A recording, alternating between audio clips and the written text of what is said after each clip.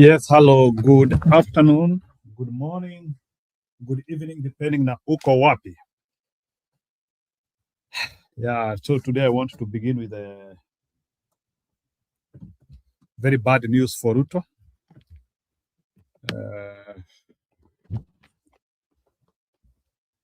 I want to begin with a very bad news for Ruto. I want to begin with a very bad news for Ruto. Yeah, probability ya Ruto kutengeneza coalition has fallen to less than 5% as per today. So, based on that, we are also predicting that Ruto agreement with the ODM will also collapse. Yeah, because Ruto probability of forming a coalition with anyone is less than 5%. That is what we are. That is what our predictive model is trying to tell us. So we have been saying it here. It is impossible for Ruto to form a coalition with anyone, and that chances have just gone low, low, low. So, and that is why the opposition should not be worried of the behavior of each other colleagues, because their colleagues are just stuck in opposition. Don't get worried. Don't get worried of Kalonzo. Don't get worried of Matiang'i. Don't get worried of Gachagua. It is they either remain in opposition or perish. So we are in the best point possible in our life, whereby somebody has to remain in a place for survival or for existence. So that is the beauty. So hata ukijaribu kwenda kusaidia Ruto, you are not helping him, you are destroying yourself. So that is why I would advise our viewers and the people who we are talking with here, let's not introduce negative energy saying that our principles will be sold. This information is quite clear to them, and it's something which is organically visible. So tuache kutumika na Ruto kuleta ati propaganda ati our principles will go away. Our principles will not go away. Our principles will not go away. I can commit that one. Hiyo nitawaambia kwa kusema ukweli. Our principles will not go away because they know they have no value to Ruto and it is more damaging to themselves. Mtu ambaye anaenda kusaidia Ruto saa hii, it is worse for him. Na mumeona, you have now seen what has happened to very many people, including Oburu mwenyewe. Oburu is at a worse point than he was before when he started supporting Ruto. And Oburu fortunes are not going any longer. To the extent we are at a point whereby Oburu does not know if he is going to become a member of parliament. We don't know if Oburu is going to become a member of parliament. We are not a member of parliament, I think Senate. We are not sure. Mambo ni makubwa haya. So, Oburu yeye mwenyewe ajui. And I don't think that guy is going to be voted. So, that is what happens when you support Root All. Hinakuharibia. Yeah. Today we had also a very big day, especially when when Gachagua gave that heavy score for Ruto. Nimesikiliza Gachagua and I think even with my own judgment, ni kama Gachagua amepea Ruto 0. Yeah, based on what Gachagua gave today, Gachagua amepea Ruto 0. So that is one thing which I can confirm. Yeah. So Bwana Budi, karibu sana. How are you? Salamu. How are you? Fine, thank you. Unaendelea namna gani? How is your day today? I'm just getting out of work. Just a normal Tuesday. Yeah. Yeah, so part of the developing news, and by the way, umekaa sana bila kukuja, I don't know where you have been. Part of the developing news is that we have now started seeing defections from Mount Kenya. Today, jamaa anaitwa Kagombe has really attacked Ruto. Na jamaa amekuwa kwa Ruto. Maybe Budi, you can start by commenting about that. There's a guy called Kagombe. I think he is either an MP for Gatundu North or Gatundu South. Can you imagine that guy has been in UDA?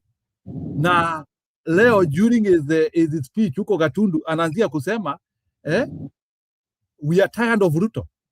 I couldn't believe we are tired of Ruto. Huku kwetu hata kuna mtu anapendanga Ruto. Huku Ruto aliisha kitambo. Naangalia and the guy was in UDA yesterday. Lakini jamaa venye ameongea leo. Budi, can you react to that? Because hata mimi ilinishtua bwana. Yes, Anne, karibu.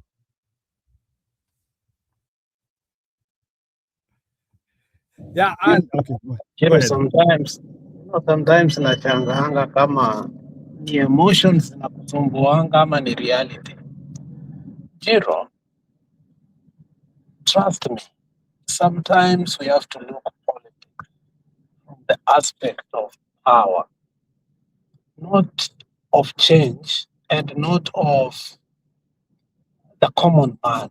You have to ask yourself, hii ni nini inafanyanga mtu akiingia power ana change, anabadilika, and they become something else. You know, Jiru,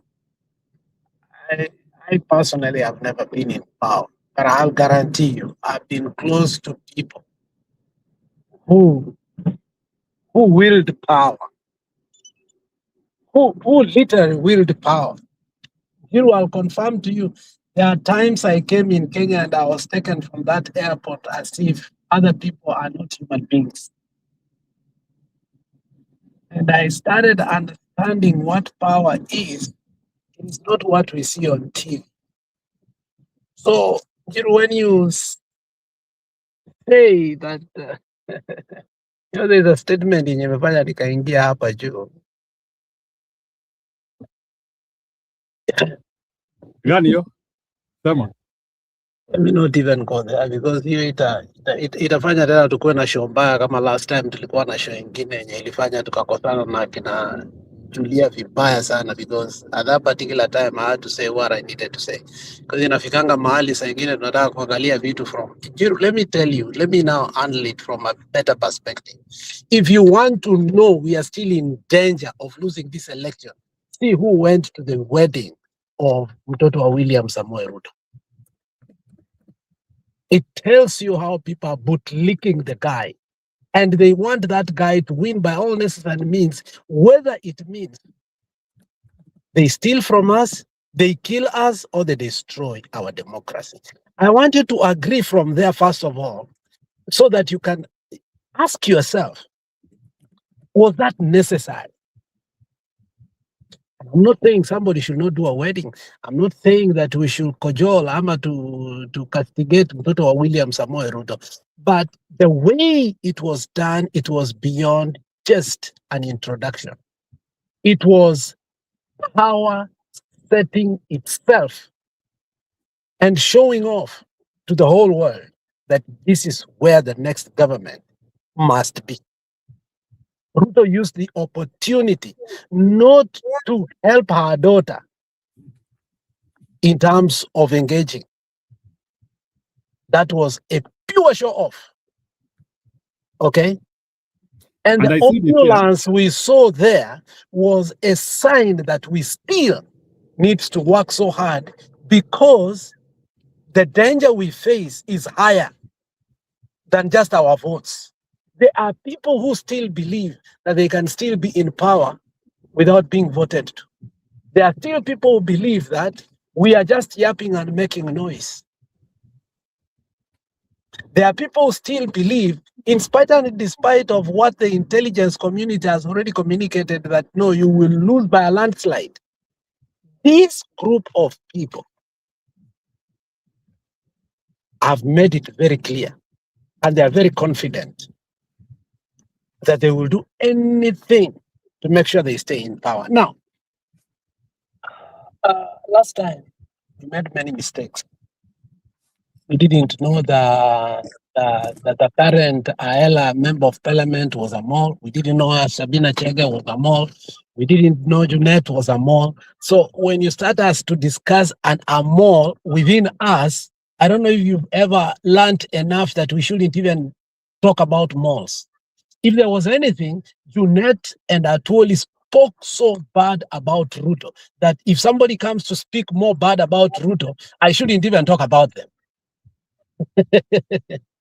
So if somebody comes today and starts saying, oh, nini juu ya Ruto, for me, that is a non-starter, that is nonsensical. I will not believe them, whether they are true or not. Last time we had people we literally believed when Atuoli told us, Kata miti. We thought he meant it. We thought he meant it, only to realize right now that the deal was made long time ago because Uhuru never come. And this is why Sangina tunakosana na Julia, because Julia has never believed that Uhuru never wanted Raila to be the president. The deal that was made between Uhuru and Ruto was very clear. Even now, when Uhuru needed to grab and take the mountain, he never wanted. He wanted still Ruto to become the king of the mountain until Gachagua was done what? Because they never thought that Gachagua could climb. Even this Muturi never thought that today Gachagua will be speaking and become the heart of the intelligence, a Promax 17 or 18 better opposition leader that Kenya has never had.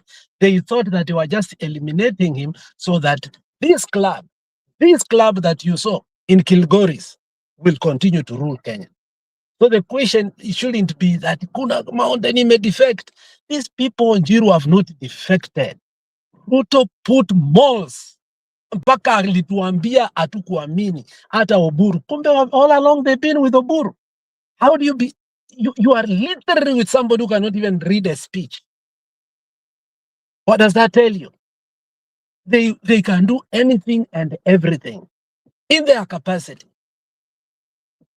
So whether Gachagua tells us this long catalog of things, yes, they are there. We know them, or they remind us. But the reality is, I think the only thing that we need to do is a revolution or something sort of a semi-revolution. Otherwise, without destabilizing the establishment, what I saw in Kilgoris, it was a center of power. And now, look, this is what Baba used to do, which was very dangerous. He coerced his kids to marry from the mountain because, and then he comes there and starts speaking Kikuyu, these strategic marriages. And that is what Ruto has done too. He has gone beyond Kenya now. He's doing strategic marriages with other countries. If you look at the people still on an international stage that were in that particular wedding too, the billionaires of Tanzania, what were they doing there? The billionaires of Zimbabwe, what were they doing there? The billionaires of Uganda, what they were doing there? One billionaire from Addis Ababa, what they were doing there. The billionaires of Southern Sudan, what they were doing there. Is it really a wedding? Or these people are making a statement to us? In as much as we are winning the war on the crowd and the people, we need to realize that it takes more than that. So for one person to defect and start making noise at, oh, hata Ruto hajaipendwa hapa, that should never excite us. We were excited last time too much. Ria, bibi, warembo mwa. Where did that take us? It did not take us anywhere, Njiru. It didn't.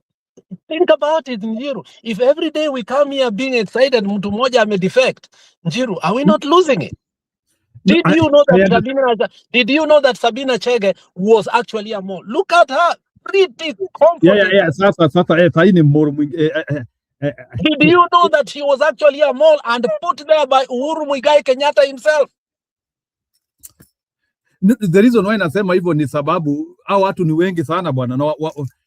Ni wengi. Ndio, that's why nakuuliza. Answer me first before we go there.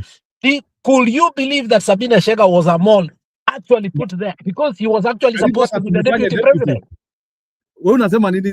Karibu tumfanye deputy. She was a big mole. That's what I'm telling you. We can't get excited every time somebody. Who knows? Muturi is a mole. Who knows? I was not getting excited. My question was, how watu wanakuja sahi na wanajifanya atu wanatusi Ruto kabisa? They have seen the ground. They want to confuse the ground. Eventually, they will start fighting Gachagua. They want to come in and start confusing. Uliona hii ya kwanza ilianza aje? when sisi wenyewe tulianza kugombana kuwa hawana munya nini. Now they want to be as many because they have tested the waters. That look, in a few, Gachagua will relent. Now you bring people together. This is how we are going to do it. Uliona kitu Sabina Chege alisema, we are not going to divide the mountain. We are going to go over it with only one person, and that is Kindiki. You see, they will have to do what Raila did in 2002 to make sure that the mountain is divided. And if you guys are not careful, this will happen under your watch. Under your watch, because pesa itamwagwa. Na shida ni kuwa kuna watu kwenu wanapenda pesa. You will never remove everybody that loves money over there. Iko watu, including SK Macharia. He will use his media to do that. You know that. So it's a high time the mountain must be very strategic, even if it is to have a total cult towards Gachagua and make sure. I don't care whether people say that. I may not like Gachagua by all means. But anybody coming to lie to you, that he can be an alternative to him in the mountain, is selling you to Ruto directly. But not openly. So Ruto has understood. People like Moses Kuria are very frustrated. You can see them in the media. Kutetea Ruto may become almost impossible. What are they doing? They have allowed these people to come in now. And you will believe, there's a one time Murkomen went to Homa Bay. Immediately after election, he said, muliona tukipigana na huyu Gladys Wanga. Si Gladys Wanga alipata ticket. Mnajuaje alipata ticket aje na alikuwa na gombea hii ticket na Minister for Finance Obado. Obado was the chair of ODM. Obado had been very close. Obado was ODM and ODM was Obado. How did he lose? How did he lose the ticket for gubernatorial for Homa Bay? Because a mall called Junet was there as an election director. Coordinator. Yeah. You see, Budi, as you confirm. And I'm telling you, these malls are coming. And when they are coming, you people are like, the whole mountain. These people should not even be talked about. Do you know that hata yule mama tulipiga leo amecriticize Ruto sana? Yule mama waramu. Unakumbuka yule mama waramu ambaye alienda somewhere in Mount Kenya? You remember that woman? I remember that lady, yeah. Sasa imagine hata huyo mama ati anaongea ati amesema ati in Lamu we will never campaign for Ruto again. Ruto has known how to now, the psychology of Ruto has totally changed. If you scare hii mbuzi inaitwa Sudi started telling Kindiki, wewe ulitudanganya ukafukuza huyu jamaa. Hii ni serikali yenu. Nyinyi ndio mlivotia. Lazima mkae serikali mpaka wakati. Imagine Sudi anadanganya Wakikuyu hivyo na Wakikuyu anasema, si unaona sisi ndio tulimvotia. Sisi ndio like yani is appeasing you. Unaelewa? And some people are buying that nonsense. Unaelewa? Alafu mwisho wanasema aje? Hii mtakuwa na hii serikali mpaka mwisho. What are they trying to tell you? We will hold you hostage. Atena utawaambia hii serikali bado ni yenu second term. So what are they doing? They are dispatching. Moses Kuria couldn't do what they thought they could do. All these people couldn't. Now the emergence of Gachagua as a center of power, Kawira as a center of power, and the rest have become oblivionized. Okay? What are they doing? They are bringing frigates, kinglets. All of a sudden, one day they will gang together and go to one corner and say, Gachagua anatutesa. And then Stone Pike is going to come and siniliwaambia. And then mutakuja hapa tena mwanze kugombana vile tuligombana last time. I'm telling you. Mdaga kusema, he's not, hana manifesto. Ni mjinga. Ako na nini? It's not about that. It's about a strategy that wamekaa chini wamesema, we cannot allow the mountain. And Gachagua shida yake ni moja. Anasemanga ukweli mpaka inauma watu. Wakati tuna calculate ile 8 million, inaumiza watu. Inaumiza ukiona hiyo 8 million strong, na ukiona kumira ili happen kule Olkarau. It makes people wake up and start making such kind of decisions. How do we dismantle these people? So the mountain is on that collapse if they are not going to see it. Do not allow these malls.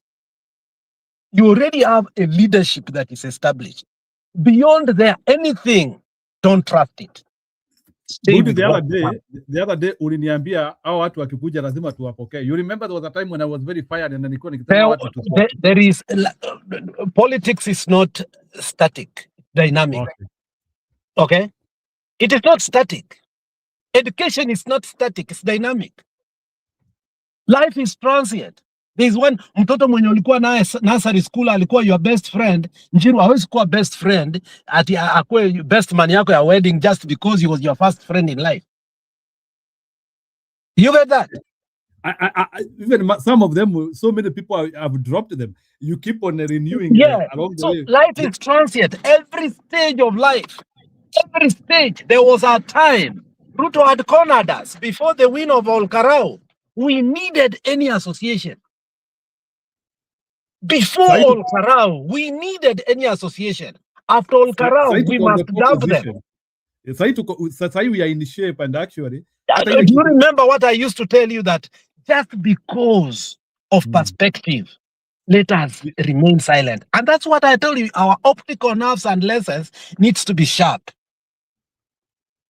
Correct. But now we have transcended that stage, whereby we are not going to sanitize a few people. Do you know that you sanitize Munya kidogo, muka sanitize Muturi kidogo, kata sanitize, they almost, but the good thing is that almost doesn't count.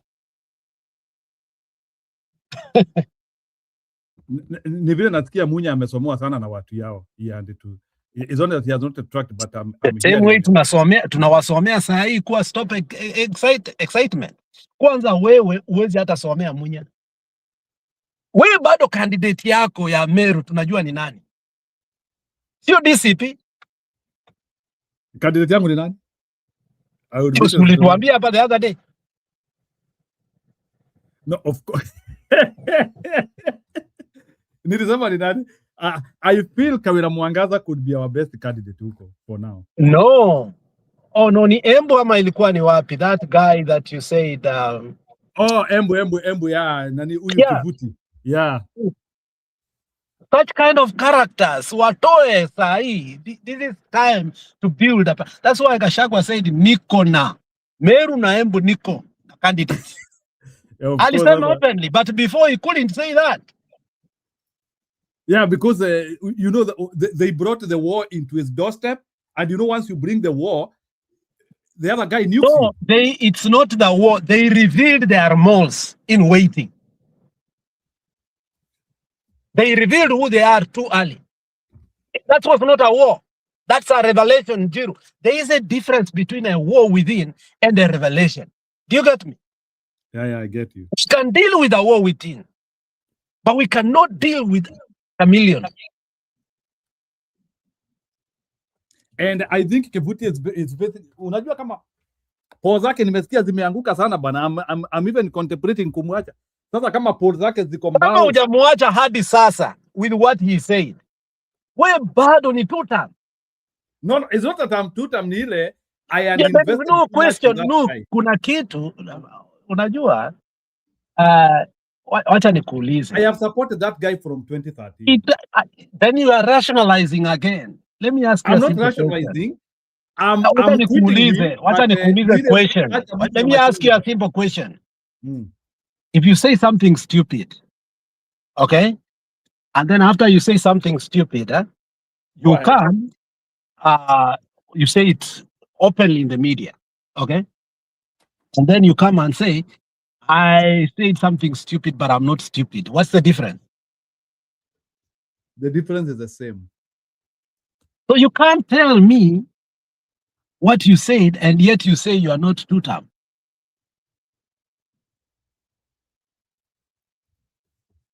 You must give Gachagua the power. to take over the mountain if you truly believe that the mountain needs change. The same way, in Luo Nyanza, whether the guy was whatever, they had to choose him because they had a price to take.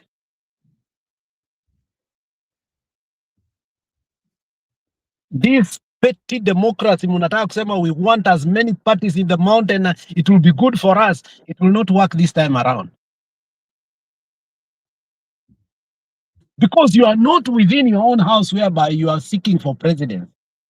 Unlike before, you are fighting the enemy of your life since 1963. A man who has declared on stage that hakuna wa jamii iko na shida na Wakikuyu kama sio sisi.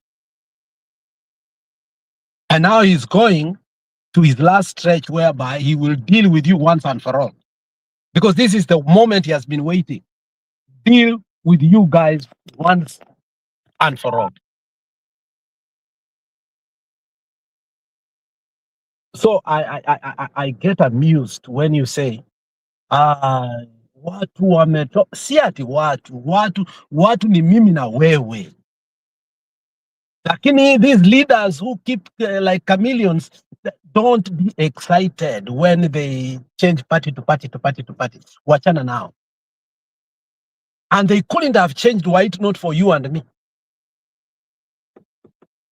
On that one I agree. For holding strong is for sisi to sing a hold is strong and we hold Kasongo by the balls. They could be the Kasongo. Do you remember after Mbere when he went to the victory lap that I want you to put that clip after they stole Mbere when he went to my friend that it was rally was bitter. Jamaa aliringa bana hadi jamaa akasema na bado. Wala alisema na bado mungoje. Hawa tutoa kwanza kaeka ile tutawamalizia asubuhi. And there are people who are working hard for the president to have that stretch. Sabina Chege, this was Kabogo. Wamatangi was there that particular time. Whether being a lukewarm does not mean you are with us. All these people were there with him. Ada Karata was there.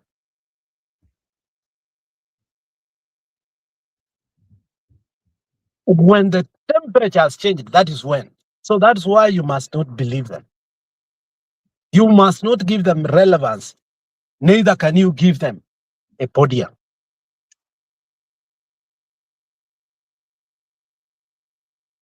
Uliona Salasi amekuwa akidanganya, ako na sisi, Mike ilimkataa akaanza kuongea juu ya Ruto mbele yetu. Si uliona? Kidogo, wacha nikuwekee ya Ruto hapa kidogo, ni dakika 1:30. Triste kidogo tu usikie this is stupid man. Kidogo ni dakika 1.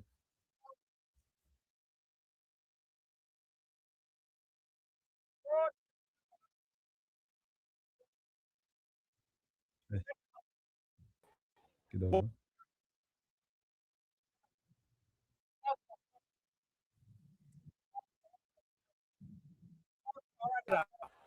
Watakuja hapa jana. Si mnajua jana kulikuwa na uchaguzi Kenya. Yote 7 ilishindwa na broad based government. Ni kweli ama si kweli?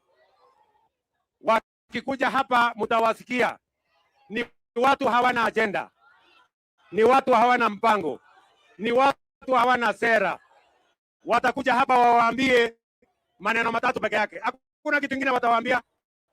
Watawaambia one term, Kasongo must go. Mimi niliwaeleza juzi, nyinyi watu wa ukabila, watu wa chuki, nyinyi ambao watu mnaendesha sijui one term, Kasongo na must go, hiyo sio sera. Tafuteni sera, na niliwaambia wasipotafuta sera watachelewa. Sasa jana wananchi, mimi niliwapatia ilani, wananchi wamerudia jana. Si wananchi wamepatia hawa majamaa ilani? Wananchi wamewaambia tena jana, tafuteni sera. tafuteni mpango, tafuteni agenda. Kama ni one time Kasongo na must go, chuma chenu kimotoni, mtaona kivumbi. We are discussing about the next generation. We are discussing about the people. You are discussing about leaders. We are discussing about the people. You are discussing about the next election. We are discussing about the next generation. Sasa nishawaambia hawa jamaa, wakiendelea na hii tutawazamisha asubuhi na mapema. Hao watu watatembea wakitembea.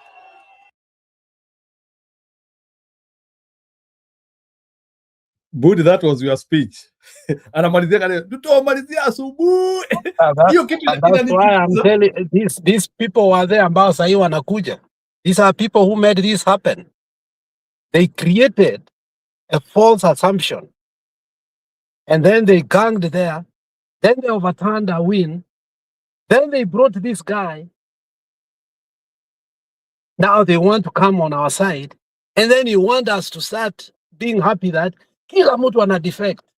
You truly believe Ndindi Nyoro will defect in his heart? You truly believe that Ndindi Nyoro will work with Rigathi Gachagua?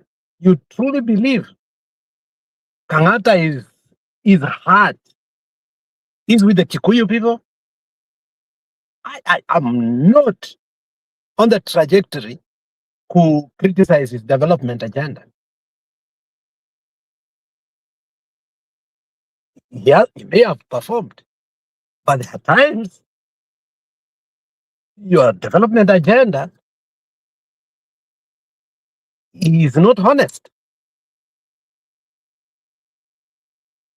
Is to create a center of power, and that center of power, if not careful, tuanze kusema aje ati Ndindi Nyoro alifanya kazi mzuri, Kangata alifanya, muanze kuangalia kila Wamatangi alifanya kazi mzuri, then you will end up not having a formidable force, because such kind of people have been put there for such kind of things.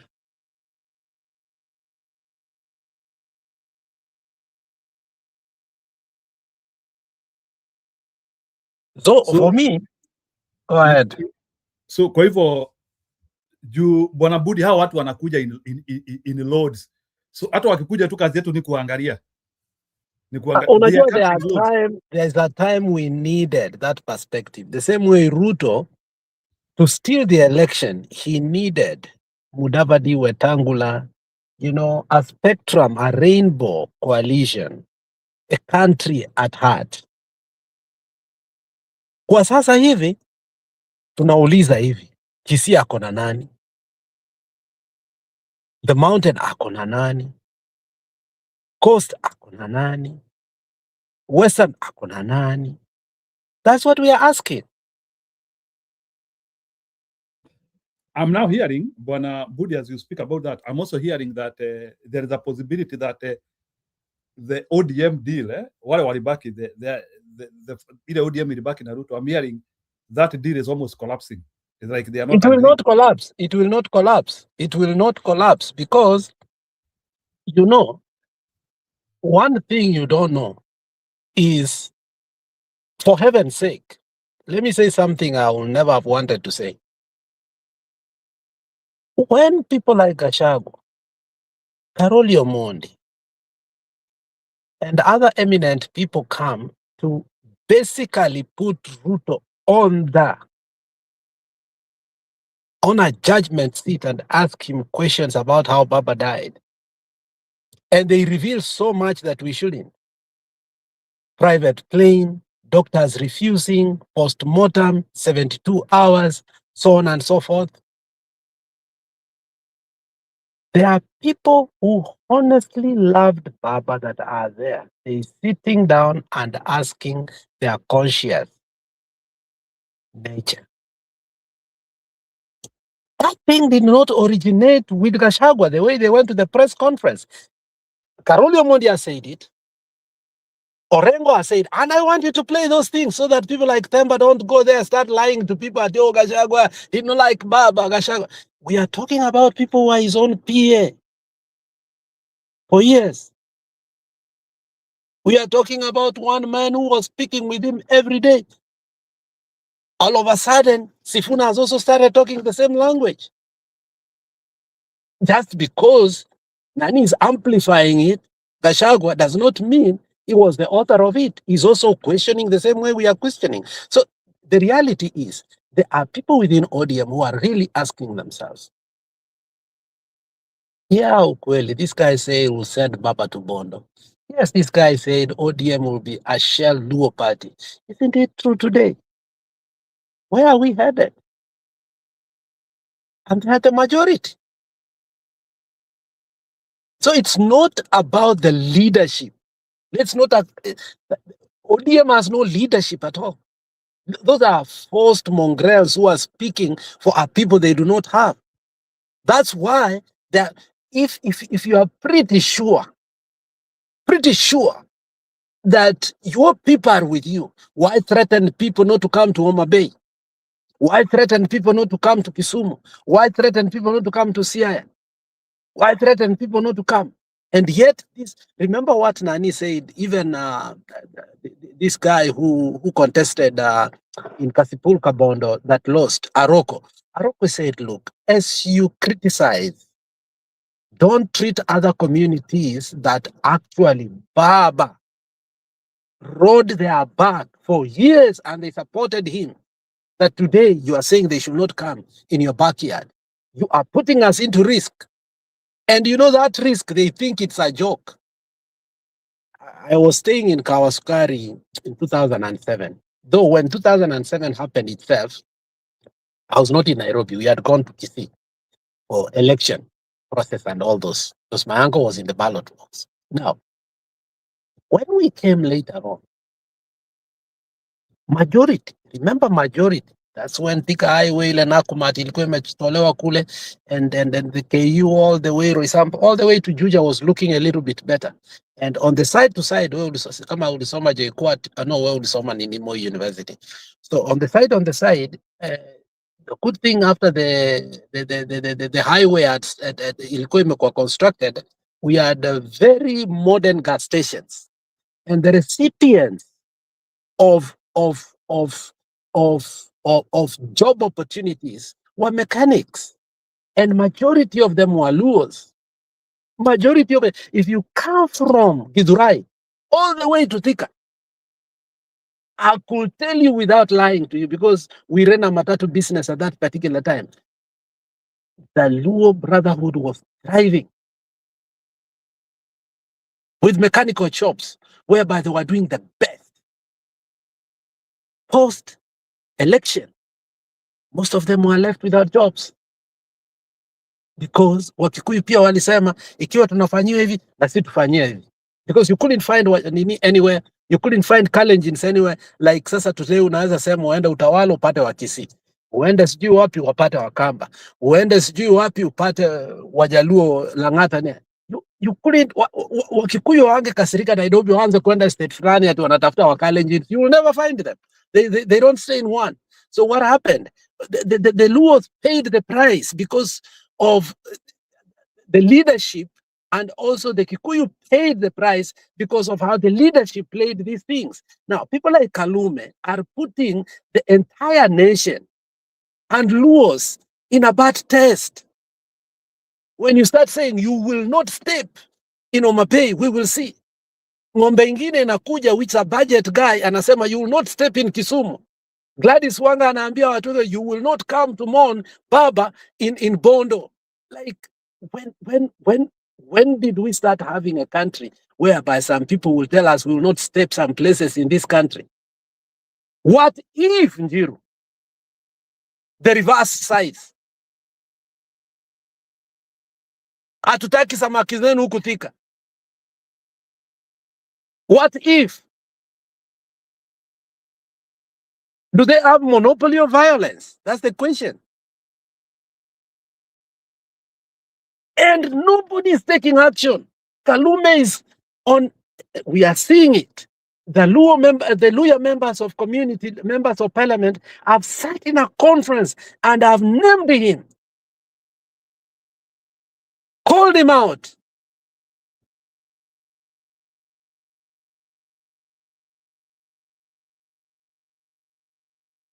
So So ODM, it's just the leadership that is propagating and putting the ODM party in bad taste. Walijaribu kusema Oparanya, it couldn't hold even 3 days. They tried. Oh, party leader, tunaweza wacha party leader tuweke Oparanya. Ikakata because they were working to resuscitate their what? And I like what Sifuna said in Kakamega the other day, Sema, when Ruto had a way to deal with ODM party, they postponed na Chebukati, elections za wapi? Za Kakamega na za Mombasa. When we lost the election, when it was stolen from us, Baba went to the retreat. He sent Sifuna personally because he comes from where? From Western. With his team, they campaigned for Baraza until he won against all odds. Today, Baraza, akuna Ruto, anatukana Sifuna. Not even 4 Inaitwa years. maisha bwana Budi in life. Not even 4 years. That's why I'm telling you, we must look at this thing from the power point of view, not emotions. I agree. Na ndio najaribu na kuna swali najaribu kukuuliza because bwana Budi, there is something which I'm a bit stuck. Do you know that Mount Kenya will have the biggest number of defectors in this election cycle? Actually, I'm predicting defectors will be close to 30-40%. Wale wako kwa serikali sahi. So how do we deal with them? Kama sasa Kagombe unaona andi anakuja kujifanya ni kama anatusi Ruto hadharani. Andi Kagombe, I was so shocked kusikia Kagombe akiuliza nani hata anasupportingi Ruto. Like the way he is talking, and yesterday he was in that conference. Hiyo conference ndio nasikia wako nayo Naivasha. Can I tell you how you will deal with it? Sorry? Can I tell you how you will deal with it? There are minutes. Sio moja. Can I tell you how you will deal with it? Okay, go ahead. Njiru, if today Moses Kuria came to our show here and say he has defected aanze kutukana Ruto, what will you do? You told me that mtu akikuja anakaribishwa. Sasa mimi nitamwambia karibu, but I limit his power. What I will do is that I can tell him to come as a voter, but I will not take him to come as an aspirant. Thank you. I hope that is it. That's how our party will deal with them. That is it. You come with one vote, and we don't care about that vote. That's how you treat them. Something interesting happening. It was posted by Murade. I don't know if Murade was trying to share propaganda or what. Murade is claiming that Lee Kenajwi is also defecting from the government soon, and he is seeking for a seat using our party in Nakuru. And he was actually even claiming that Kuresoi North member of parliament, who is called somebody Mutai, is trying to form that coalition, and they are trying to seek for approval from our leader.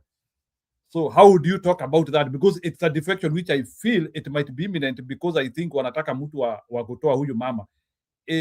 What would you talk about Rick Najui? Because Rick Najui, I'm hearing he might come to DCP. Body. It's something which is happening in Mount Kenya, just like the way Mutai Kahiga amesema hata wao si wajinga, ati they know wakati wa kudefend. Unfortunately, and this is not contradicting myself. This is sometimes how politics, and you have to understand, politics is not static. It's dynamic. There are high-level defections that you cannot ignore. Unanielewa? Yes, I get you. And deflating. Unaelewa? So if somebody like Lee Kinyanjui leaves government at the right time and defects and leaves his position as a cabinet, we can ride with it. The same way we rode with Yanani Irungu Kangata. Not really we needed him. Otherwise, that seat we can take it if we want. Kwani, do we need him? So we needed him to deflect the Kasongo activities. Unanielewa? So there are places where we can use it politically if we are wise. So for me, Kinyanjui defecting at the right time and resigning, if he's capable of doing that, not hii maneno ya chini chini, openly like Nyachae did and came and read a statement and say, I am no longer Minister for Finance in the government of Moi. What about ya Kindiki? Because I'm hearing ya Kindiki is also a matter of time. Hata hiyo tunaweza kimbia nayo pia. I don't think Kindiki believes Kindiki has been pushed out.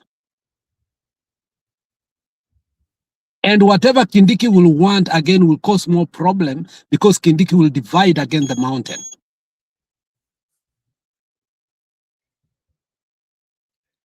But already a seat looks like it has 80% gone away.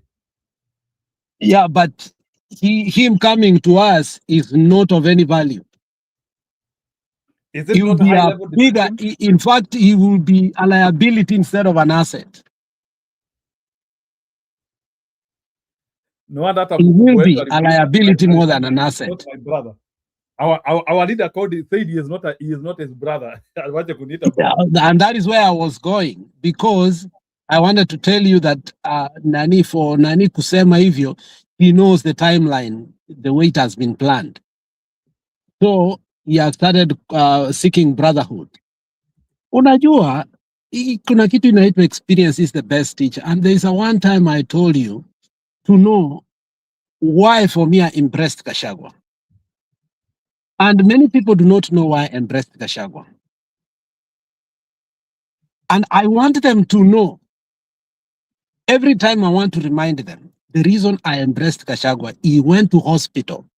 He wasn't really sick. He was trying to stop the impeachment. He went as a full DP. He came out being driven by his son and his wife. And he will never forget that. He will never forget that. And the person at that particular time when he was fighting for the lifeline of his political life, the one who actually was negotiating to take him was Kindiki. So when Gachagua say you are not my brother, he means it, and it is true. It is true, he is not. Kuna mambo ya kupembelezana hapa. Nienda hospitali, ufikirie accident imeniweka kabisa, siwezi lala na bibi yangu. Nitoke hospitali nikue, niende gym nikue vizuri, alafu kuje kuniita ati brother yangu menu umepona, Mungu amekusaidia, tuliomba sana, na unaishi na bibi yangu.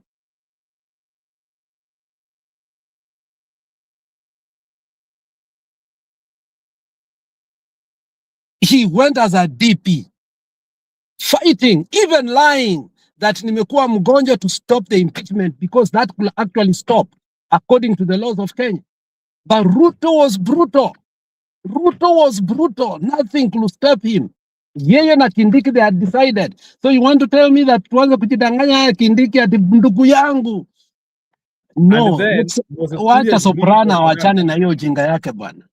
And kidogo sasa Budi, and now Moses Kuria is bringing propaganda after that episode, and what Ruto did to Gachagua.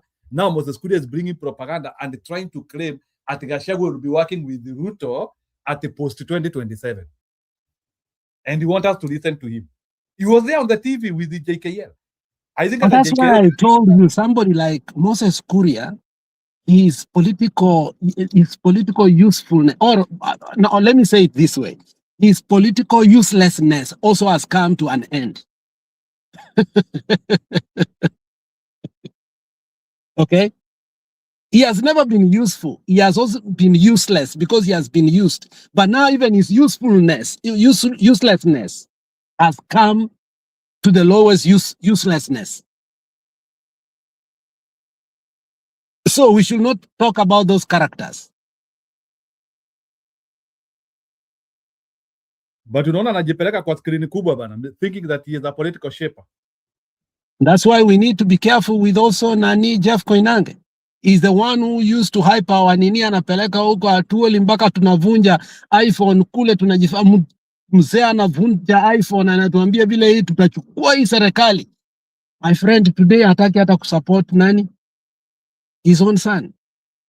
Actually, anataka kubaki kiti ya kiti ya kotu inasumbua huyu jamaa mpaka yani he can't think positively about anything.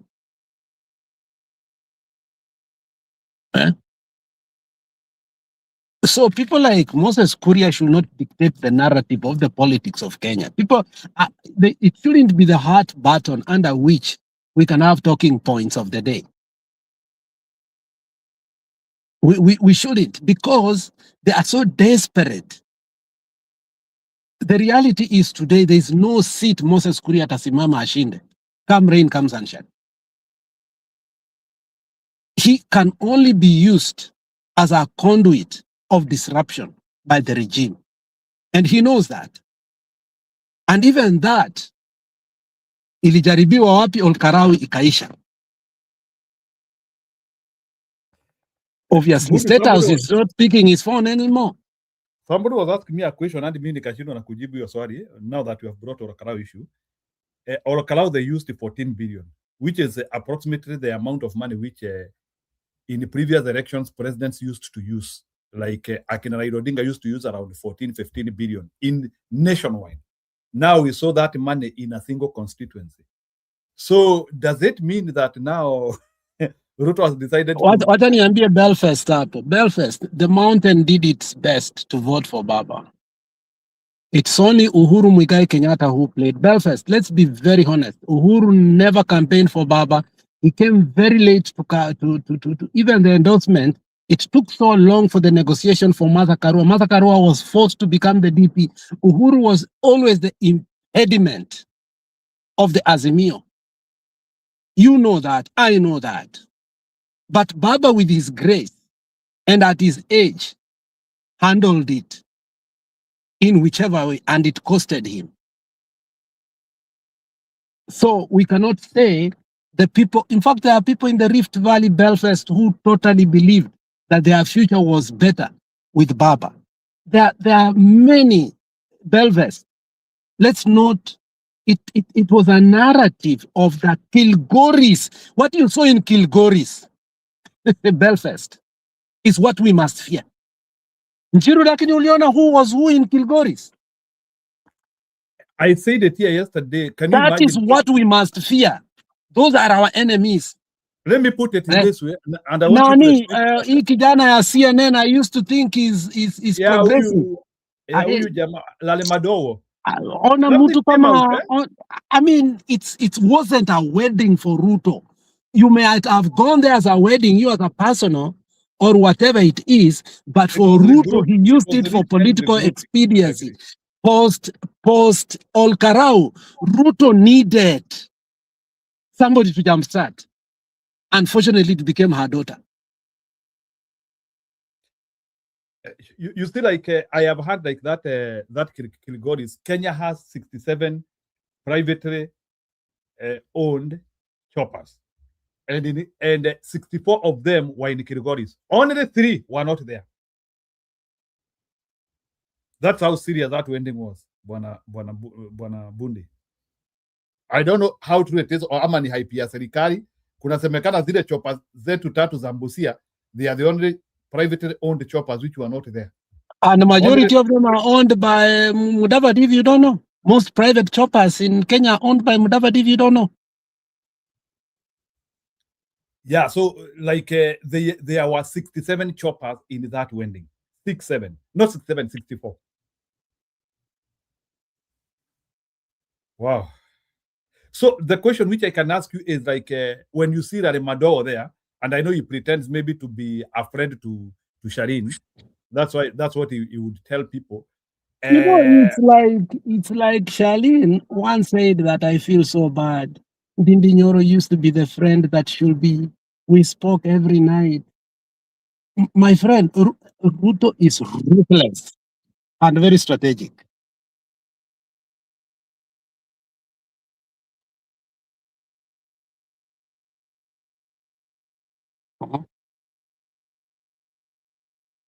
So, hii maneno ati Larry Madowo ati no. These people also want to get married to power. Let me give you an example. When Floyd Shivambu, who was in EFF, bibi yake was one of the biggest stewards of ANC. And we kept on saying, pana, you know, you can still be in two political. My friend, it is impossible to sleep with a woman who is UDA today, damu na mpate mtoto. Njiru, it's impossible.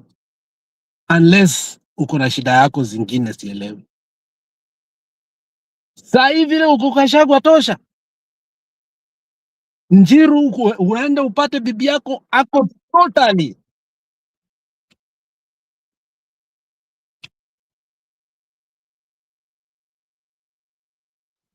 These political marriages ama political events ambazo naona marriages, this is kuvumbe, that is just engagement. Yeah. No. They communicate a lot. If it was not, after all, Gachagua is more closer to Ruto's children than Larry Mado. Fact. Yangeenda. Ama tunataka kudanganya hapa. So what took Mando there? Can we analyze that? Like Mando alipelekwa hapo na nini? We will be wasting time. We'll be wasting time to do that. Okay. Yeah. So who are key people who could be opposition oriented na walifika hapo? Kama mliwaona. The photos are there. In fact, he made a statement by actually taking political. Let me ask you. Nanjiru, I want you to be very honest, and everybody who is here and listening to us today.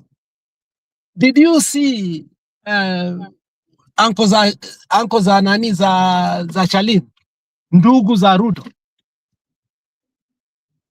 Hata siwajui, but I didn't see them coming out. Wale watu nilikuwa naona ni akina Sudi. But in a wedding, there's a possibility of seeing these people for once. And funerals. They did not even publish them, even if they were. No, I am saying in weddings and funerals, there's possibility. Kama Onyonka the other day alisema kuna watoto because it was a funeral. Yeah, of so course. In a high ranking, kama in a high ranking wedding kama ile ya Junior alifanyanga, Raila Junior, whereby I invited Moi and the rest. Remember the people who attended the wedding of Raila Junior? There is that laxity of privacy, and you now see people for the first time. Unaelewa? You did not see family members. You saw businessmen, and you saw what? When Dagote's daughter was getting married, Jeff Koinange went there. You saw the Dagote family, all of them. You never see them. All of them, uncles, grandpas, go that video and see. It was a political statement. And the people were hurling insult at Jen Zibadi and Lynn Ngugi. I'm wondering why they are not looking beyond what they are seeing. If you bring politics into a wedding, we'll criticize it. So look at all those people. Hii jamaa ya Zimbabwe hii sijui inaitwa nini, Shivanja, ile yenye inakuanga na Ruto saa yote. What is he doing in that wedding? Yule jamaa mkubwa yule. Yeah, what is he doing in that wedding? But we cannot see Shalin's uncle. It is paying his dues, man. You know, it's like showing you a connection, showing you a value. For me, I think even that wedding was Ruto, you also wanted to use that wedding. No, he used it to quote Olkarau. Olkarau was surgical. Olkarau was surgical, my friend. Ask kama Ruto ilibidi. So hata tunazaona wedding nyingine ya kijana yake. I don't, you know, siwezi jua, but at least ilimsaidia for once. Ilifanya akaleta old friends, new friends, forced friends, you know. My ex wake wote na everybody wants to use in 2027 alimleta pamoja. Wewe lazima uelewe sasa. My campaign cannot sink as I watch. Itabidi uelewe. So inabidi Shalini apate mtu hapo haraka. I can I can say apart from politics, Shalini got a very good husband. Shalini is happy in the hands of that man. That man also seems to have a very good history. He never came from a big family. He was a street boy at some point. He only came to go to UNICEF. And when he got to UNICEF, then he realized there was scholarship and sponsorship that happens through UN. He made an NGO about that. Then he started making in ways, and that is how he became a power connector across the globe, because he was dealing with street children and also scholarships and sponsorship across the globe. So he's somebody who was self-made totally. And the confidence the boy had walking in front of everybody, you could see that he's a self-made person. So on that side, I wouldn't criticize. Shalina has gotten a good husband, unlike his father. I hope sio mwizi. I hope. So let's see this defection. As we move forward without overhyping it. Nataka tu uone. Ingine ni kwamba sisi ni wakulima wa majani chai. Na mama ambaye tumetoka kuzindikisha hapa, hakuna siku tunaenda mkutano ya majani chai ambayo hayuko. Mnajua hivyo.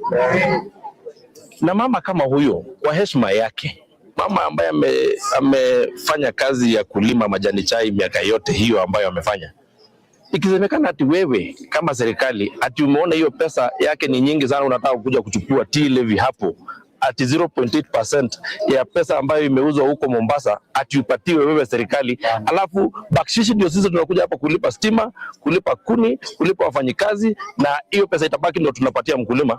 Sisi tunasema kitu moja, serikali ambayo ifikirii mambo ya mkulima wa majani chai, serikali ambayo itambui contribution ya mkulima wa majani chai kwa kuleta pesa ambayo tunaleta ya kigeni hapa, na inaona bado inaenda kusukuma wakulima tena, hiyo serikali ambayo inalipisha 0.8% ni lazima iende.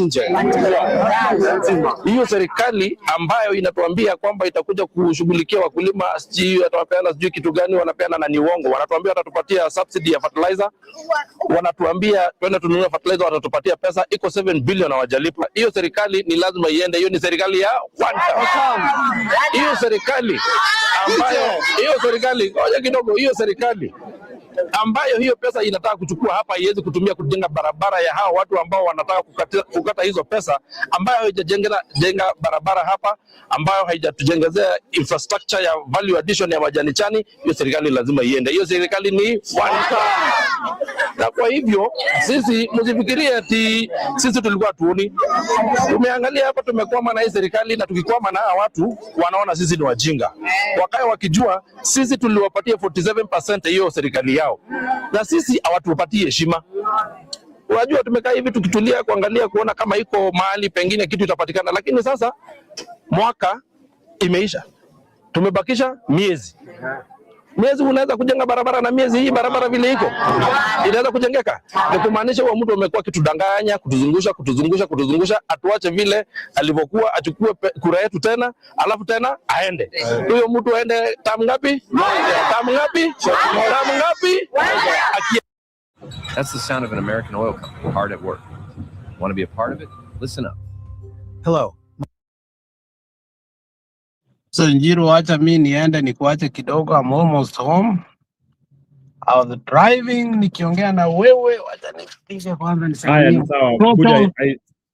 Ambia Belfast wacha kutuambia tunaongea vitu mbaya, wacha akuja hapa yeye atuambie vile aliattend wedding ya Rosemary. Mimi nikiongea juu ya wedding ya wenyewe wanyamazi. Yeye akuja hapa atuambia Rosemary vile ilikuwa na Moi. Ambia Belfast akuja hapa juu. Yeah, I will wait for anyone who wants to come. So like Bwana Mbudi, you have seen that is the Kagombe who defected. Unasikia venye jamati anajifanya ni kama hata ajui Ruto. And you know, he was talking based on what Nani Kalonzo had a very good press conference today about Majani and the auction. Was it in Mombasa or wapi? Did you watch that? So. Yeah, so you know, they don't have talking points. They want to be relevant. But anybody ambaye alitesa watu kwa kusema two-term, now that we know the way forward, should not confuse people. Sawa, tutaongea baadaye. Yeah, sawa rafiki. So I appreciate that Budi was here. I cannot believe that Kagombe has suddenly become clever. Kweli yako ni Kagombe. Then unasikia like the way he is supporting himself, he is claiming ati wako anajua. Now that ati anasema umebaki mwaka mzima na hakuna barabara Ruto anaweza jenga. I hope Gatundu know the people can see beyond that. Beyond the rhetoric, they also need to see somebody. They need to see. So Anna anasema short dead a man.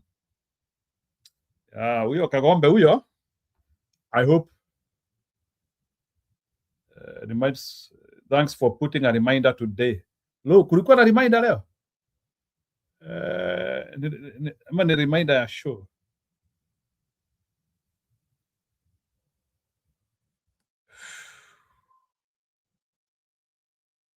Wacha niwaoneshe ati kuna wazee hapa wa Laikipia ati wanasema watasupport Ruto, but ati ni wazee wa jamii ndogo ndogo. That's what the media called them.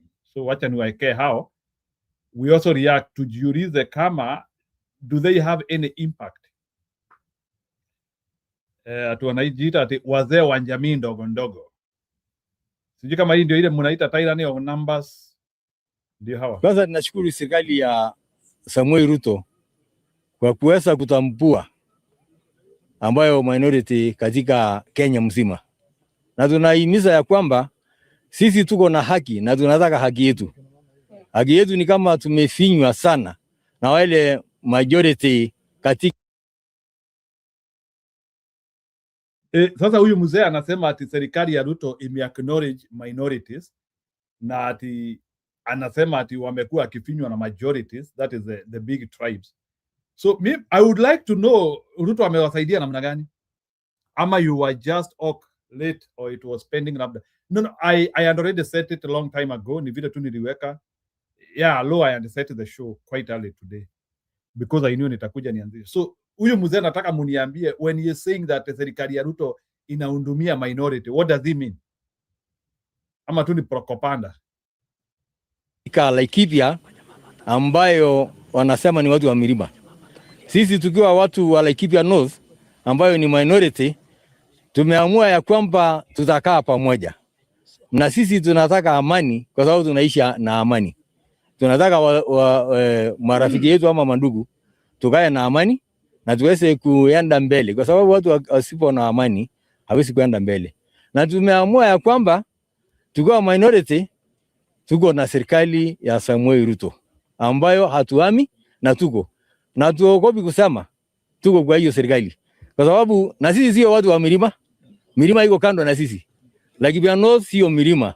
Laikipia North ni nchi kavu ambayo tunaishi, na ndio ambayo tumepotea ya kwamba kwa sababu tumeweka kama ni watu wa milima, mahali wako mahali mzuri ambayo mashemishemi ya maji iko, na sisi tunakaa kafu ambayo tumesingirwa na hata marangers ambayo hata malisho yetu ya ng'ombe inakosa nafasi. Tumekuwa hapa kusema ya kwamba tunataka kufunguliwa sisi Sogrut ambayo imefungwa na hold grounds ambayo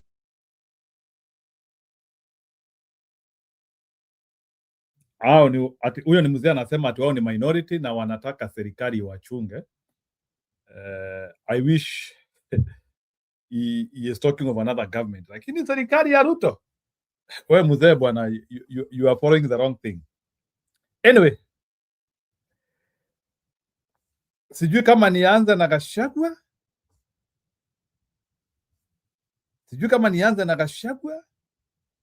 Or I begin with the response ya hawa akina Kemanongo, because nilisikia, and we need an opposition leader like no, let me pray Gachagua.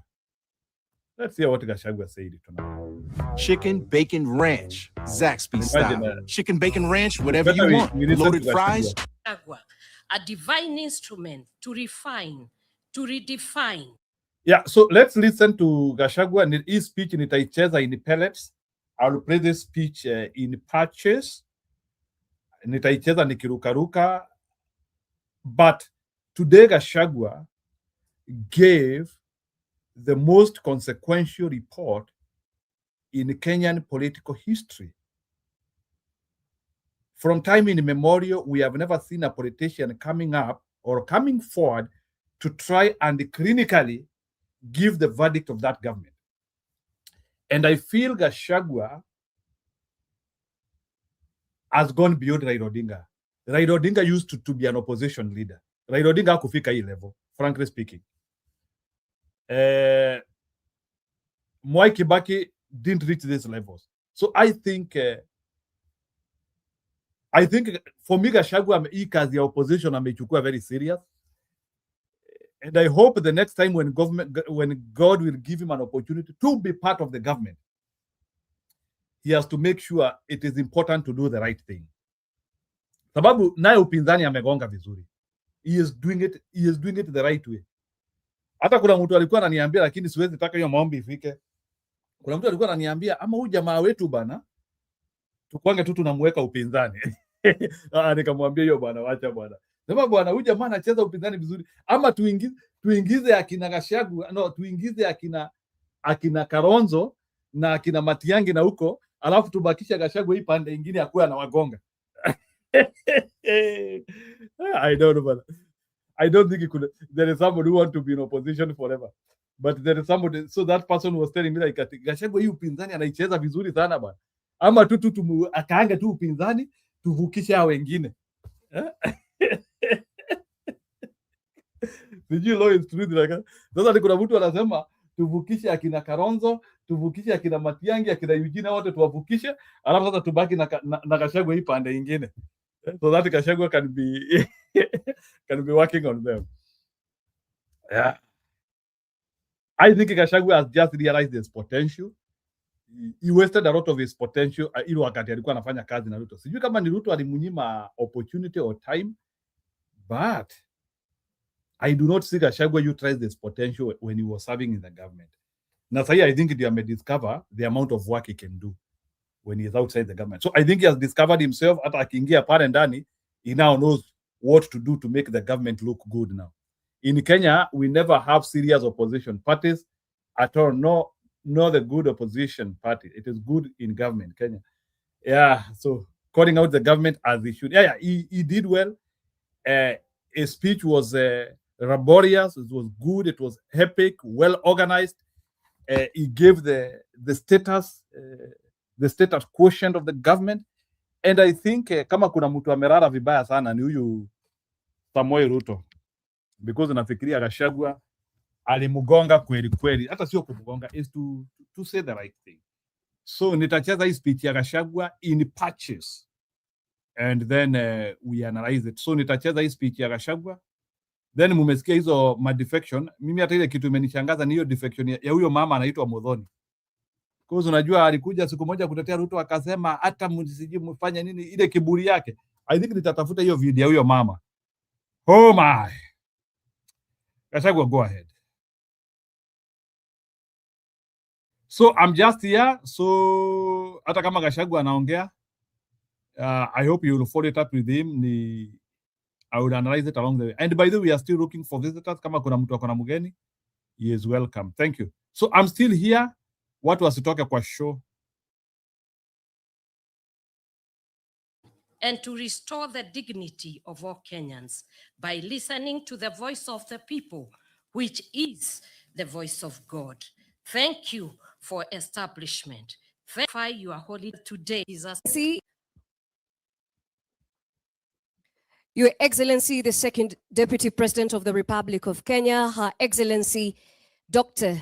Reverend Dorcas Rigathi, our Secretary General, all members of Parliament present from the Senate as well as the National Assembly on this most important and auspicious moment as the country reflects on what has been, may I kindly request the Citizen for the Democracy Citizens Party, DCP, Secretary General, Honorable John Methu, Senator Nyandarua, to please proceed to the podium to guide us through.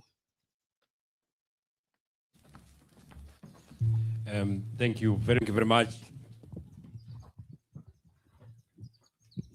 Your Excellency, the 6th President of the Republic of Kenya, Your Excellency Rigathi Gachagua, Your Excellency Reverend Dr. Dorcas Rigathi, our Deputy Party Leader, the Honorable Senator Cleopas Marara, members of Parliament present, both from the Senate and the National Assembly, all aspiring governors who are present, all aspiring senators who are present, all aspiring women members of Parliament present, all aspiring members of the National Assembly present, all aspiring members of county assemblies present, members of our party, good morning.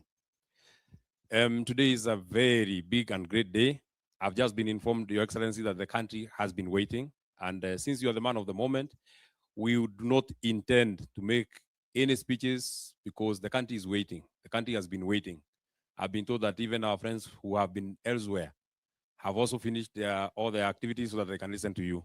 So we also don't want to keep them waiting. I'm told even in Naivasha, nobody's eating, nobody's drinking. They are waiting to hear from you.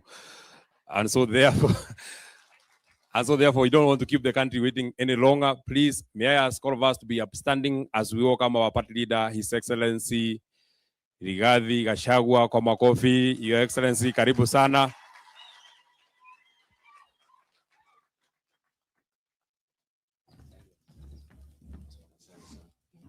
Thank you. Please be seated. Thank you very much. Today is the day 4 years ago, on 9th of August, 2022, Kenyans went to the polls and elected William Ruto and I to lead this country. And at the request of the people of Kenya, they have asked me to give an accountability statement and performance of audit of William Ruto 4 years into the presidency. And that is what I intend to do.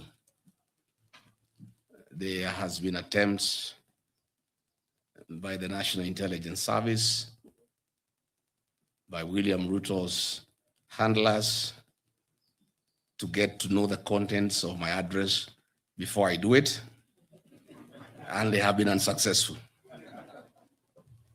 And I did the statement myself, and Mama Boys typed it for me. So,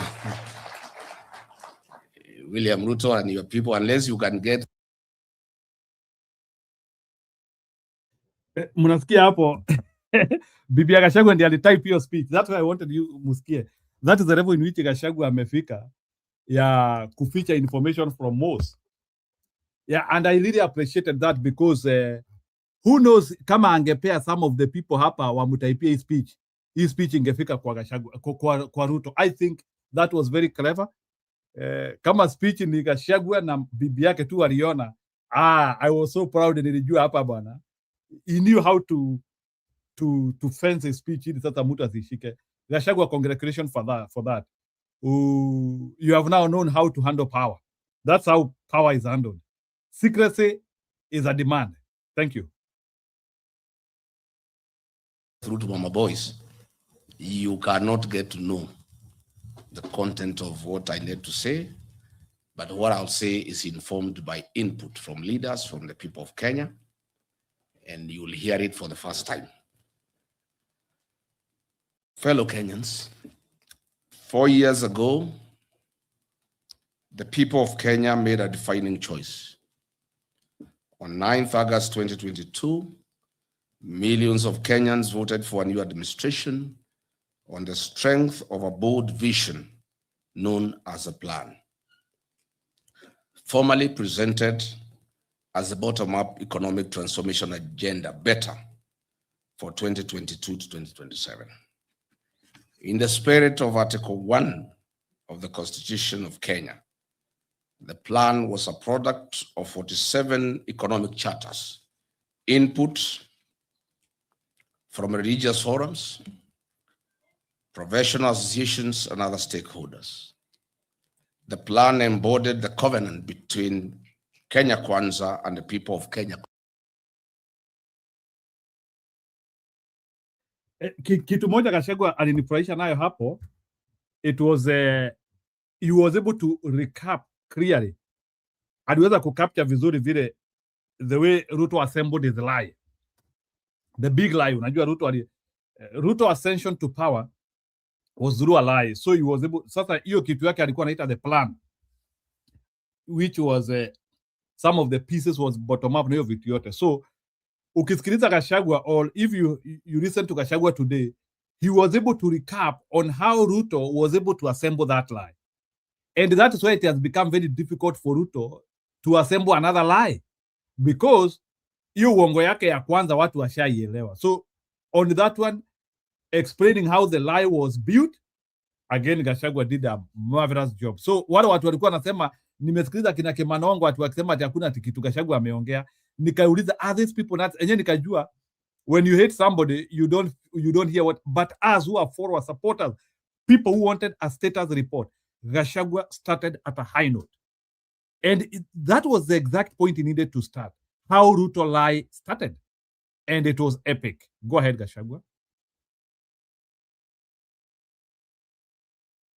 Collectively, it was a vision that promised to transform our economy, uplift ordinary Kenyans, and restore hope to our nation. 4 years later, today, Mr. William Ruto has betrayed the trust bestowed on him by the people of Kenya, betrayed the fruits and the foundation of our nation that have been built by previous administrations under the various development blueprints such as Vision 2030. He has eroded the democratic gains of multipartyism and swallowed political parties and the then opposition. As he once wondered as deputy president, who is government and who is opposition?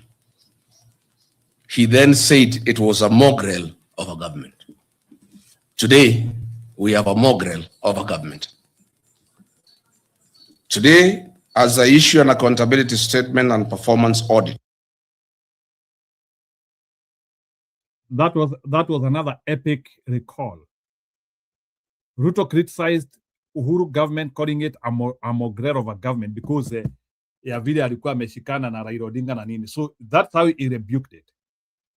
4 years later, Gachagua is describing Ruto government the same way he described Uhuru's government. It's a mongrel government. And I agree. Epic description. Epic description.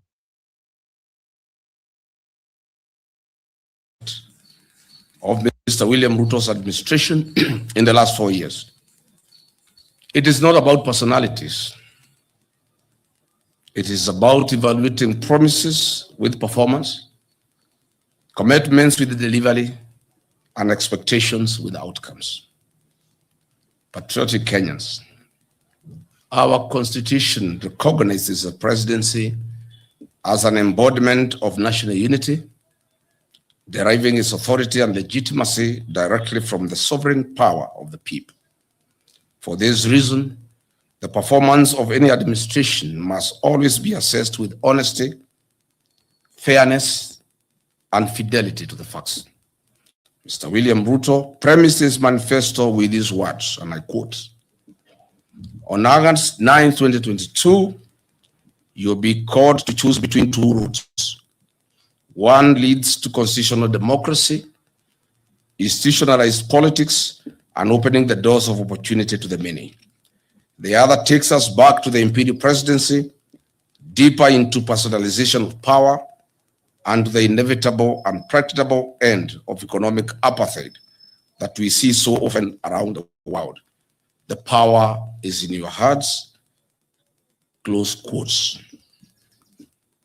When he was presenting this choice, little did we know that he was presenting the latter. Today, we have an imperial presidency, economic apartheid, and power at a ruthless dictator.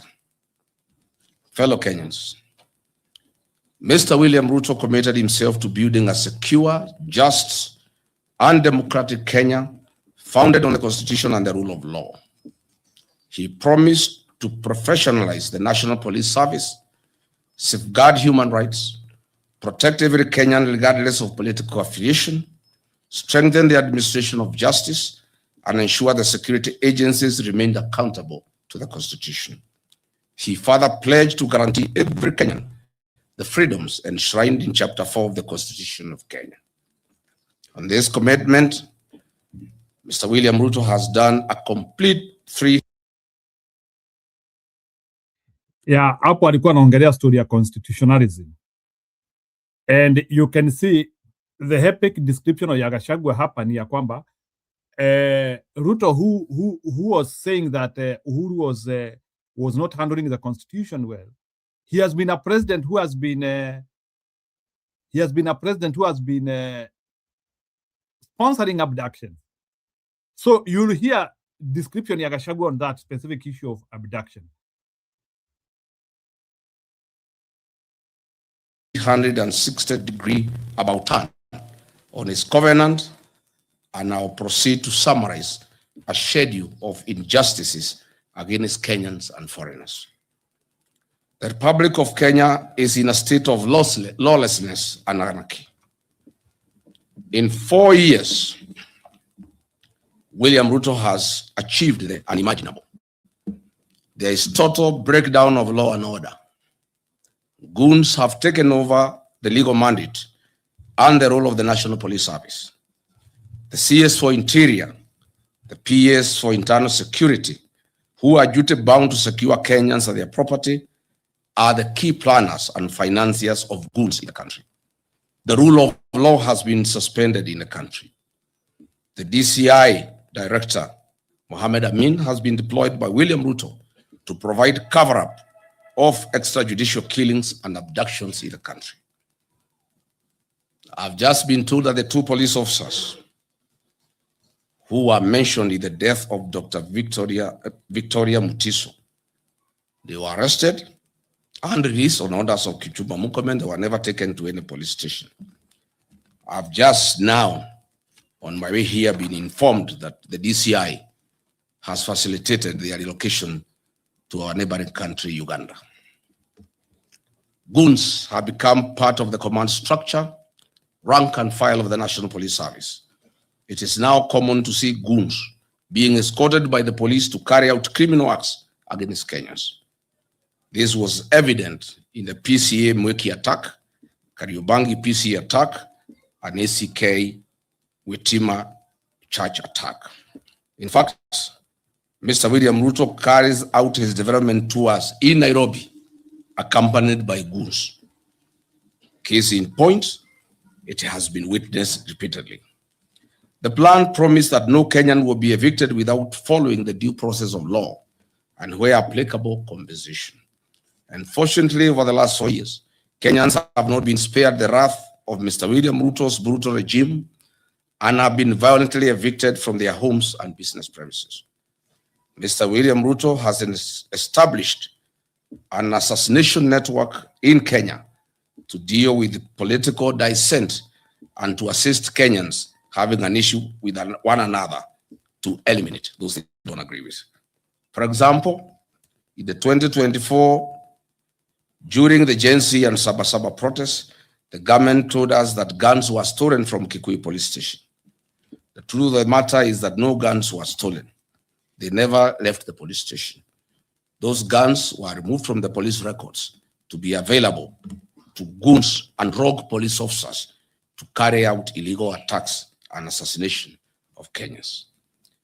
Look at the classic example of Dr. Victoria Mutiso, who was assassinated on 19th July 2026, and lawyer Matthew Chalo Bob on 9th September 2025 by senior police officers in a feud related to personal property. This heinous murder was planned and executed by police officers from Kikuyu police station.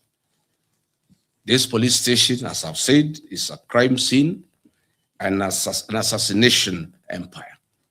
This is a situation in 4 years William Ruto has achieved to put up an assassination team available for hire by Kenyans who may want to eliminate other Kenyans.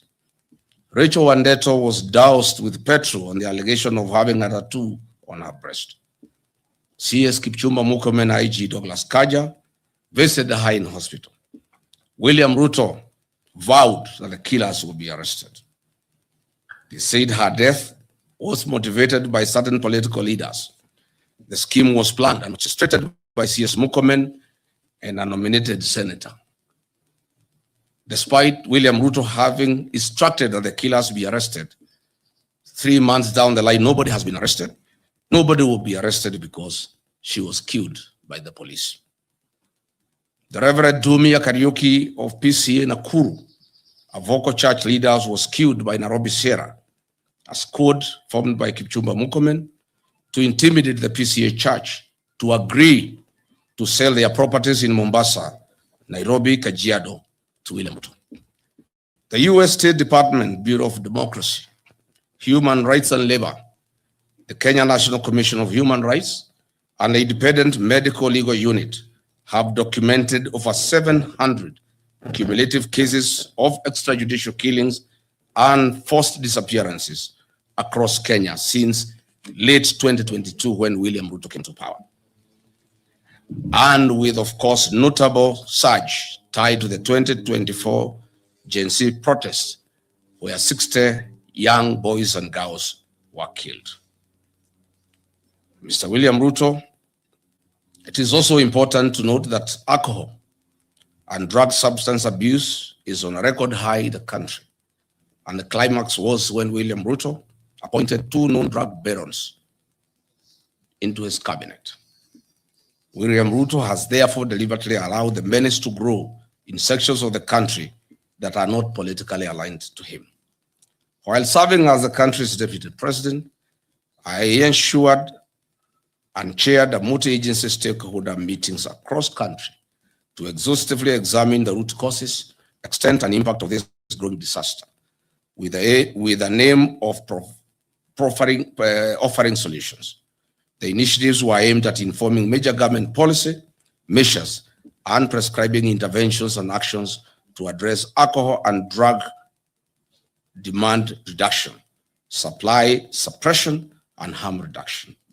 Under my leadership then, I strengthened the intergovernment collaboration, and coordination in fighting alcohol, drugs, and substance abuse.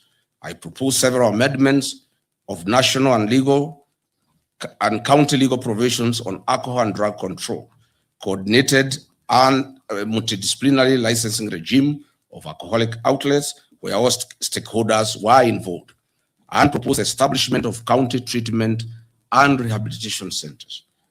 I held high-level engagement sessions with the judiciary to fast-track alcohol, drug, substance abuse matters before then.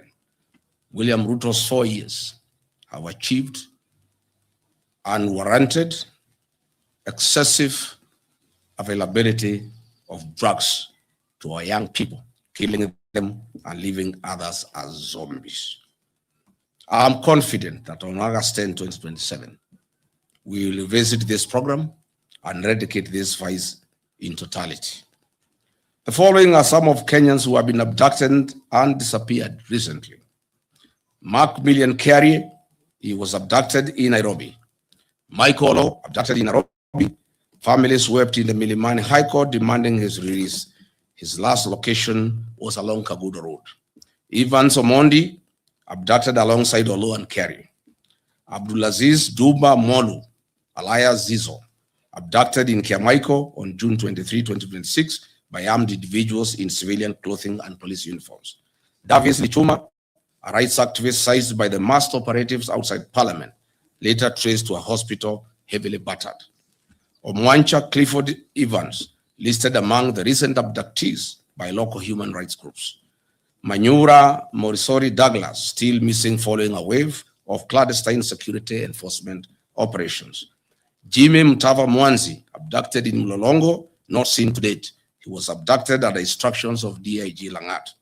Dennis Chege, an activist who was said to be involved in the Gen Z protests, vanished and remains completely unaccounted for to date.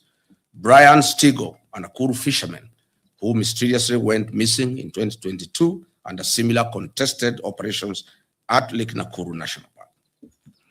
The plan promised Kenyans that the National Coroner Service Act of 2017 will be amended to establish the Coroner General's Office.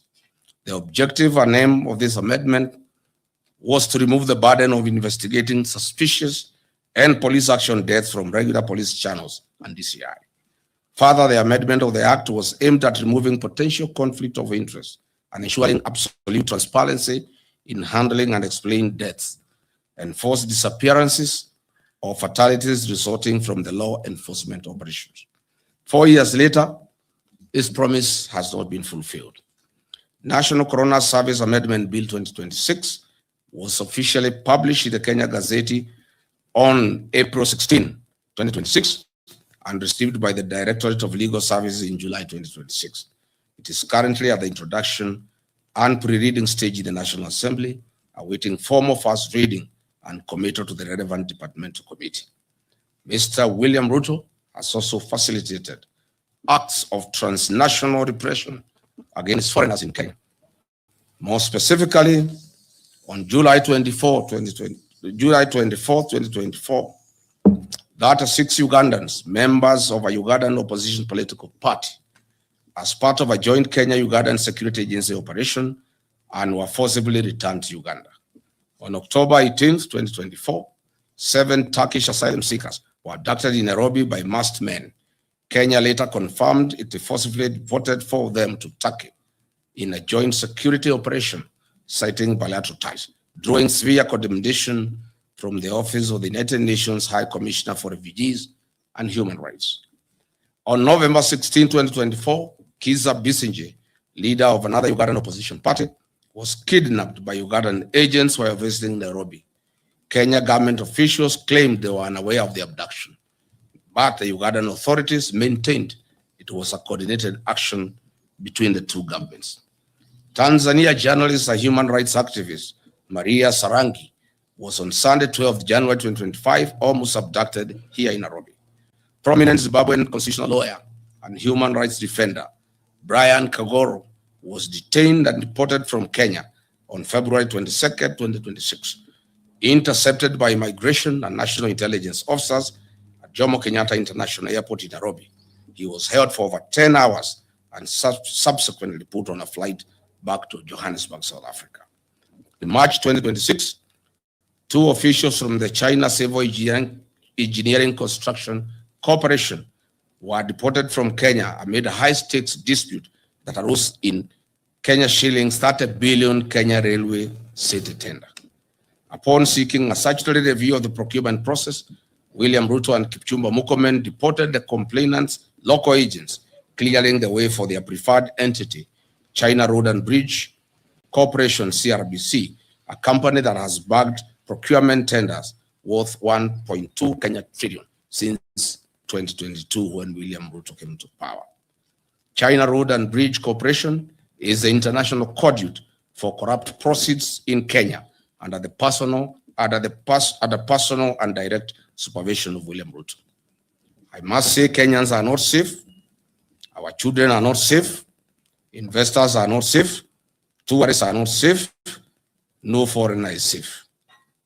And I must say, foreigners, investors, tourists, your own security starts with you.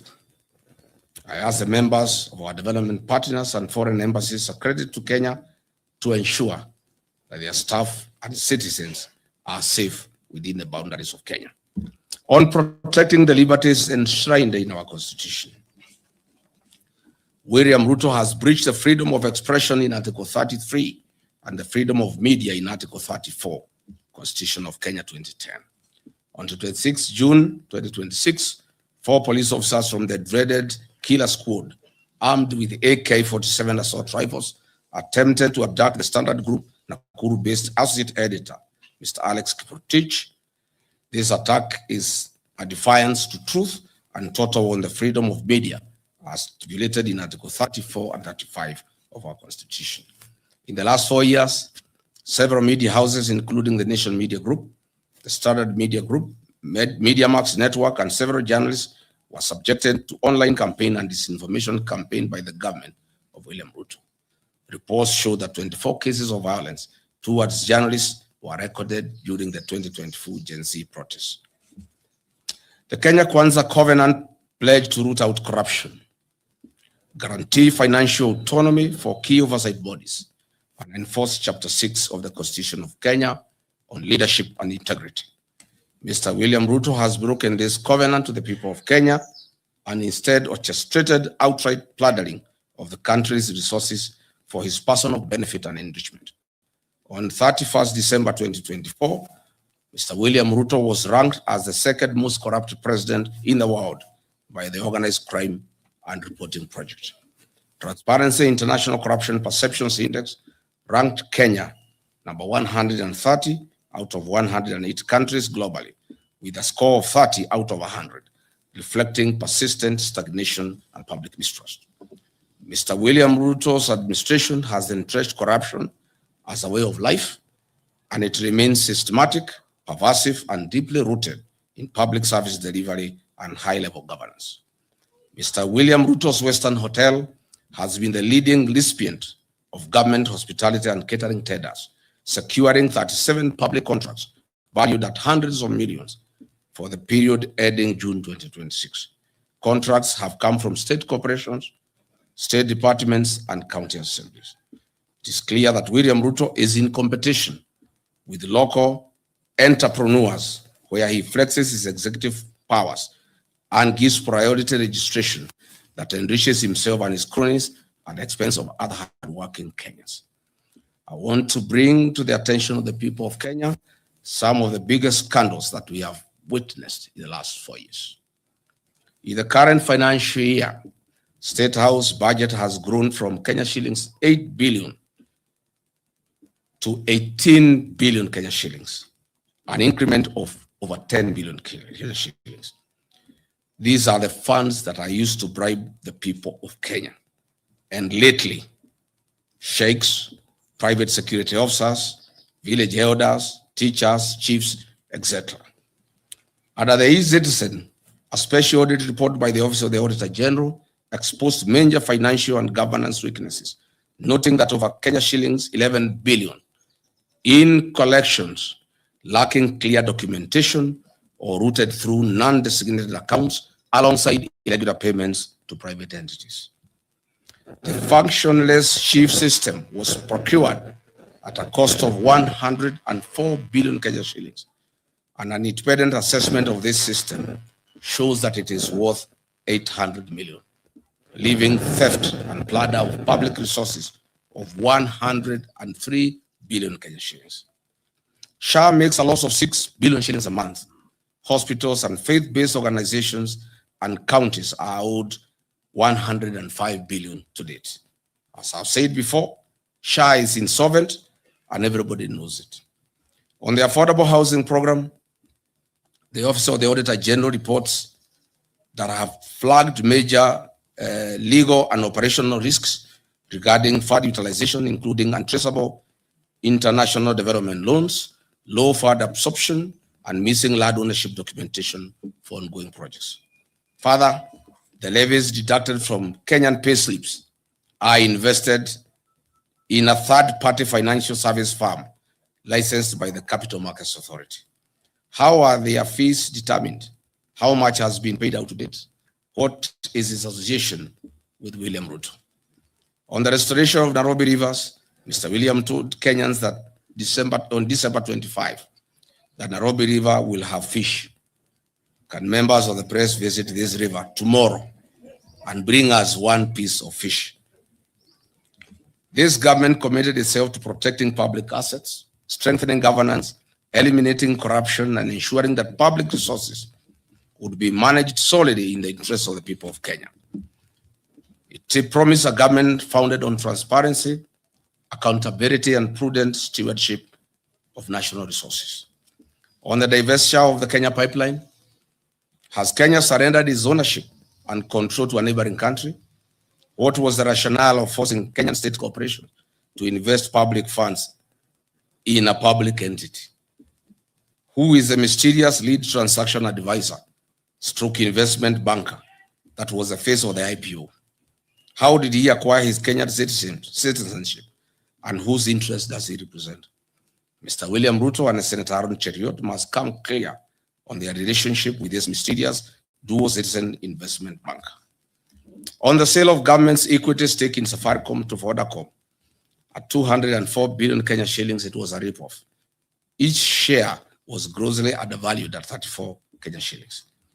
Why didn't William Ruto allow the use of an open price discovery, or even better, allow a regulated cooperative and SACCO fraternity with over 1 trillion in deposits at the end of December 2025 buy out this stake? Aren't the cooperative society members hardworking, deserving Kenyans? What happened to Buy Kenya, Build Kenya? Or is it Buy Kenya, Build Ruto? Other national assets, such as the new KCC, Kenya Ports Authority, and Kenya Airways have been strategically targeted for sale. What is the rationale of selling our heritage?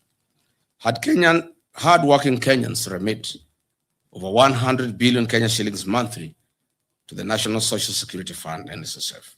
These funds now have been targeted for budgeted corruption and ring-fenced to fund infrastructural development projects, such as the Mau Summit Road, Twin Towers Commercial Building, and the Bombers of Kenya International Conference Center.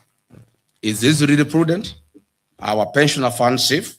What is the role of the mysterious dual citizen investment banker in structuring the fund management contracts issued by NSSF? The Communication Authority of Kenya, Universal Service Fund, has recently approved the transfer of 45 billion Kenya shillings to the National Intelligence Service, allegedly for the procurement of an ICT system, whose market value is only 2.5 billion.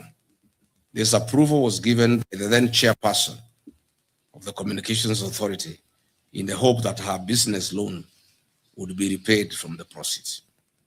As explained earlier, China Road and Bridges Company, CRBC from China, is the major conveyor of corruption in Kenya and is the recipient of projects worth 1.2 trillion, namely the Naivasha, Malaba SGR, Mombasa SGR, JKI modernization projects, Talanta Stadium, Southern Bypass, Eastern Bypass, Western Bypass, Makuba Bridge, Kenya, among others. Patriotic Kenyans, over the last 4 years, Mr. William Ruto has systematically eroded the values, principles, and institutional structures of Kenya's public service that was built to ensure an efficient, ethical, and representative government workforce. Today, the public service is demotivated and has taken a back seat, as William Ruto single-handedly runs the operations of government without any professional input from our dedicated civil servants. No wonder government programs are launched and they are after repackaged for another launch. Dear Kenyans, the Church of Christ has been a major casualty of William Ruto's deception. On 5th May 2022, he executed a Yeah, let me analyze up to there. If you listen to Gachagua is giving this speech, if you listen at his tone, he is having a lot of regret. Na kuna watu nasikia tu wakisema ati Gachagua anaweza rudia Ruto. People say that they are not permanent enemies in politics, but I don't think Gachagua can go to this extent, and he is looking forward to working with Ruto either now or in future. I think this is a serious enmity based on a man who betrayed another one when it comes to beliefs. And somehow, even though some people have tried to make us to believe that Gachagua is a very bad man, I don't think Gachagua is doing all these things on an evil point of view. He is doing these things because he sees Kenyans are being taken advantage of. And I want to tell people to stop. Kuna watu nimekuwa nikisikia tu wakisema ati Gachagua ni kama Ruto. And that is a question, mukisikiliza speech kama hii, kama if Gachagua is the same as Ruto, mbona Gachagua anaonekana ni kama ako na roho? Mbona Gachagua anasikika ni kama ako na roho? Hizo ni vitu nimekuwa nikisikia. Yeah, you know, people can say, you know, when somebody is not in the government, that is how they speak. But to me, from my own analysis, mimi naona Gachagua is a man who feels what is not good. I feel Gachagua feels what is not good. Hata kama watu wanasema Gachagua ni kama Ruto, I have a contrary opinion. Even at the worst point, because unajua Gachagua is not lying. Ruto alituletea hizi story, but back in the mind he was lying. He was not for us. People should evaluate Gachagua differently. Yes, he made that bad political decision with Ruto, but these people are not the same. These people are not the same. And whatever Gachagua is doing is not as a result of impeachment only. This one is a man full of heart. Right now, Ruto cannot be able to do a coalition. We have just detected that chances of Ruto making a coalition are below 5%. And with such odds, even ODM is going to lose it. Let's listen in. So, Gachagua is another in so many things. Corruption scandals, wastage of resources, vitu mob. Go ahead, sir. Data between the churches and the Kenya Kwanza Coalition. He committed that his administration would protect the freedom of worship in Kenya and respect the church. Yes, Bwana Mbudi, and I said it here. ODM, the deal between ODM and UDA is going to collapse. I'm not a predictor, but you people wait. Oburu will vote for the one term. He might not say, but Oburu will vote for the one term. How watu vile wanaenda? They will lose them.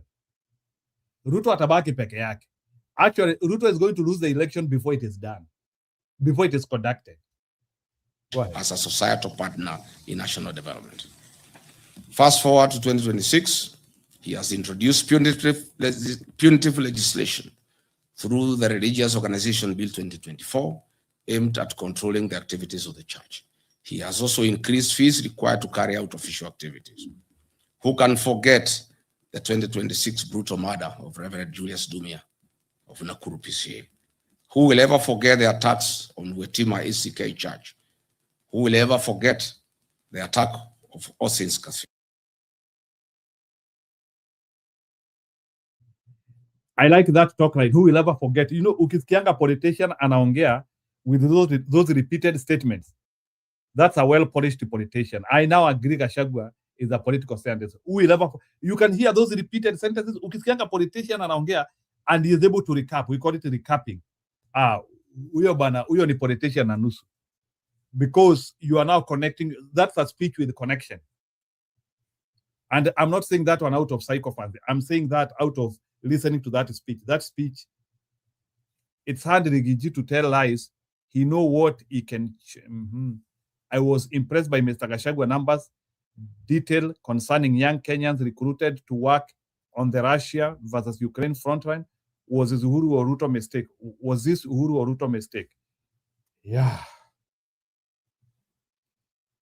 They could have followed that, or if they loved those Kenyans, wangeambia Russia iwarudishe mara moja. We have no agreement, and we will be taking Russia to the International Criminal Court if they continue recruiting Kenya. You have sovereignty duty to do that. It's only that our legislatures are not, they don't understand what to do it. If we had a serious government, you can tell Russia we are taking you to court. And you pay us compensation for subjecting our children to harm. That is subjecting people to harm. Sawa. Okay, Belfast, nimeona hiyo comment yako, but we will react to it. Wacha Gachagua ongea.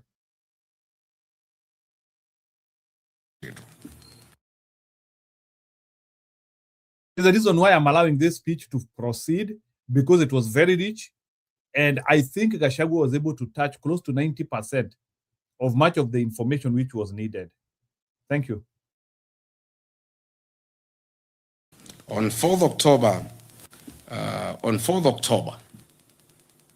2020, William Ruto, then Deputy President, was expected at AIPCA Church in Keno. Police officers tear-gassed the church. At the time, William Ruto said, the Jubilee administration is a product of kneeling and prayer before many altars in Kenya. It cannot be the same administration is now going to tear gas the church and disgrace our altars in Kenya. William Ruto then said. Today, as president, the church is a serious attack. He has taken the attack to the church a notch higher, beyond tear gas, live fire, torching of vehicles, and a clear intention to kill at the altar. He has completely betrayed the Church of Christ. This cannot be forgotten. Mr. William Ruto has completely betrayed the Church of Christ. That prayed him into government. The economic burden on ordinary Kenyan worker has also increased. The Federation of Kenyan Employers has also reported that in 4 years, a number of local and international companies either closed operations or exited the Kenyan market. This includes CMC Motors, Base Titanium, Nakumat, Twiga Industries, Dilaru, Jumia Foods, and Hilton Hotels. Today, households continue to experience severe financial squeeze due to cumulative tax charges, high utility costs, transport costs, and a stagnant job market that has limited formal opportunities. While in office as Deputy President of the Republic, I championed the restoration and the recognition of private. I think that was a good point whereby he talked about international markets exiting Kenya, and he is now talking of money in the pocket. Ile ambayo Ruto all the time used to say that I will put money in people's pocket. Now that is what he is handling. So Gachagua is now handling the economy, because when companies exit market, that is poverty. They had employed people. They were supplying product, and you are not going to fill that market at once. So I think that was a good check when he talked about all those companies which had left market, CMC, Natma, all those ones. Deraru, zilikuwa na Wakenya. That's the reality. So when you hear those companies exiting Kenya, I don't know if he recovered the amount of Kenyans who have lost jobs based on that act alone, but I hope he recovered that. But let's listen in. Our learning program as an avenue to increase opportunities and income for non-certified but skilled Kenyans that are the providers of goods and services that we consume as a nation. Further, I developed a framework of cooperation and engagement between Nairobi City County Government, Nairobi County Traders, KRA, Anti-Counterfeit Authority, and the Kenya Bureau of Standards. The objective of the framework was to A, provide a platform for resolution of disputes arising out of trading activities and the informal sector, foster goodwill, cooperation, and consultation between the parties, recognize the importance of collaboration in achieving shared goals in the informal sector, and promotion and improvement of the well-being of traders and their micro, small, medium enterprises. What happened? As soon as I left office, William Ruto and Nairobi City Governor Johnson Sakaja abandoned this framework. You all remember that on 8th August 2022, a liter of super petrol retailed at 159 shillings. A liter of diesel retailed at Kenya shillings 140. As we speak today, the price of super petrol is 214 Kenya shillings and diesel 222.86 for a liter of diesel, representing an increase of 34.05% and 59.18% respectively. These increases have been contributed to higher transport costs, increased food prices, and a greater pressure on household incomes. Kenyans will recall that on April 2026, I exposed the opaque nature of the government-to-government framework and detailed its contribution to an increased landed cost of fuel products. The whole scheme and con game were nothing like G to G. It is government route. What I'm saying in a nutshell is that the high cost of fuel has nothing to do with international prices. It has everything to do with business interest of William Ruto, where he is a key player of oil importation and distribution in the country. The average Kenyan worker loses between 45 and 50% of their monthly earnings that are deducted through punitive levies and taxes, leaving significantly less disposable income for their households.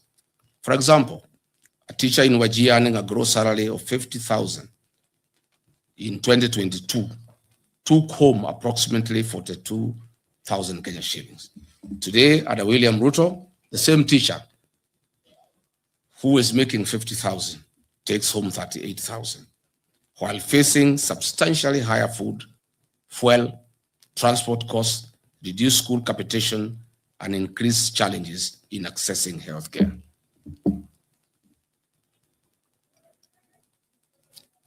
Coupled with the rising cost of petroleum products, the Kenya Kwanza covenant to put money into people's pocket is nothing but a pipe dream. If anything, Mr. William Ruto has achieved the complete opposite and has taken money out of Kenyans' pockets, leaving them with a reduced net disposable income. This covenant was central to the plan to improve the lives of Kenyans. As the party leader of DCP, I once again called on this government to cushion the payslip by suspending the affordable housing levy and reducing the payee tax burdens. This, together with a review of petroleum price framework, taxes charged will give Kenyans an increased net income. A punitive and unpredictable taxation regime is one of the principal causes of the high cost of living. William Ruto should lead from the front and actualize his promise made in the wake of the 2024 Gen Z protest to reduce government recurrent expenditure. State House does not need. Yeah, Eli, you need to explain more. Sijasikia pahali Gachagua. You are saying Gachagua celebrated the death of Raila? I would have to listen to there because I don't know. Wacha tu tusikilize pamoja. Kama kuna mtu atasikia pahali Gachagua ana celebrate death of Raila Odinga, you can tell me to stop the speech and we listen. Need 18 billion Kenya shillings for 12 months. These funds could be used to subsidize rising fuel and food costs for the benefit of Kenyans. Or better still, these funds can be used to ensure farmers in arid and semi-arid lands have access to clean water for domestic purposes, farming, and for their livestock.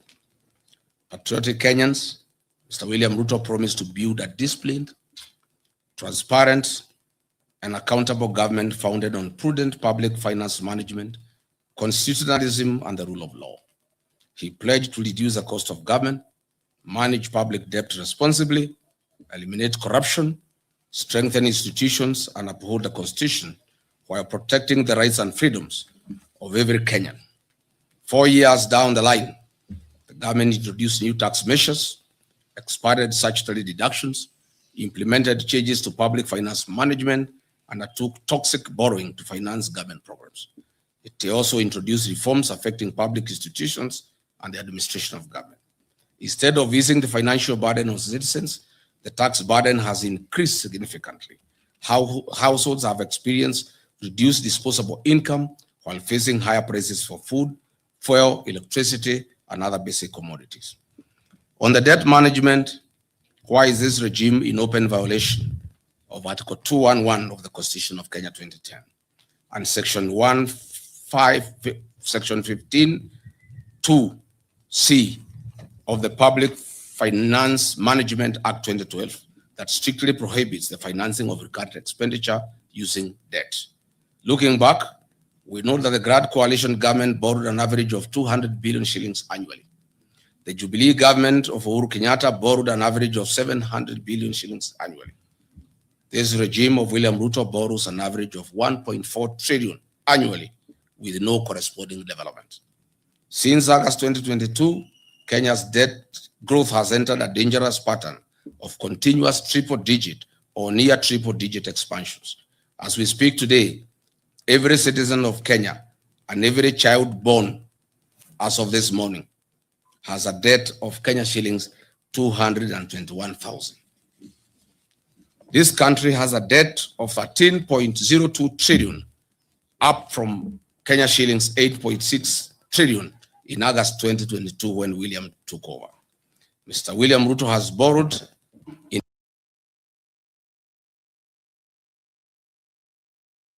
hapo kwa debt ndio nachanganyikiangwa kidogo because some people have come out and they are claiming that Kenya doesn't have a debt. a guy by the name Wanjigi amekuwa akiongea story ya odious debt. So up to what time will akina Gachagua accept that Kenya haina debt ama tu hiyo tu ni siasa ya kina Wanjigi tu? Hapo hiyo story ya debt I need clarity.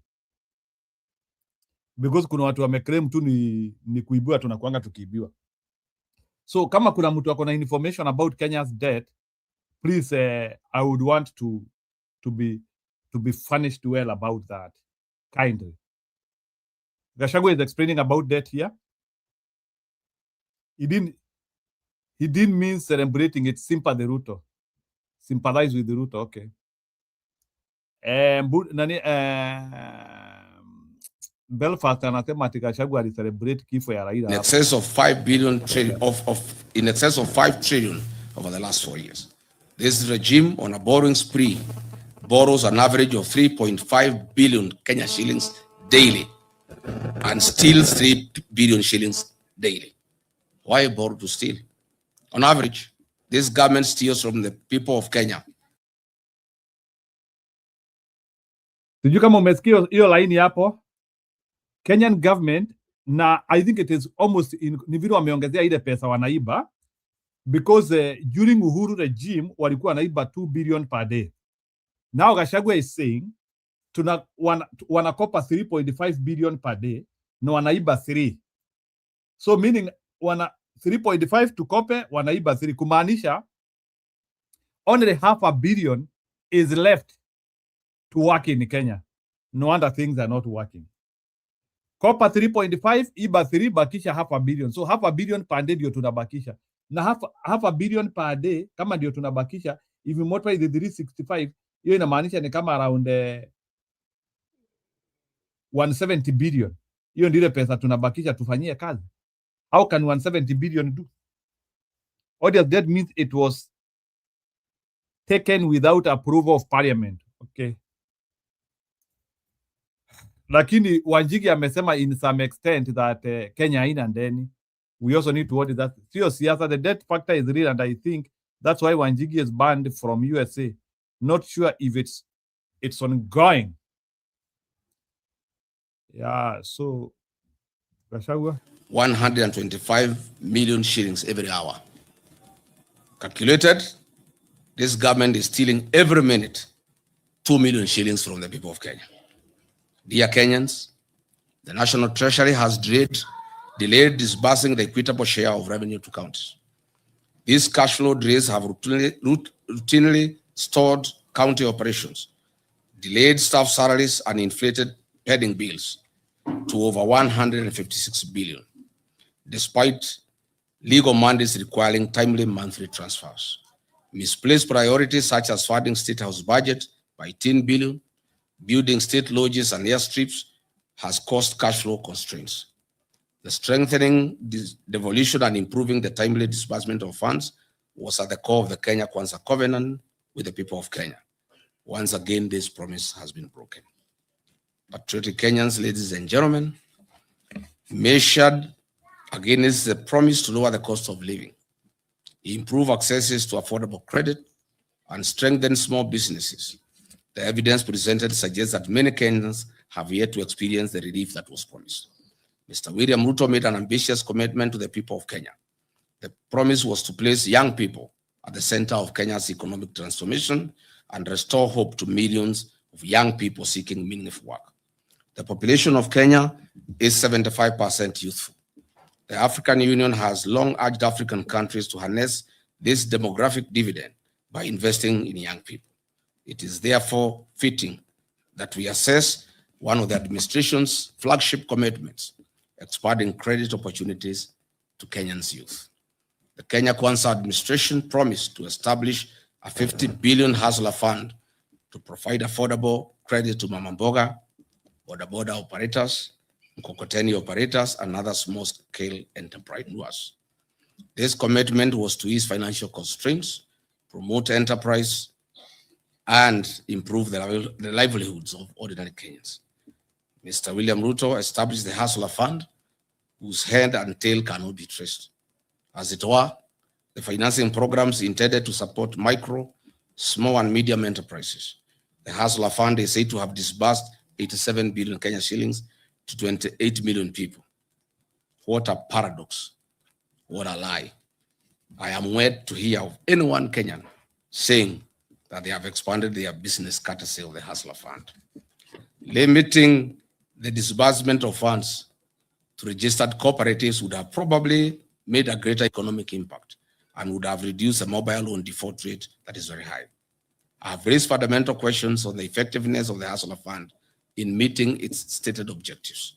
The truth of the matter is the high rate of loan defaults and low loan disbursements, in many instances 500 shillings, are insufficient to establish or grow a sustainable business venture anywhere in the country. This is simply a lost cause and was a fraud. 4 years ago, Kenyan women were promised dignity, economic empowerment, and their welfare. 4 years later, the women continue to experience economic hardships occasioned by a high cost of living, increased medical and education costs, and an unsustainable credit framework under the Hustler Fund and Women Enterprise Fund. The discontinuation of projects such as Linda Mama and Edu Afia have increased the cost of accessing healthcare and education services to women and their families. Mr. William Ruto has ignored Justice John Mativo's 2017 ruling and the former Chief Justice Maraga 2020 advisory to entitle a legislative framework and implement the 2/3 Jeta rule despite having a parliamentary majority. Patriotic Kenyans, the Kenya Kwanza commitment was to turn the housing challenge into an economic opportunity. They promised to build 250,000 houses every year. This was the promise.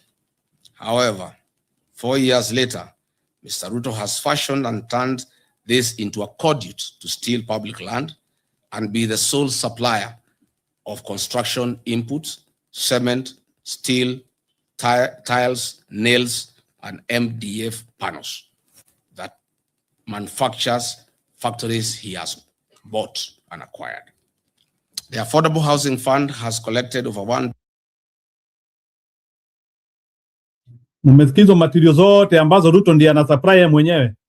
MDF, machuma, simiti. Ni materials mingi Gachagua ametaja, by the way. I have to repeat that. Ametaja vitu mob. Economic opportunity. They promised to build 250,000 houses every year.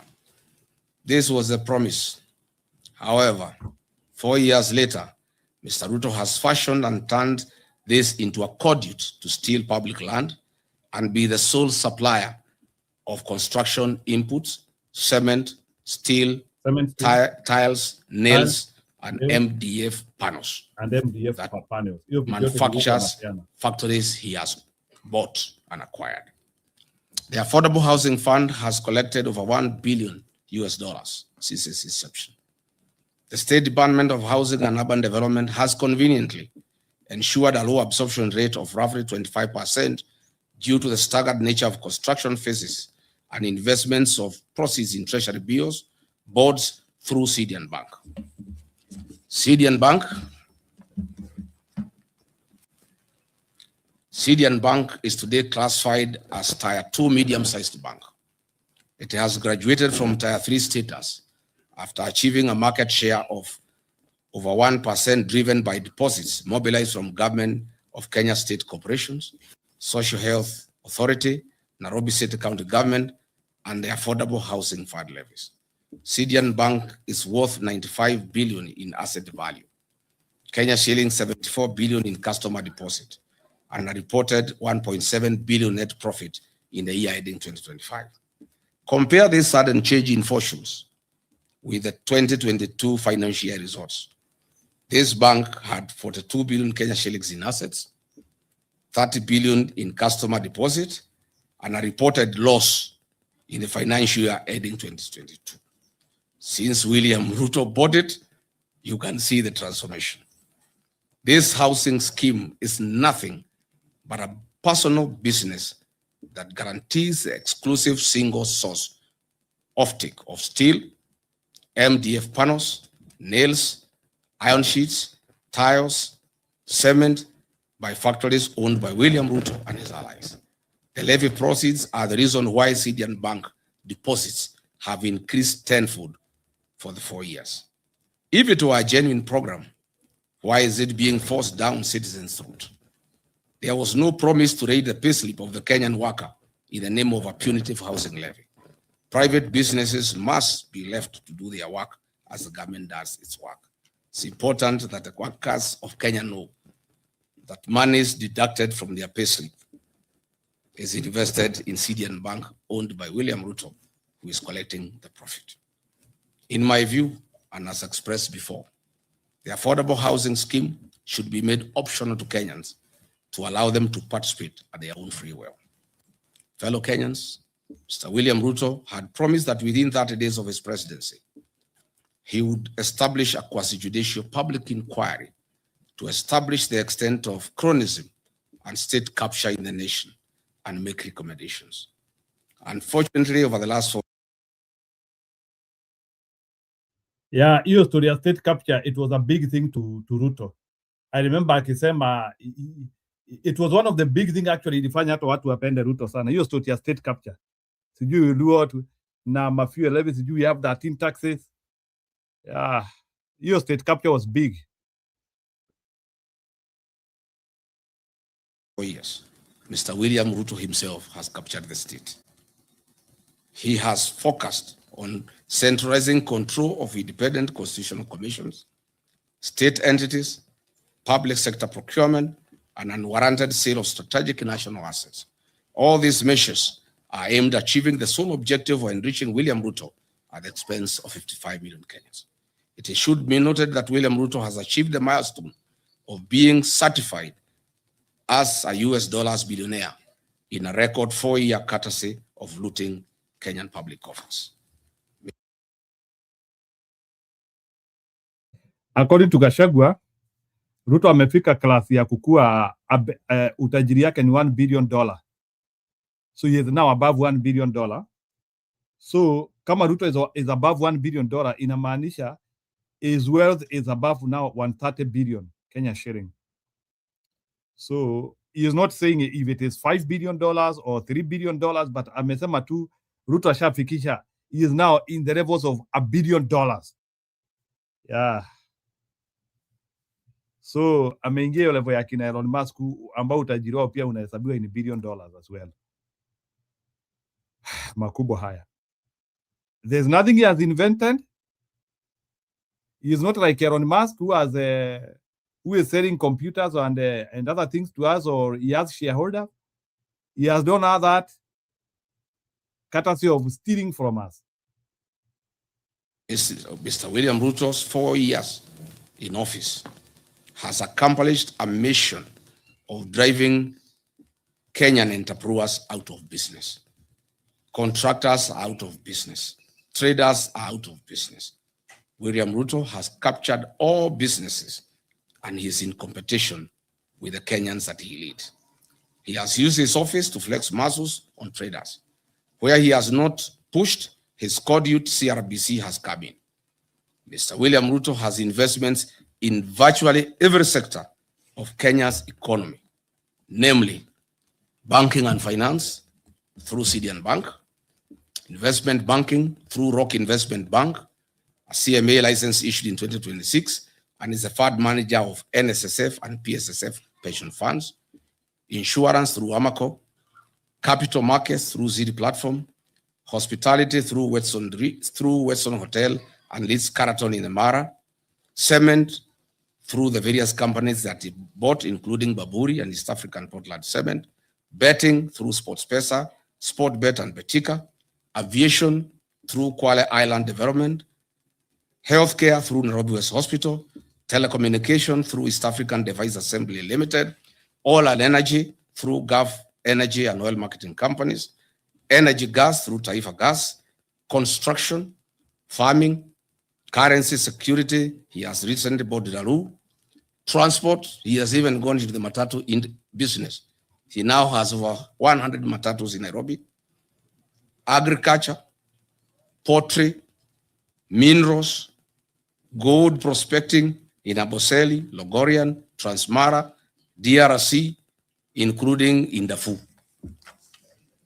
Literally, all business people in Kenya have been driven out of business by William Ruto. The Parliament of Kenya has failed in its legislative oversight and representative role.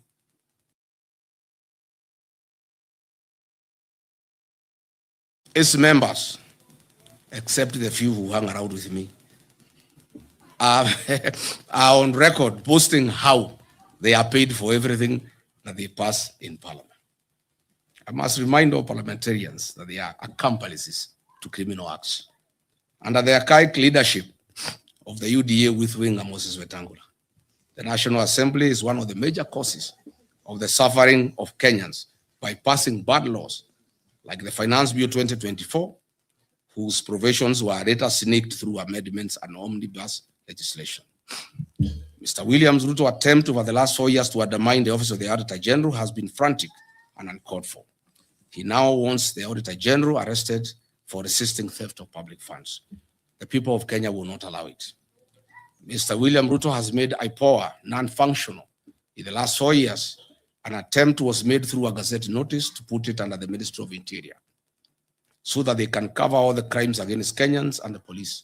Fortunately, our court stopped this covert mission. Historically, IBC has been an institution under low public trust. It is in the public domain that IBC, as currently constituted, enjoys low public trust among Kenyans. The threat by the chairman Ethocon to suspend or allow by elections if there is violence is a clear indication that he is under manipulation by William Ruto. The Central Bank of Kenya is one of the most critical government institutions we have. However, through the National Assembly, the CBK Act was amended recently to allow the purchase of gold and other precious metals. This is gold bag season 2 loading. Kenyans should be alarmed that CBK has not received currency supplies from Germany for 4 months after it became apparent that the government wanted money diverted to Mombasa and the German suppliers were reluctant. We have also noted the recent changes in the ownership of Delaru, Kenya, and Kenyans are keenly watching the space to establish whether they want to print currency for bribing voters in the forthcoming general election. Allow me to give 2 practical examples of how William Ruto has captured institutions. I'll use IPOA and KWS as examples. At IPOA, we have over 1,000 cases of police excesses that have been reported over the last 4 years by the people of Kenya. Only about 10 cases have found their way to court. Mr. William Ruto has deliberately slowed down the activities of IPOA. Some few days ago, the Aboseli National Ecosystem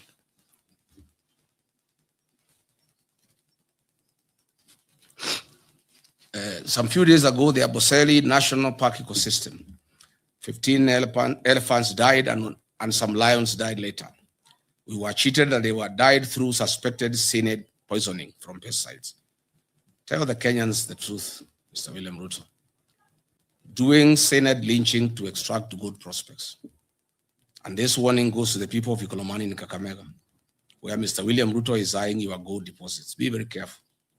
Again, the CS for Health issued Gazette notice number 11492 on 30th July 2026 on the mandatory inbound travel health insurance for tourists traveling to Kenya to have travel insurance in Kenya. We know the reason. This is because goons are after tourists in the country, and now they want to force an insurance policy down their throats. To demonstrate what professionals in this government feel and go through, allow me to quote Professor Njogona Ndungu, the former National Treasury Cabinet Secretary, during a development forum in Sweden. And I quote, "The capacity to do the right things exists, but is overshadowed by institutional failure, where someone seeks to overrun institutions. The current president is overrunning all institutions, leading to conformity driven by fear within these institutions," close quote.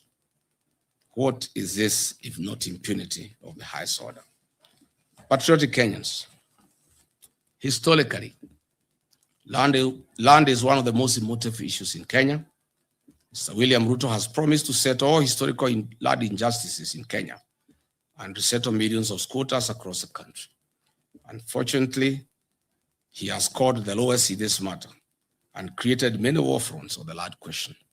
Over the last 4 years, William Ruto and his cronies have been involved in an historic high-level grabbing of land and misuse of public lands. For instance, 2,800 acres have been grabbed by Ruto and his cronies in Kebiko, Kajiado. 6,000 acres of land in Waso Kidwang in Suswa has been grabbed. 5,000 acres of land on Kyobo in the Masai Mara has been grabbed. 1,000 acres of land for Puko and Limanet within Narok Township has been grabbed. Over 7,000 acres of land of Olokuto adjudication section in Narok North. Kehoto land, about 300 landowners risk being thrown out of their 700 acres of land. Davivi land in Naivasha has been grabbed by William Ruto. He has put up a home and he is growing wheat and maize in the farm. Banita settlement scheme, 14,000 acres of land have been grabbed. Olongai land, about 167,000 people are at the risk of eviction as this land is being grabbed.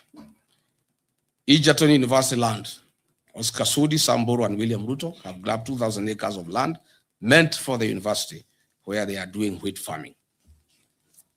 Patriotic Kenyans, health has long been one of Kenya's foremost national priorities. Building on the gains made at Kenya Vision 2030, the Kenya Kwanza administration committed itself to delivering universal health coverage by guaranteeing every Kenyan access to affordable health, quality healthcare. The plan pledged to realize the constitutional right to health through a reformed national health insurance scheme founded on the principle of leaving no one behind. To implement this commitment, the government replaced the National Health Insurance Fund, NHIF, with a failed and fraudulent scheme called SHA that has left millions of Kenyans on their own.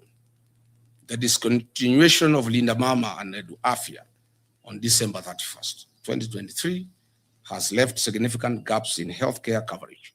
In 2022, Edu Afia provided medical cover to 3.4 million secondary school students at an annual cost of 3.2 billion.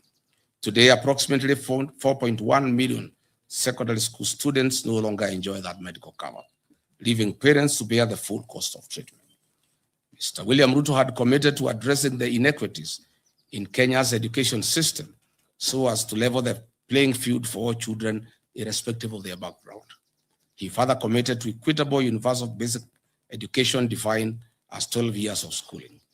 He further committed himself to protecting and strengthening the gains made under free primary education and free day secondary education, while ensuring that every Kenyan child had access to quality, affordable, and equitable education. He also pledged to strengthen higher education financing and invest in the nation's human capital. The William Ruto government inherited landmark education reforms introduced by previous administrations. Free primary education launched in 2003, free day secondary education introduced in 2018, that had significantly expanded access to education for millions of Kenyan children. The commitment was not only to preserve these gains, but to build upon them by ensuring adequate capitation, sustainable financing, and improved access to quality education for all.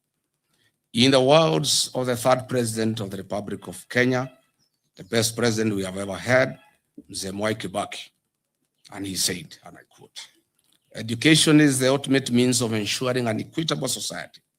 Equitable education ensures that every child has a chance to fulfill their potential and rise to the highest level of accomplishment," close quote.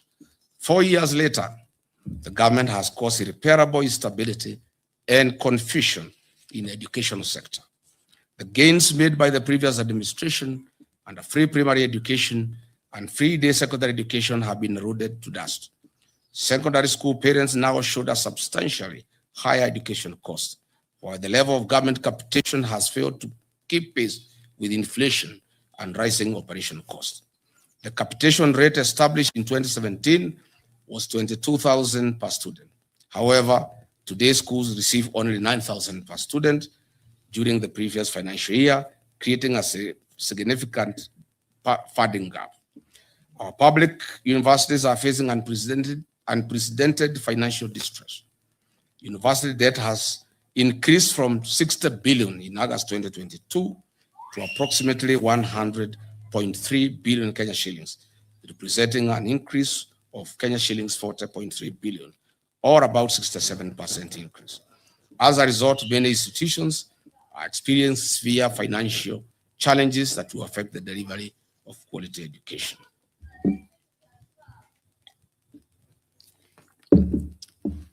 Further, we have had 2 university financing models in 2 years. Measured against the commitment to strengthen education, protect free basic education, and improve access to higher education, the evidence presented suggests that the sector has experienced significant setbacks, placing greater financial pressure on families and creating uncertainty for learners and institutions alike. Ladies and gentlemen, Mr. William Ruto pledged to invest 250 billion Kenya shillings into. Sikilizeni hapo.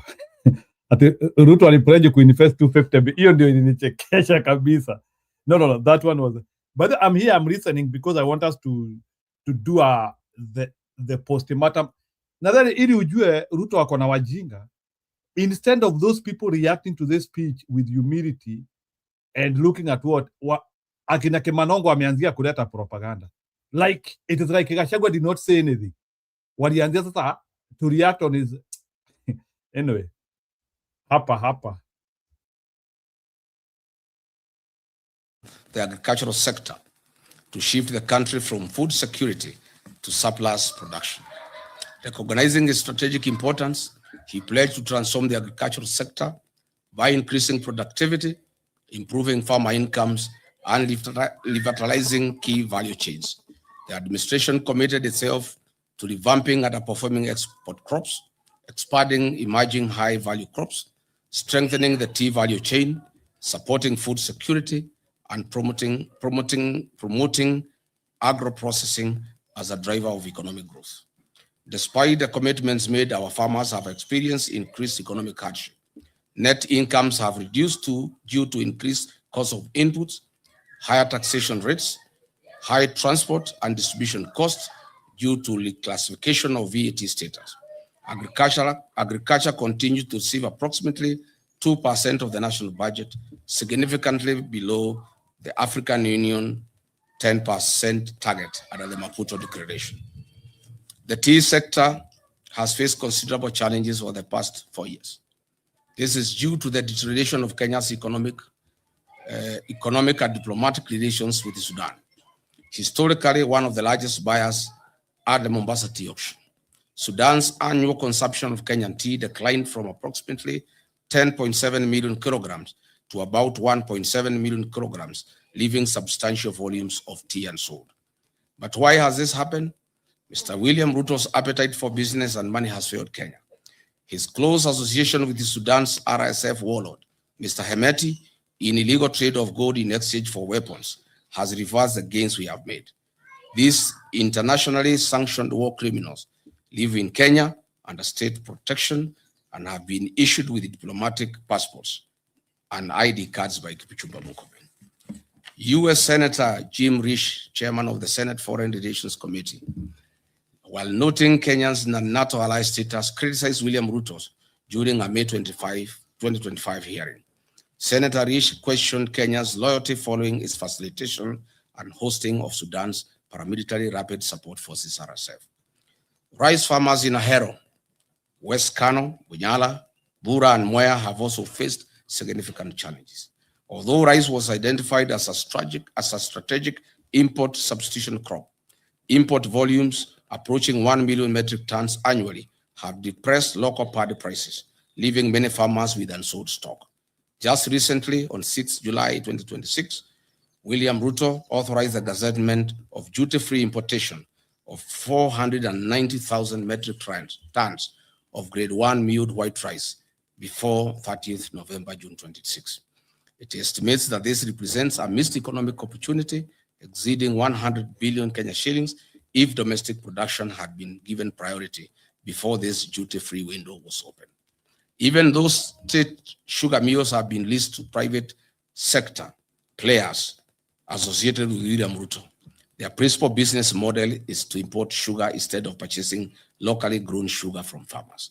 This has left 320,000 small-scale sugarcane farmers now facing an uncertain future.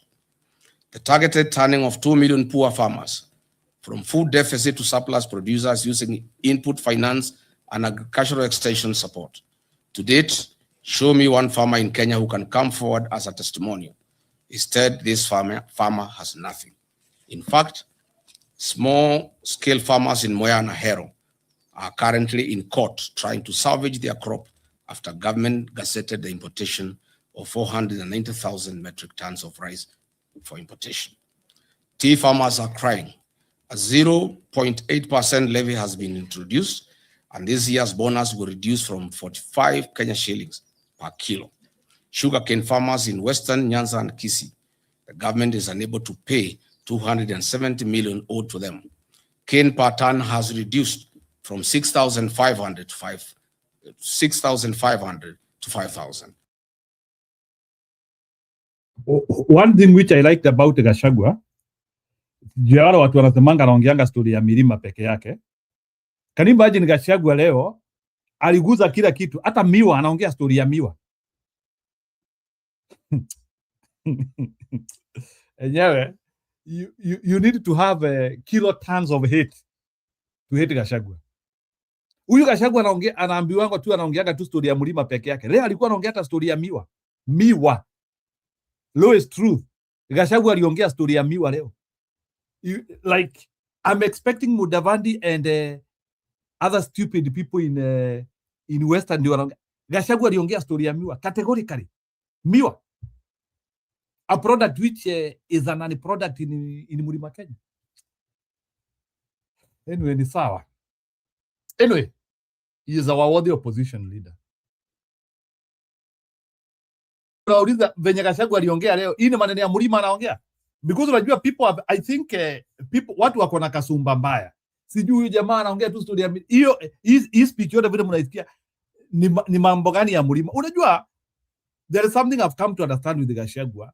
When Gachagua is talking about issues, then unasikia mtu akisema huyo ni story ya mlima. To me, I think it's something which has been designed to dismiss Gachagua. Even if he is speaking something nice, huyu anaongeanga tu story ya mlima peke yake, he is very tribal. Ukiangalia vile Gachagua anaongea hapa, is he not speaking as a national leader? Yet you are hearing people saying Gachagua is not a national leader. So who else in Kenya, including those who claim to be national leaders, who else have ever mounted such a speech? Bana muacha kupiga Gachagua ina nyinyi hamujielewi ati he is not a national leader. Who has ever mounted, is this speech not national? Hata huyu Raila Odinga tulikuwa tunapenda, was he placing such speech? I think kuna chuki, people who do not love Gachagua, including people in opposition, wanatuambia sijui we cannot have Gachagua, we cannot have what? This guy is serious, man. Gachagua is a national leader. So anyone who is saying Gachagua is not a national leader, wewe ni mtu ya Ruto. This is a national leader speaking. He was well around. He represented everybody. He represented even minorities, people. Anyway. Dairy farmers who have supplied milk to new KCC have not been paid for 6 months. It is further alarming that the National Agricultural Value Chain Development Program allocation dropped by 54% to 54% from 10.2 billion Kenyan shillings in 2025-2026 financial year to 4.7 billion Kenyan shillings in 2026-2027 financial year. This is a direct assault on the agricultural value chain in Kenya. As Deputy President, I initiated progressive reforms in the agricultural sector that increase returns for tea, coffee, dairy, and other cash crops. Through my efforts, we negotiated an 8 billion debt waiver for coffee farmers that was suspended as soon as I left office. More can and more will be done once we form government on August 10 next year. Patriotic Kenyans, William Ruto pledged affordable credit and working capital through an accommodative financial ecosystem, removing structural exploitation and removing barriers to unsecured agricultural credit.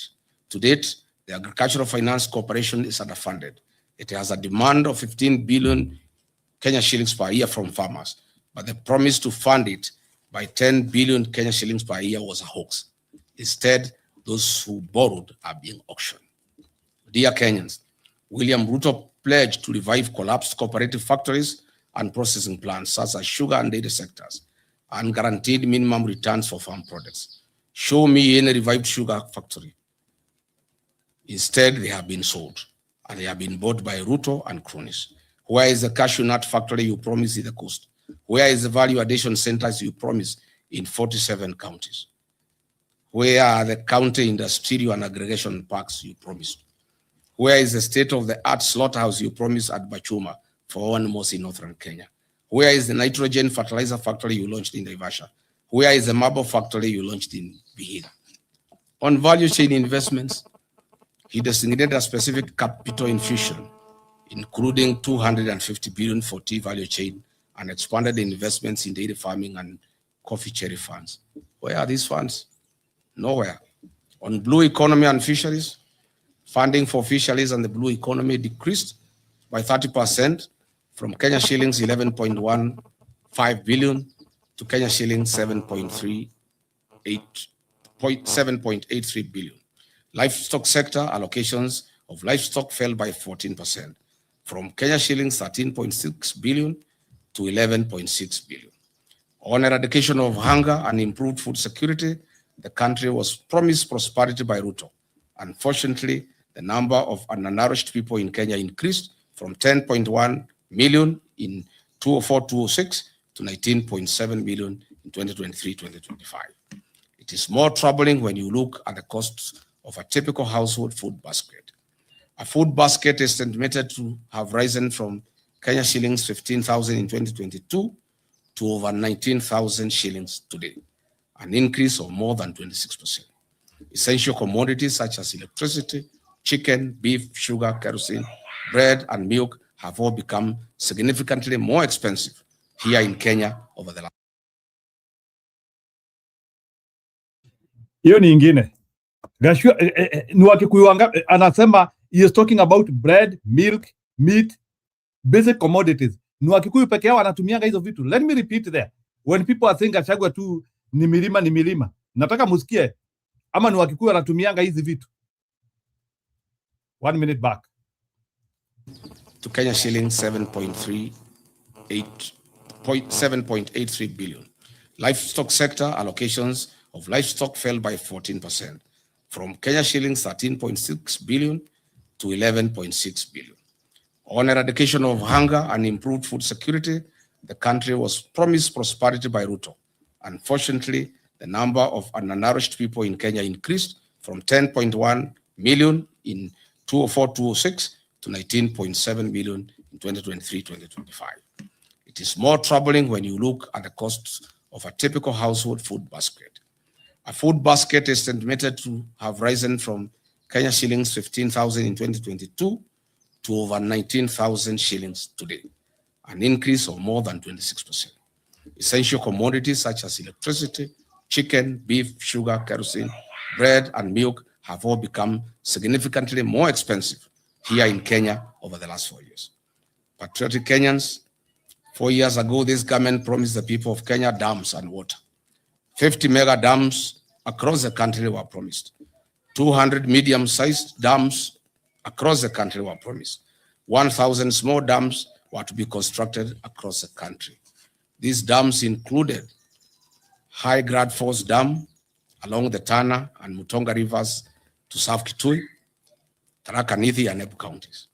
Soin Koru Dam in Kisumu, Rumuruti Dam in Laikipia, Muhoya Dam in Nyeri/Kirinyaga, Revival Overall and Kimorel Dams, Thakwe Dam, Sioi Muruni Dam in West Pokot, Badasa Dam in Marsabit, Darugo in Kiambu, Rale in Kilifi, Galana in Tana River, Kokwanyo Dam in Homa Bay, Lowati in Turkana, Makamini in Kwale, among others. Unfortunately, all we see no dam. All we see is our president visiting other countries like Ethiopia to witness the launching of their dams. Where are these dams, Mr. William Ruto, in 4 years? On matters of environment, this administration had committed to grow 15 billion trees by the year 2032. What we are witnessing is the lifting of the logging ban and the systematic logging in national forests under the cover of the Kenya Forest Service. Numerous court cases have been filed by international conservation groups Greenbelt and the Law Society of Kenya against the government's attempt to develop build infrastructure in protected natural habitats. Talanta Stadium and Bomas Conference Center Link Road that will see over 100 acres of forest destroyed. Upper Imend Forest in Meru is being cleared for the construction of a state lodge, a golf course, and an airstrip, which will exercise and clear 200 acres of forest. Where was this promise? Even the trees at the gate of State House have been cut. Is this still part of the growing 15 billion trees? Patriotic Kenyans, in foreign affairs, we had the worst since independence. Kenya's nose is poked everywhere, including the war in Ukraine and Russia, where our young men are lied to that they are jobs, well paying for that matter, but they find themselves in the war front. Reports indicate that we have lost 19 Kenyans, including Clinton Nyapara, Dennis Bagaka, Erastus Mundia, Simeon Wahome, Eric Mwangi, Ronald Kibet, Shadrach Wafula, Othiabo Martin, Ibrahim Yahaya, among others. Several other Kenyans in their hundreds remain unaccounted for, and hundreds of others are still active in the war zone. Their parents are keen at home, still crying to see their loved ones back home.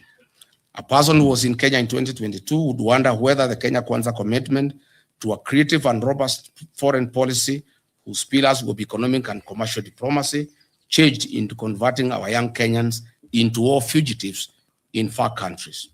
As if that is not enough, the footprints of Kenya adversary in DRC Congo war zone and M23, Sudan's Darfur, Southern Sudan, among others. He had promised to enhance and promote further local investment by Kenyans living in the diaspora. In Mandera County, Jubaland forces have taken over more than half of the town, and William Ruto signed a secret deal with the Al-Shabaab in 2024 that has remained silent. Notably, in July 2026, there were a record 9 terror attacks in Mandera County that resulted in the killing of 5 Special Operation Group SOG officers and 1 National Police Reservist was killed. Can you imagine? Gachagua alifika mpaka level ya kuhandle terrorism. He talked about terrorism. Jamaa anaongea story ya milima peke yake. Now he is in terrorism. This is a national leader, man. Nani mwingine mwezi? This was a total speech with everything, mixed grill. Sasa yako terrorism. Terrorism kwa the same speech. Hate or love Gachagua. Gachagua is monumental. I think, nitasema hivi.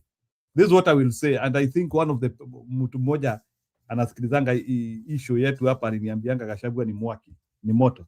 One of our person aliniambia hapa hivi. I think Gachagua is embedding himself in the history of Kenya. When the history of Kenya will be written, I think this man will appear somewhere. Bana, huyu jamaa ile mbia ametupeleka siasa wewe. The foreign policy has been transformed into a tool to achieve personal gains at the interests of the people of Kenya. Fellow Kenyans, now let us move in and ask Mr. William Ruto the hard questions he deserves. But before that, let me give credit where it is due.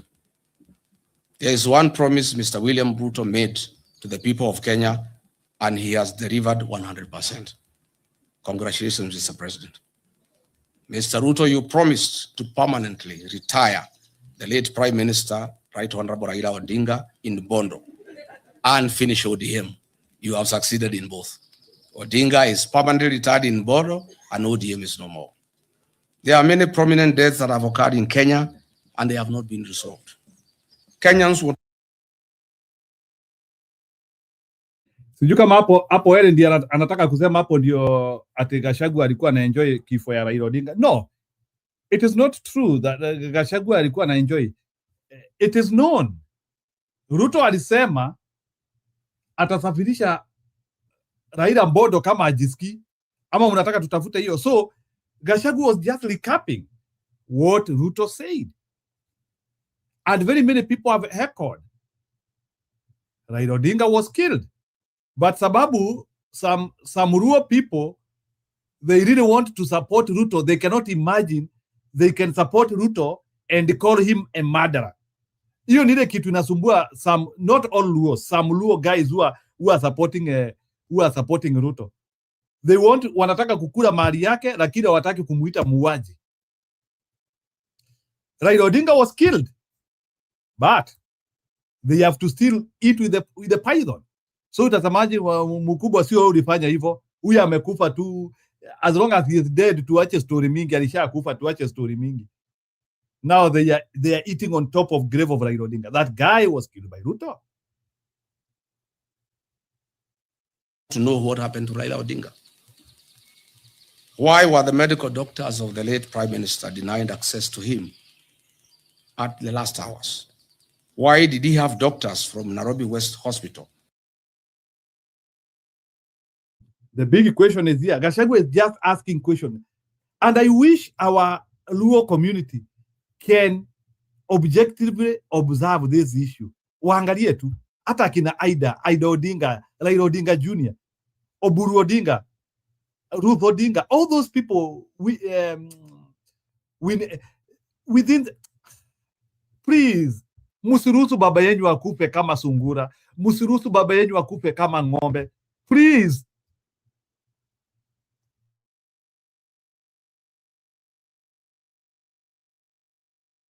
Yani munaamua baba yenyu akufe kama ng'ombe, and you again go and support the same vibe. Nyinyi mumelaaniwa. I hope Raila Odinga family is not serious with Ruto. I hope they are not serious. Okay.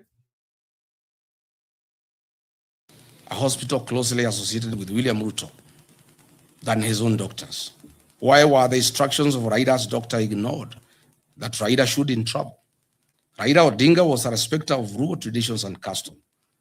How could a person known respecter of Luo traditions and customs indicate that he should be buried in 72 hours against all known Luo traditions and customs? Was William Ruto anywhere an executor of Raila Odinga's will? Why was there no postmortem done on the body of Raila Odinga?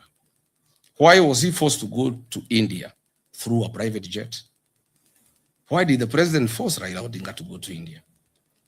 Why was his party ODM taken over before his body arrived in the country, despite the known African customs that you don't inherit a man or a woman for that matter before they are buried?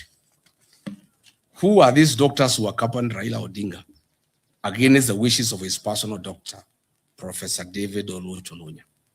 These are hard questions that Kenyans want to know. On the death of Honorable John Ngeno, the late MP, for the first time, Kenyans must know what happened. I have intelligence information as follows. On the fateful day after Ngeno was dropped at Edebes, the helicopter went to fuel in Eldoret. The pilot didn't know the fuel he was about to put in had been transported to the scene from Lodwar. High alert Kenya revenue officials noticed an unusual car that had carried the jet fuel. It was arrested and the driver questioned. The driver refuted to them that he transported the fuel from Lodwar. Immediately, this KRA official and the police Eldoret Airstream were instructed from Nairobi to release the driver if they cared about their lives. Is it this fuel that caused the chopper not to pick up in high altitudes? Is that why the pilot first came down and tried again to pick up? These are fundamental questions. What did Kipchumba Murkomen know about the people who called this KRA officer and the police at Eldoret Airstream officials? Can KEA produce the CCTV footage at the facility on this fateful date? We are still waiting for a report on what killed Johanna Ngeno. We must not forget about our gallant General Francis Ogola, the decorated Top Gun who had a stellar 40-year career in the military and perished in 2024 in an air crash. Unfortunately, to date, Mr. William Ruto, the Commander-in-Chief, has failed to release the aircraft accident investigation report to the country. Kenyans are demanding for answers. General Gora was not an ordinary citizen. He died in active duty and service to the nation. Mr. William Ruto, what do you know about General Francis Ogola's death? Are you willing to tell the country why you allowed General Francis Ogola to fly in a Bell Hue helicopter with a questionable mechanical status?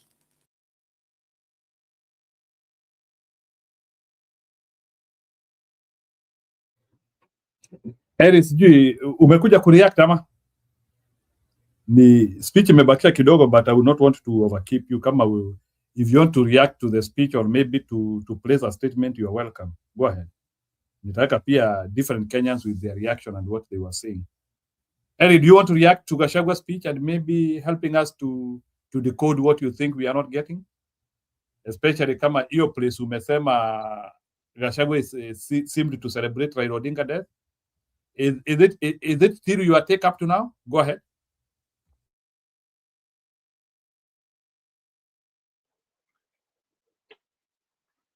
Zanjiru. Yes, sir, here I am. Go ahead. You know, we have been on this road before where when public leaders are,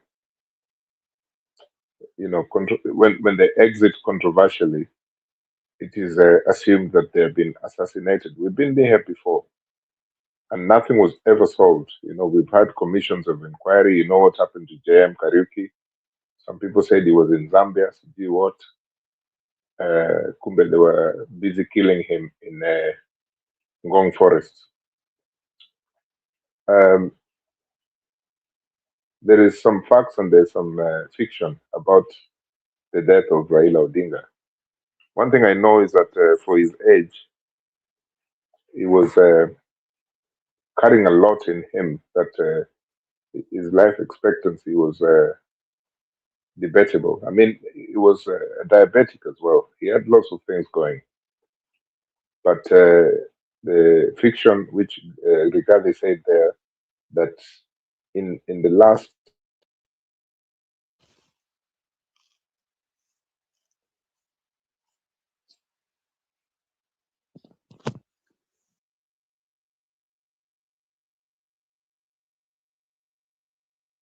I'm losing you, please. But it doesn't mean because you have diabetes, you are poised to die. On that one, I disagree. You can have a lifestyle disease, but it's not a must you die the time when human beings want.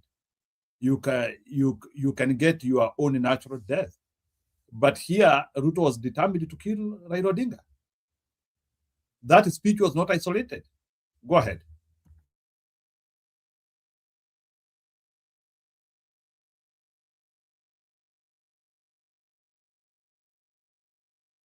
Unfortunately, Eli, we have lost you. We can't hear you, Eli. Wacha nikutoe uingie tena. Come again. Yeah, Eli, please ingia tena, tafadhali. Unajua ni vile I'm not hearing you. So I've just gotten you out of the studio. Come again. I allow you to get in. Raila Odinga was killed, but we want to bury our heads in the sand, and it's okay. Wewe kama unataka kuweka kichwa yako kwa mchanga is still fine. Nataka musikie after Gachagua amemaliza kuongea. Nataka musikie response. Muniambie kama hao watu walisikiliza hata kile Gachagua aliongea. Ili mujue unless these people are nuts or these people do not understand who they are. The DPP must use his powers and establish an inquest on these unresolved murders over the last 4 years. The people of Kenya have told me to demand on their behalf a public inquest on the death of Raila Odinga and all the high-profile questionable deaths in Kenya that have occurred in the last 4 years of William Ruto's presidency. I therefore call for a public inquest and proper scrutiny of the same. Today, after examining major commitment against this evidence, after examining every major commitment against this evidence, the verdict is unmistakable. The plan has failed. It is hollow and deceptive. In conclusion, when the plan failed,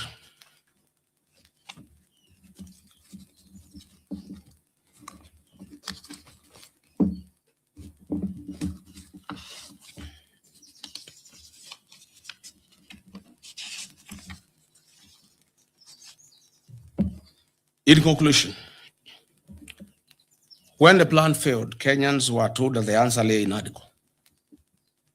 It too has failed to deliver the hope, unity, and reforms that were promised. Thereafter came the 10-point agenda, presented as a renewed roadmap to rescue the country. It has equally failed to change the trajectory of our nation. In failing the plan, the administration has failed to keep Kenya on the development path envisioned under Kenya Vision 2030. The question before the people of Kenya is therefore simple. If the author of the plan could not deliver the plan, if NADCO has failed to provide solutions, if the 10-point agenda has failed to change the country's direction, what reason do Kenyans have to expect a different outcome after 2027? You have all heard William Ruto constantly accusing the opposition of having no plan. I ask Kenyans instead to look at his track record. He came up with a bottom-up economic plan. As we have seen, it has failed. He came up with NADCO. He has failed to deliver. He came up with a 10-point agenda. He has failed to deliver. He came up with a Singapore. It has failed. And now, before he has honored a single promise and his commitments, he is now asking us to believe and trust him to come up with another plan, Vision 2060, or the way he is calling, Beyond Vision 2030. Plan after plan, promise after promise, each one designed to distract from the fact that there has been no implementation of the last.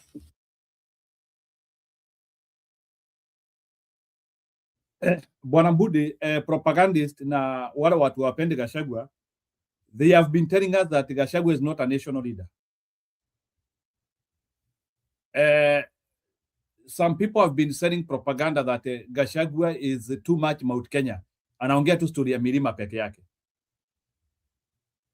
Somebody who is a regional leader, kiongozi amejitenga pahali.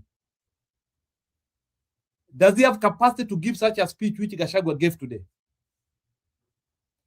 And go ahead, Bwana Mbudi, you can respond to that. Alafu sasa nikuchezee video ya response ya kina Kimani uone. You know, we need to come to the conclusion at this time, and I think we need to live by it the same way we lived with Raila, that there is Raila mania and there is Raila phobia. Okay, I think it's Wamalo who said it correctly. We are going to have the Gachagua's maniac, and we are going to have the phobia. And Eli seems to be, having schizophrenics when he hears Rigathi Gachagua speak the name Raila. Eli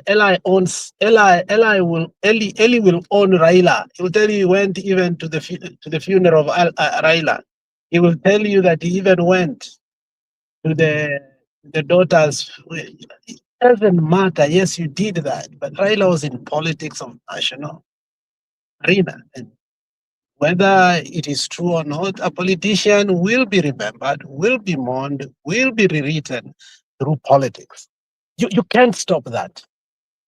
And now that you are here in this platform and you have taken this trajectory, if you continue this way, the day you'll be buried, we will be there. And your legacy will be part of the parcel of politics. So coming here to say that, these are fictions. Which fictions? Politics is about fictions too. Politics has never been 100% truth. Umeona siasa gani kwa 100% truth? Strait of Hormuz imefungwa mara ngapi, imekuwa opened mara ngapi? Even in the Even in the advanced, even in the most advanced democracies. Okay, I agree. Politics is a moving target, but ile swali nakuuliza ni when somebody says Gachagua is too tribal na anaongea story ya milima, where do you locate this speech? Sababu nimesikia anaongea story ya miwa bana. Kwa hii speech. Let me ask you, Gachagua has spoken to almost all the communities, okay? Yeah, hata terrorism ameongea bana.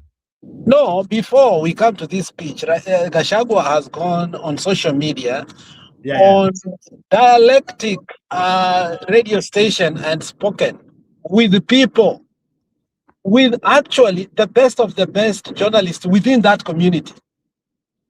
Tumeona Waramogi, tumeona Mulembe Nation, tumeona Egasa FM, tumeona Wakamba.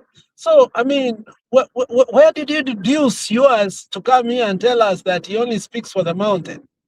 When we thought the most dangerous one, we thought was the Somalis. That one we thought that maybe he has messed up. Remember when he said, Kila mtu asome kwa? And we said, hey, hii naye amechoma. But he ended up for Somali walikuwa wasema aje, yenyewe, sisi hatuna mashule. That's the only thing that can help us. So, I mean, you will see detractors who doesn't want to see these things from a balanced point of view. Now, just because they hate Gachagua. Okay? And I can agree. We have all hated Gachagua. If you really hate Gachagua, you know how it feels. You're not a foreigner in that arena, Njiru. You know how it feels to hate Gachagua. Tulikuwa tunamuona kwa TV tunazima bwana. You know your former Tugege. So you should be the most understanding. You know how they feel. I can't believe we embrace this guy bwana. Unajua mimi nilikuwa namuona lazima TV bwana. So be merciful on them because you've been on that end. Unaelewa? So you shouldn't even ask if he's a national leader or not. That one you will never get one answer. The day he will die, that is when we will decide that, you know what, he did this to our country. But for now, Gachagua is a very polarizing figure when it comes to the politics of Kenya. And when he keeps quiet again, the very people will ask, why is Gachagua quiet? Unaelewa? Yeah. It's you have to live with it. You don't have to, that's one question you don't need to ask. Just live with it. Yeah, I agree. So then immediately after Gachagua ni mjinga, hana sera, hana manifesto, but kesho yake tena anasifiwa. Kwani wewe hujaona hizo vitu hapa? Takataka. And do you know that Bwana Budi nasikia bana ati hii speech ya Gachagua bana imedeflate everything which Ruto did in Naivasha bana. Ati imerudisha Ruto to zero. Back to square one. Let me tell you, back. I saw one guy analyze this and say, kumbe Raila was never an opposition leader. Kumbe Raila was never an opposition leader. And I listened to that guy. Unfortunately, he's a Somali. But the way he analyzed, he said, look, I mean, this is how you handle national issues. You don't, walk on eggshells. Hit them harder. Hit them. The issue is not about him. It's us. What are we going to do with them? Now, the other issue is this. The rebuttal was flattened. Now, I know you're going to bring me the rebuttal, but your rebuttal was, the rebuttal they did, the first one, had they ended there, it could have held a little bit of water. Now, the problem, I want you to play this clip I sent you to WhatsApp. I have just, I was listening to the explainer, how Junet did in the explainer. My friend, Junet has performed badly. In fact, Ruto must be saying, these guys will never represent me again. Like, this, unajua saa ingine, I don't know, ukikula tumbo inafanya akili inawacha kufanya kazi. Like, I know Junet for a fact is not a poor politician when it comes to hitting things. I have never seen Junet being hurt like this politically. Wewe angalia hiyo kitu ya explainer. Junet amekuwa flattened. I mean, I don't think Junet should be speaking to anybody right now. Why? Because unajua Yvonne Okwara amekuwa na worst 2 episodes. Ile ya Sifuna alimalizwa kabisa. Anyang' Nyong'o alimumaliza kabisa.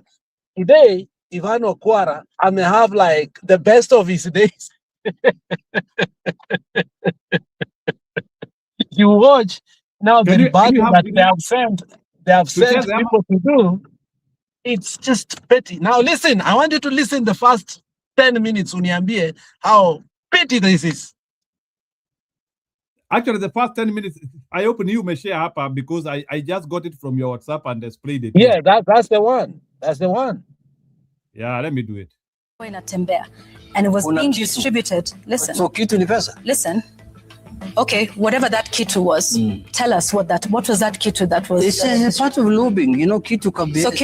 So what was kitu? No. These were your statements. You know, kitu could be form of, some form of, tokens and, He walked in like a general going to war. He left looking like a schoolboy who forgot his homework.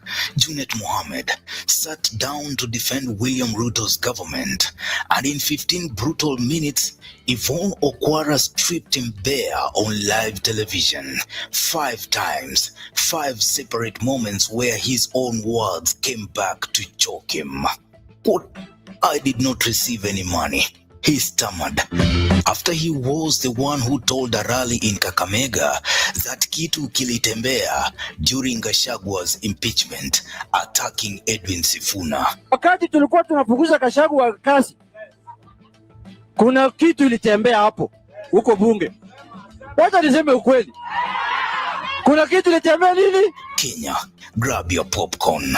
This is the interview that turned a seasoned politician into a cautionary tale. Mr. Mohammed, I'm referring to statements that he has made in public. It was August 11th, 2026, and Nairobi was already on edge. Hours earlier, Rigathi Gachagua had stormed into DCP headquarters and delivered what he called a Ruto at 4 scorecard, a scathing blow-by-blow indictment accusing the president of betraying the promises that carried him to State House, broken pledges, governance failures, security gaps, corruption, human rights violations. Gachagua threw the book, and the book was heavy.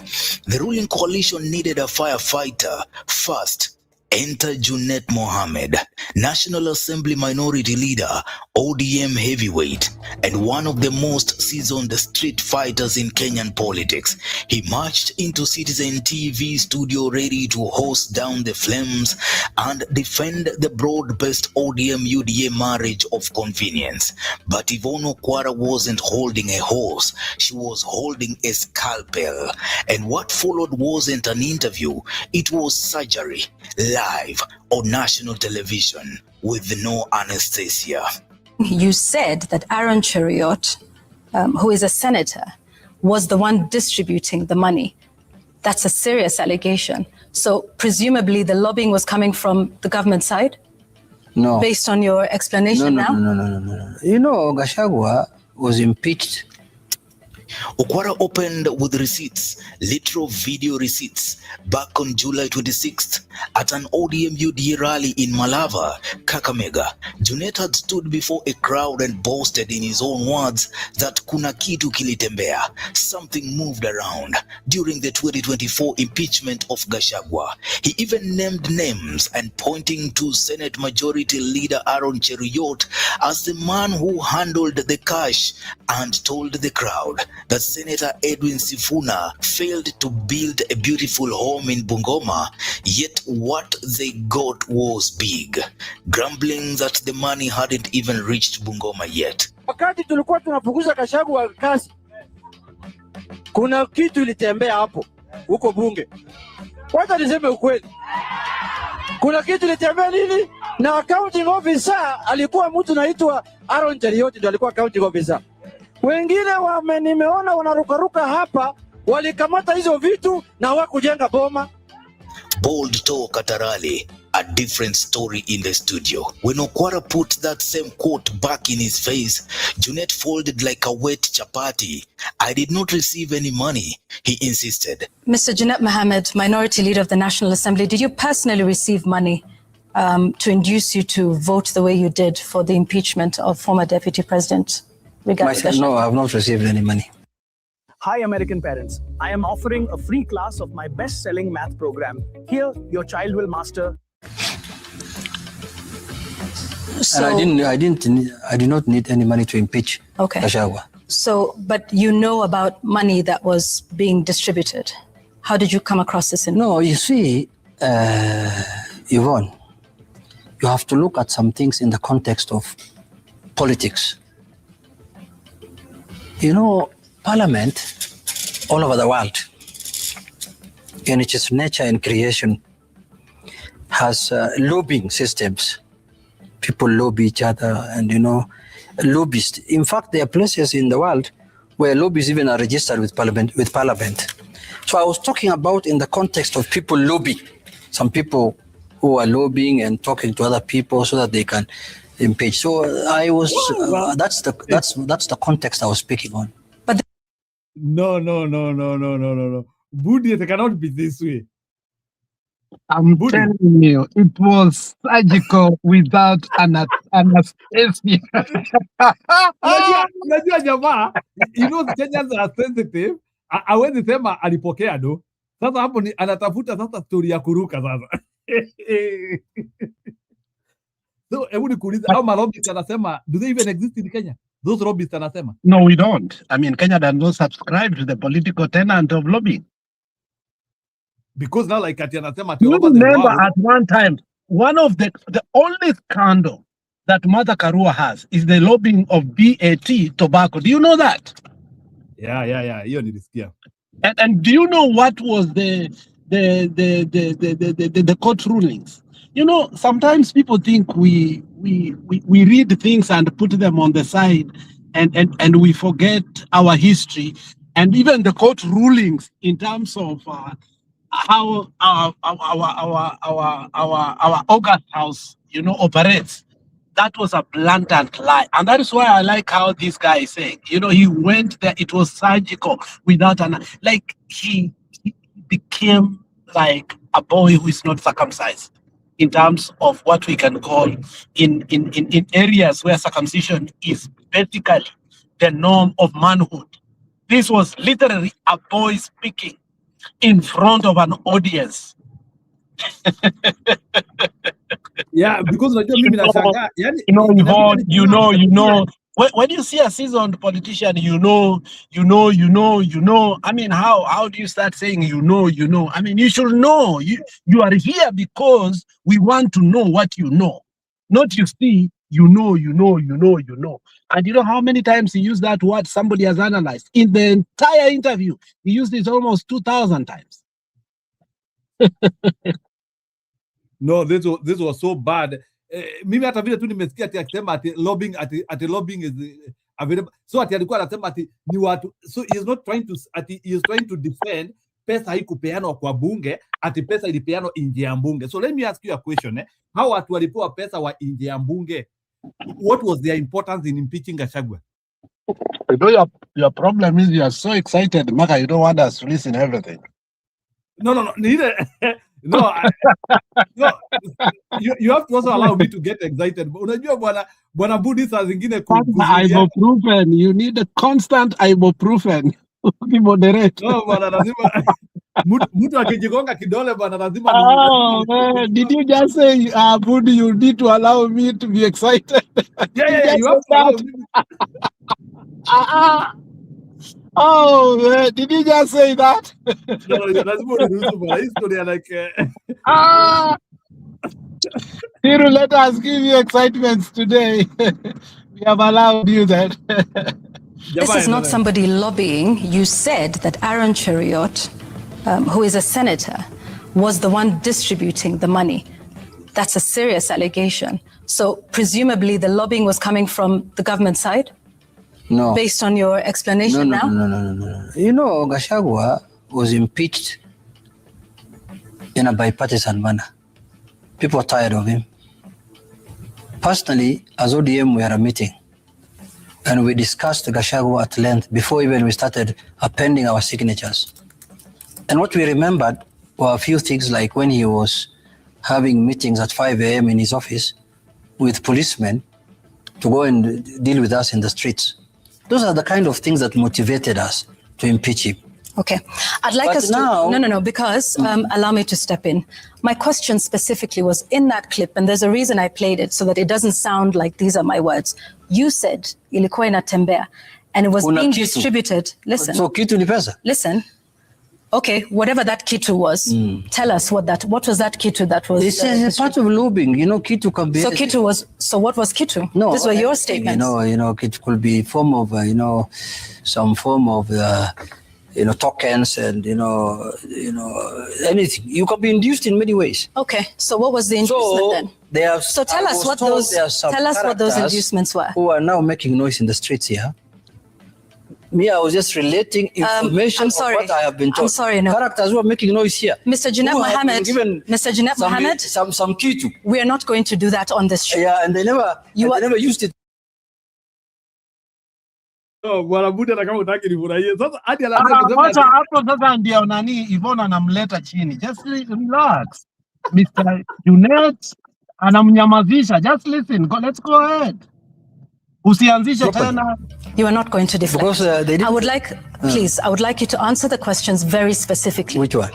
This kitu that you say, what was it? You said... So you asked on behalf of who you? Because you're saying we are not going to talk about other people here. And you want to defend other people here. No, I'm asking you what people? you said about Kitu. So what was this that was distributed by Aaron Cheriot, who's a senator for Kericho and majority leader in the Senate? What was that Kitu you were referring to? That one, you will ask Aaron when he comes here. No, I'm asking you because you made that statement. No, he told Mr. Aaron Cheriot has not made that statement. No. So this is your statement that I'm asking you today to substantiate. I have told you. So are you going to substantiate the statement or not? I have told you, I was talking in the context of lobbying. There was a lot of lobbying in Parliament, and in the form of that lobbying, there are noisemakers I am seeing now who I was told that they were involved in certain things and they never made use of it. It's as simple as that. Okay. And that's the end of my statement. The question is also as simple as this. What was this kitu that people ate? Kitu in Kiswahili means many things. Many things. So are you not going to substantiate that statement? No, that kitu will be substituted in a proper manner in the near future, very soon. Give it time. The campaign time has started, so we shall elaborate it very soon. Kenyans online did not buy it for a single shilling. One widely shared post put it bluntly. Junet was asked if someone was paid to impeach Gachagua, and he was contradicting himself live. Very stupid boy. End of quote. The post read. Another clip simply carried the caption, "I did not receive any money." Junet Mohammed backtracks. When your own rally speech becomes the prosecution's star witness, my friend, that is not a good day at the office.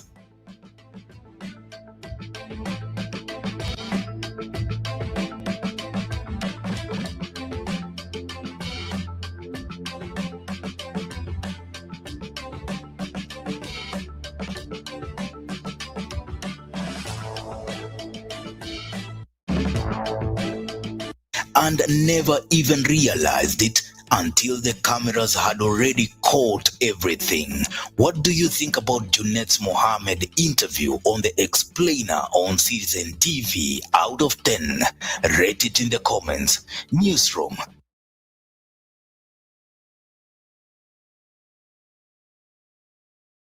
Wow. We are bana. That is why I was telling you every milestone they made on the wedding day was deflated today. Back to square one. Courtesy of Rigathi Gachagua. Like him or not. I think Uyu Jama, he is putting opposition in a very good position every time. Like Ruto, and did you know that all the things which Ruto is doing, they are mega spending activities. Gachagua anakuja ana deflate hiyo kitu with a zero charge. Zero charge. Jamaa tu ni podium tu anaweka tu pale tu anaongea. Ile pesa yote Ruto ametumia.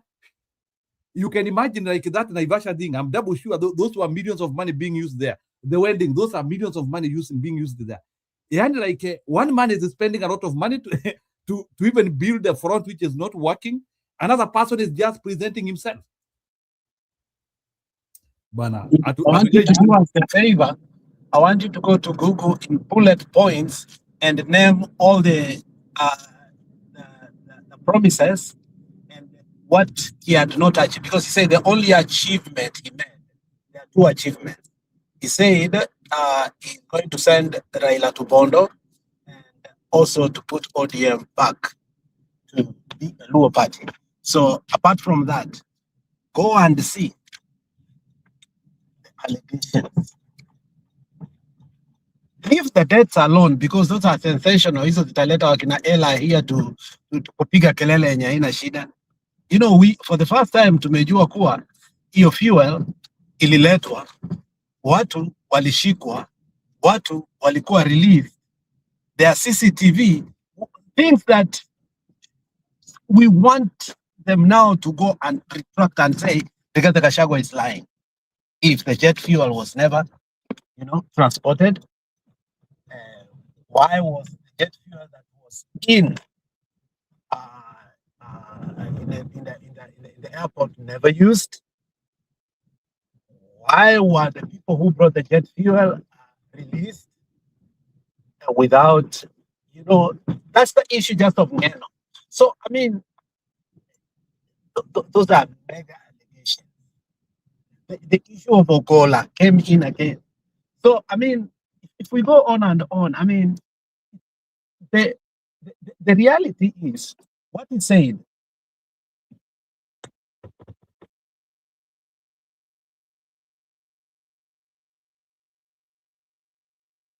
What he said, Ruto at 4, which actually, again, the other point he said without our knowledge was election was supposed actually to be held this week, according to the court ruling.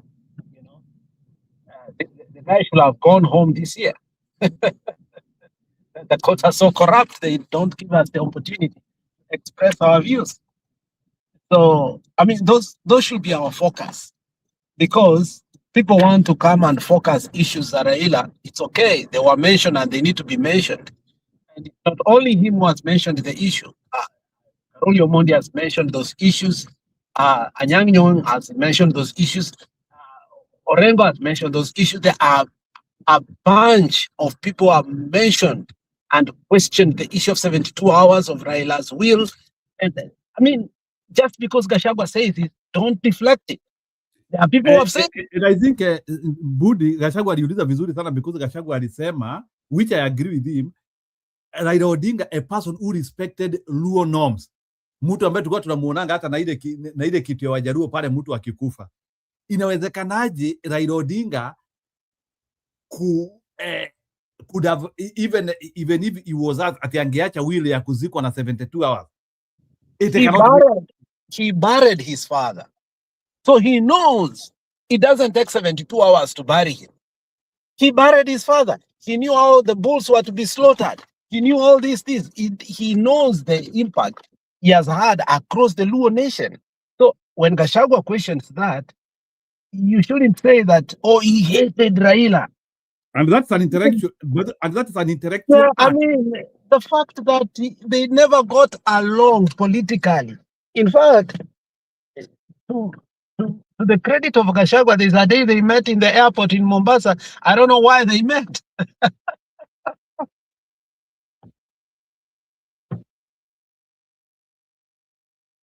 Yeah, umeniuliza story ya promises. Out of 283 has achieved 13. Na hizo 13 pia zenyewe ni question years, because nikizisoma I'm still seeing not see achievement, because kama affordable NHIF contribution, the government has retained 300 monthly, 275. I don't know if that one is a promise. National Rotary for Sports and Arts, that is a national Rotary has been established to generate funds for sport, culture, and judiciary fund operationalized. Implementation of digital master plan. Yes, Kenya has launched its digital master plan while adhering to global environmental agreement. Yeah, that was the one that Matiang'i used to say, that one identifier, one tire, whereby your certificate, your title deed, your car log, all these things like a social security, you can be identified, one identifier. So that is that the one that Gachagua is talking, that one. But they've spent money, but they have not unveiled it. Okay, because walikataa huduma namba, remember that. So unakumbuka that? Yeah. Yeah, so number 5 in the national open university established. Yeah, we have SHA, we have educational model, we have women rights agency created. Yeah, we have all these things that actually wants to bring a bill in parliament by December so that they can never be changed, which I think that is just being psychosis, because parliament has power to do that. I mean, even there is nothing, there is no seal. It is not something that can be put on a rubber stamp that they can never. I mean, that's bullshit. I mean, once you get out of power, who assures you whatever you, the same way you got to power, things that have been running and been working for years, we were not guaranteed that they are going to be there. For instance, a CDF was put on the side by even the Supreme Court. You brought it back again through central government, and national government, and GCDF. Okay, so who tells you that once you write something, it's going to be written on the tablets of the stone? But it's because they are beneficial to him personally. So he's looking beyond himself and thinking that he's going to create wealth to the generations to come. That's a cathedral thinking, through corruption, not structures. Okay, not structures, not products, not innovation. Okay, not talent, but through corruption. I mean, you can't create wealth sustainable beyond one generation in corruption. Okay, people who have created generational wealth that actually is cathedral. If you look at it, is people innovated. People set up institutions, okay? Not people who are working. Look at, for instance, this Rockefeller. Rockefeller ended up not to be, sequential, because he depended the American train system that it would be existence for generations to come. But the rail track today is just maybe 10% of the national transport of America. Things have taken over. So, but there are people who are chain stores like Dayton's, they went out, but there are those like Kmart that went out, maybe Nakumat, they went out, but there are those that have remained because they understood what they were doing. They were never in the conduit of becoming entrepreneurs. They depended on the solid ground, and their market was actually people, was not the government. The government was not their market. The people were their market. So for Ruto, everything that he has done, we are not his market. It is the government. Angalia kitu kama e-citizen. Once the government changes, do you think that he's going to control it? Beralu printing money. Do you think he's going to continue printing Kenyans' money? I mean, that guy is sick. There are things you don't even think of doing. How do you think about now having monopoly of printing money for Kenya? It's a dangerous precedent, in as much as we don't agree that it should be done by a foreign, but it shouldn't be done by a sitting president. Nalo, it shouldn't be. So all those things, and the funny part, even the people who are part and parcel of his government, if you look at the percentage, now, for instance, he started by Western Hotel. And I think there's something very interesting that he said about that. He said that the entire hotel system that used to thrive better even than East Africa, in fact, our hotel system and KICC, I think was ranked among some of the best visited across the continent, apart from Johannesburg, Pretoria, and also maybe Alexandria and Cairo. But apart from that, most European people used to. But now they are forced to go to what? Western. And booked when the government does not have events. So you wouldn't be allowed to go. Now, Hilton died long time ago. Whatever you used to think about Hilton, now it started dying slowly, died long time ago. And big time conferences whereby you could see like Villarosa Kempinski, even if they are Sankara, so on and so, they are non-existent today. If they are there, they are just a conduit ya kuosha pesa. Not that conferences are physically happening there. If you are a minister and unaweka kitu yoyote ambayo sio Western Hotel, you're done. You will pay with your own money to that hotel. The ministry will not give a check to anybody except Western. Yeah. So when these things Gachagua says, and then somebody just says, you know, it's Gachagua. It's not Gachagua. It's a fact. Sometimes we have just to take the person that is saying this and just soak and absorb the reality and the truth. I've seen my good friend there, Atandi, still bitter at Gachagua. He only talks about the issue of the I've seen him, and I've seen him over time, and he's losing it. My friend Atandi is losing it. And these are petty people who just beat about Gachagua to the core. They don't listen to the content and the context.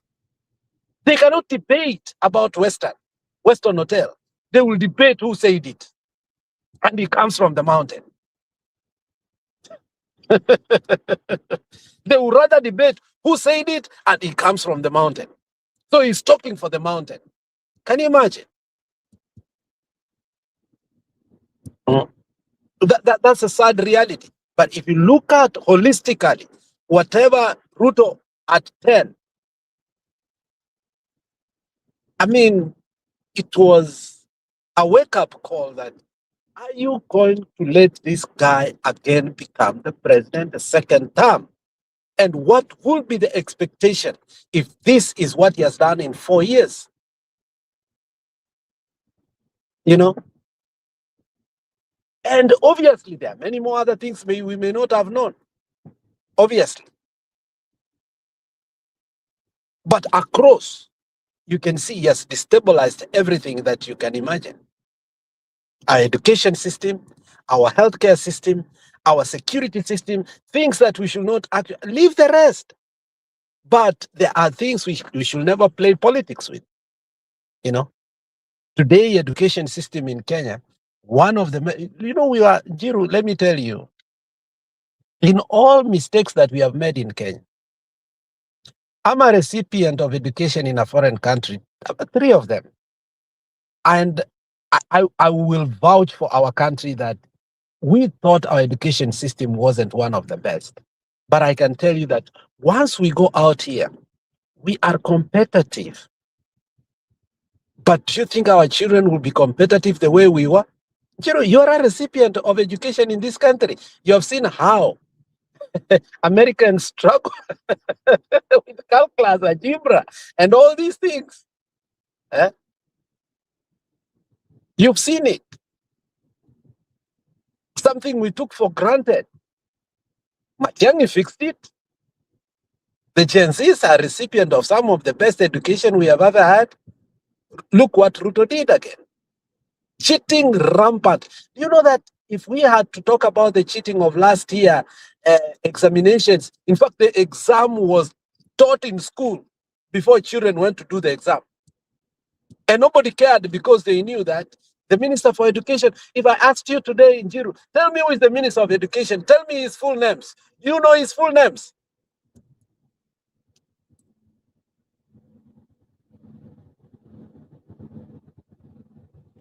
Jiru ameenda, here we go again. Stone No, PK. no, I'm here. See, I'm listening. Yeah. I just asked you, what's the name? Don't Google. What is the name of our Minister for Education? Be honest. Mimi simujui. See, do you know that we can go back even at Olo Aringo, Elijah Mwangale, and all these people, even Ongeri, when he said, you know what, we are not going to have tuition. But who knows this current guy? Anaitangwa Migosi ama ni Migosia? Ni Migosi. Even Kisii, he comes from Kisii, but even Kisii don't know him.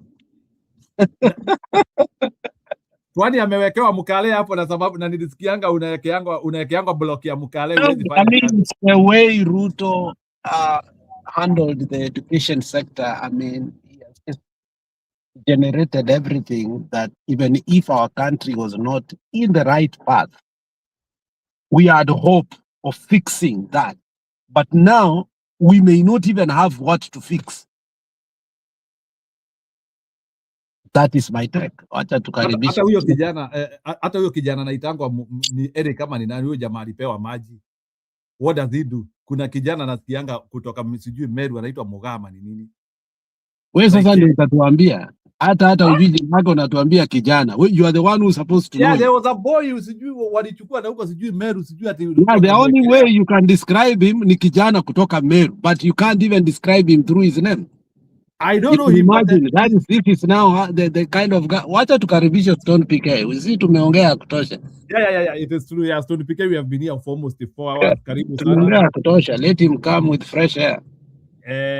Stone PK sijui utaingililia wapi. You told me I stop guiding people, so I don't want to guide you. Ingililia pale unataka. Me, I'll guide him. Momo kombu yore. Momo koyone naki. Ndiande kabisa. Haya. Sasa. Karibu.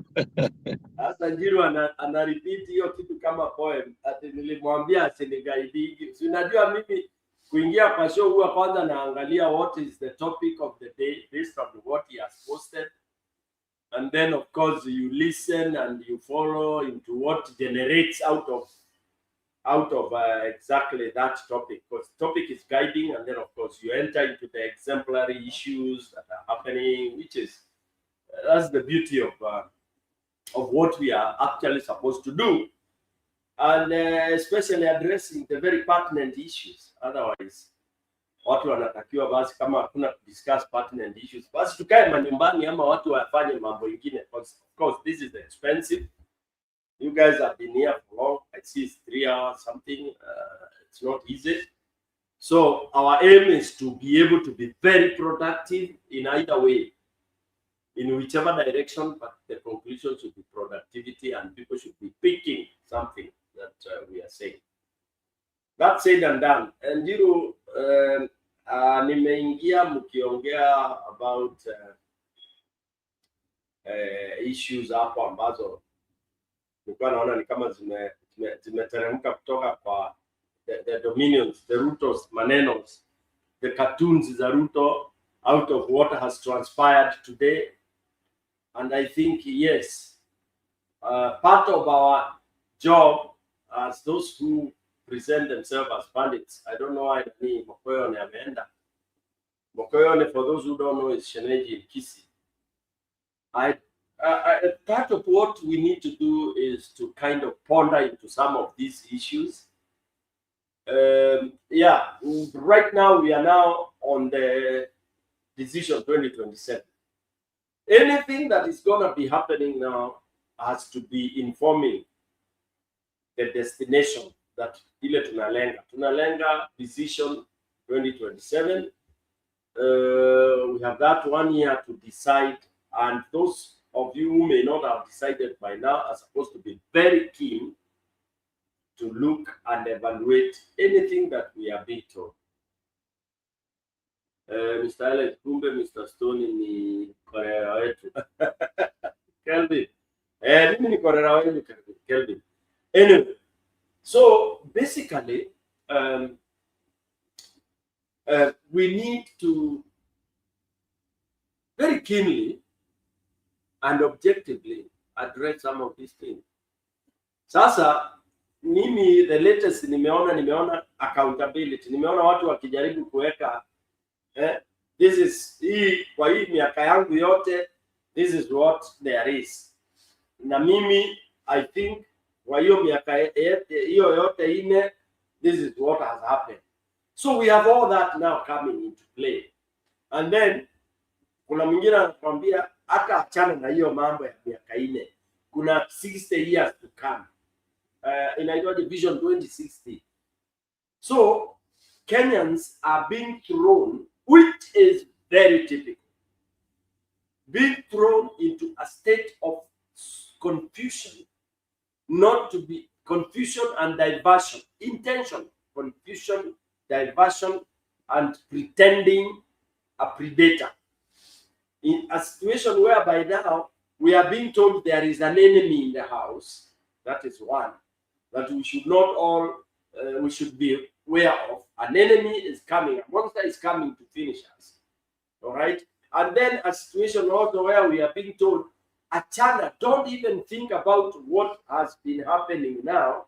My friend, there is more that we are supposed to be looking ahead, because any nation, any human beings, any has to look ahead. Yani forget about what is happening yesterday, today, but look at what you expect to happen tomorrow, which is what actually Christianity preaches.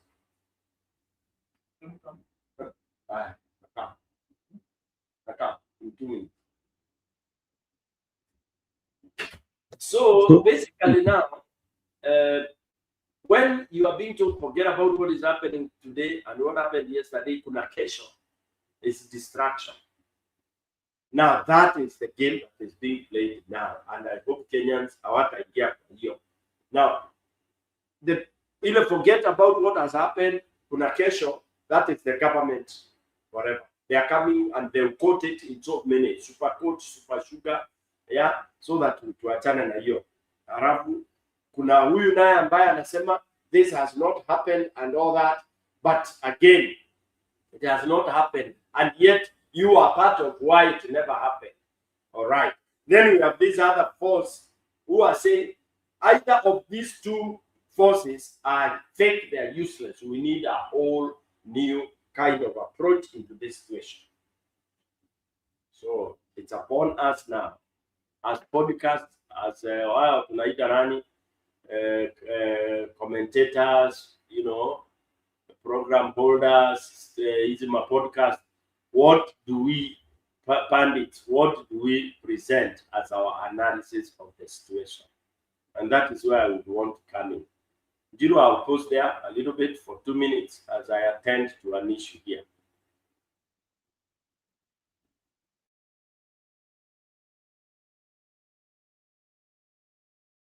Okay, good. Stone PK. Just give me a minute. I'll call you back. Yeah, that's okay. Yeah, so meanwhile as we wait for Stone PK, nataka mumesikia maneno yote Gachagua ameongea. I want to first of all give a reaction ya some of our Ruto brothers, what they are saying in the ground.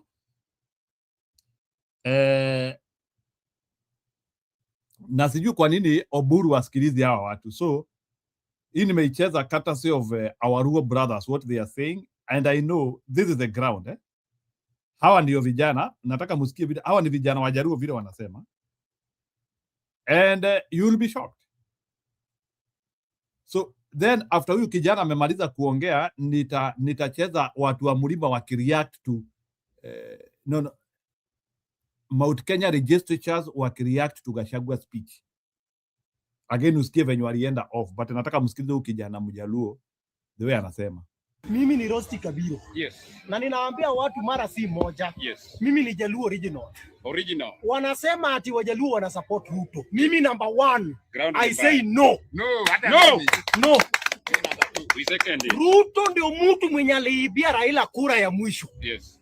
Raila ameibiwa kura na watu wengi, nimekubali. Lakini Ruto ndiye amemuibia ya mwisho na akakufa. Kwa hivyo Ruto must go. Must. Hata Ruto ajenge barabara ya kuenda binguni. Yes. Nasikia ati anajenga barabara. Hata akijenga barabara ya kuenda binguni, Ruto ni one time. Kenya ninajaribu kusema saa hii ni hivi. Tulijipata tukiwa Kenya. Vile tulijipata tuko Kenya, tuko na sub-tribes. Tuko na Wakikuyu, tuko na Wajaluo, tuko na Wakamba, tuko na Kalenjin, tuko na kila mtu. Sasa hii adui yenye tuko nayo si ati mkabila, tuko na adui na Ruto. Alitunyang'anya kura na anaongoza vibaya. Sasa Kenya ninasema ni hivi. Party yetu hatuna, imenyakuliwa na Ruto. James Bob Agiri Orengo, Babu Owino, mutupatie party kabisa. Party.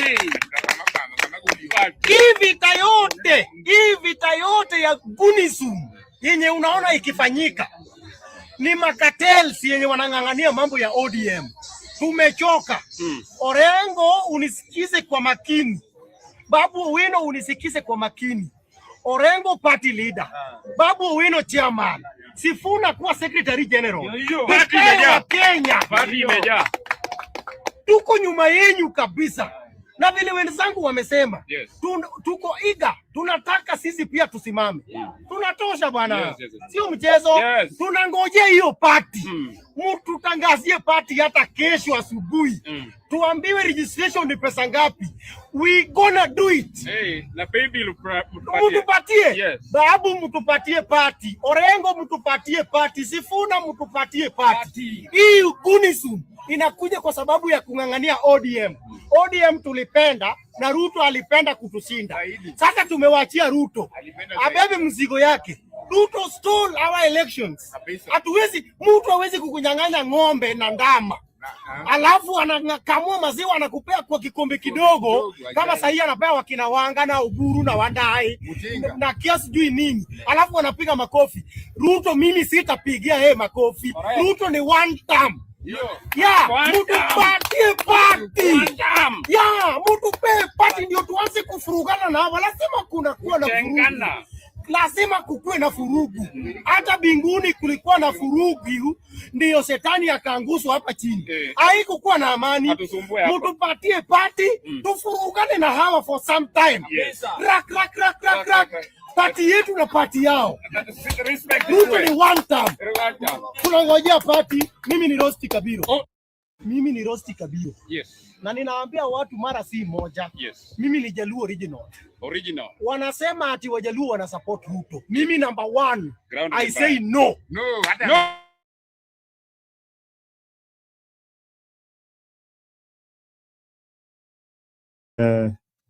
Guys from the Luo community, how they are reacting. I hope you still know nobody is following you, Gachagua.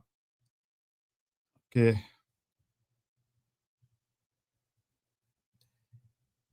Kagiri, wewe una habari wewe. You are in a vacuum, bwana.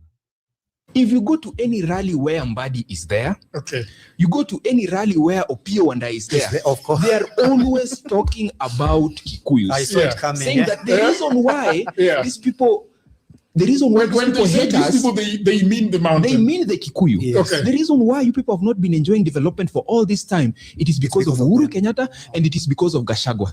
They also say that the reason why Gachagua fell out with Ruto was not because of any personal issues. It is because we were invited to the table so that we can have development, and Gachagua was mad that development was going to lose. That is the indoctrination that Ruto is trying to run, especially in Luo Nyanza. And right now you find out that it has worked so well. Can I ask you a question? Listen, there is no Luo who's genuinely supporting Ruto.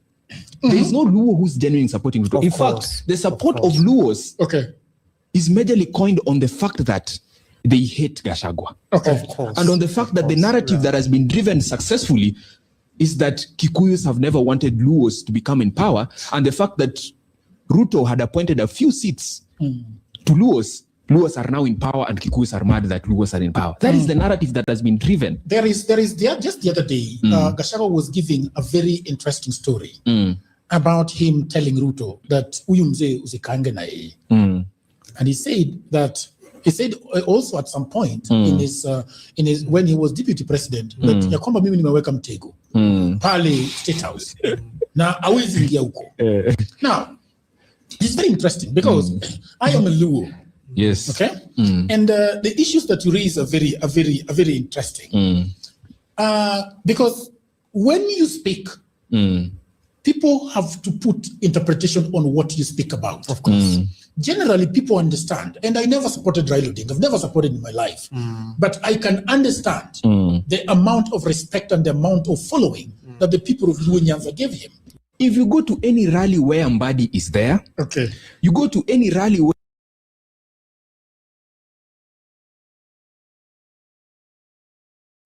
wacha niwachezee sasa Mutai Kaiga musikia naye vile anasema, because now mimi nimefika level I'm not understanding these politicians now. Ati Mutai Kaiga naye anasema ati yeye hawezi pigiwa kura na Ruto, lazima asikilize watu. Ati nikisupport, hebu musikie. Tumuthikagiriria muno ona riu no turaigua na kuria murorete na tugikinya haria ri gutiga ngoro kwaririria haria Garici ri wakiumia andu mangigithio gitigwo nao ni uthurwo ni miti ona korona ngiende William Ruto ri no aumenye kwao cugo iyo ngianjikirie kura ile kura itikoma nguri inywe ndamukararia ndio tumuthikagiriria muno ona riu no turaigua na kuria murorete na tugikinya haria gutiga ngoro kwaririria haria Garici ri wakiumia andu mangigithio gitigwo nao ni uthurwo ni miti ona korona ngiende William Ruto ri no aumenye kwao cugo iyo ngianjikirie kura ile kura itikoma nguri inywe ndamukararia ndio tumuthikagiriria muno ona riu no turaigua na kuria murorete na tugikinya haria gutiga ngoro kwaririria haria Garici ri wakiumia andu mangigithio gitigwo nao ni uthurwo ni miti ona korona ngiende William Ruto ri no aumenye kwao cugo iyo ngianjikirie kura.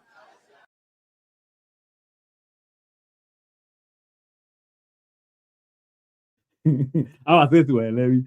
Hata kama napenda Ruto anaweza toka kwa kuja nipee kura. Huyo jamaa anasema nini? Anyway, there will be, what I'm trying to say that there will be massive defection. I don't think these defections you can control them. The last video of reactions.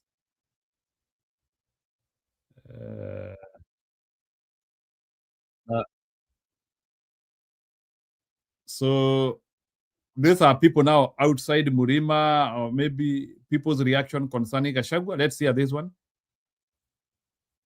But I think even Gachagua, I think, had said he will have a meeting even before Ruto had said he will bring to Naivasha. So that's why entirely I don't agree with him. But what I say, Geoffrey Rigathi Gachagua. That is a very cunning politician. And a politician mwenye, I can now agree that that guy did political science. So my thinking about his address today is not actually with the details. The details I won't go into it, but look at it this way. Rigathi Gachagua realized that the broad-based meeting that was happening in Nakuru yesterday had gotten the limelight and everyone was talking about it. The committee that was planned, and today now was the biggest day for those guys to dive into their plans and the numbers, because everyone was talking about the number of MPs who are there and everything. So Rigathi Gachagua sits down yesterday and sees social media is awash with all those broad-based pictures. The TV is taking the stories as number one. The radios are doing it at number one and says, listen, the second day, these guys will not get any limelight. So he goes ahead and organizes what he calls Ruto at 4. Because I'm meant to believe that today is on 11th. So Ruto at 4 should have been, of course, the day he was sworn in, which was not today.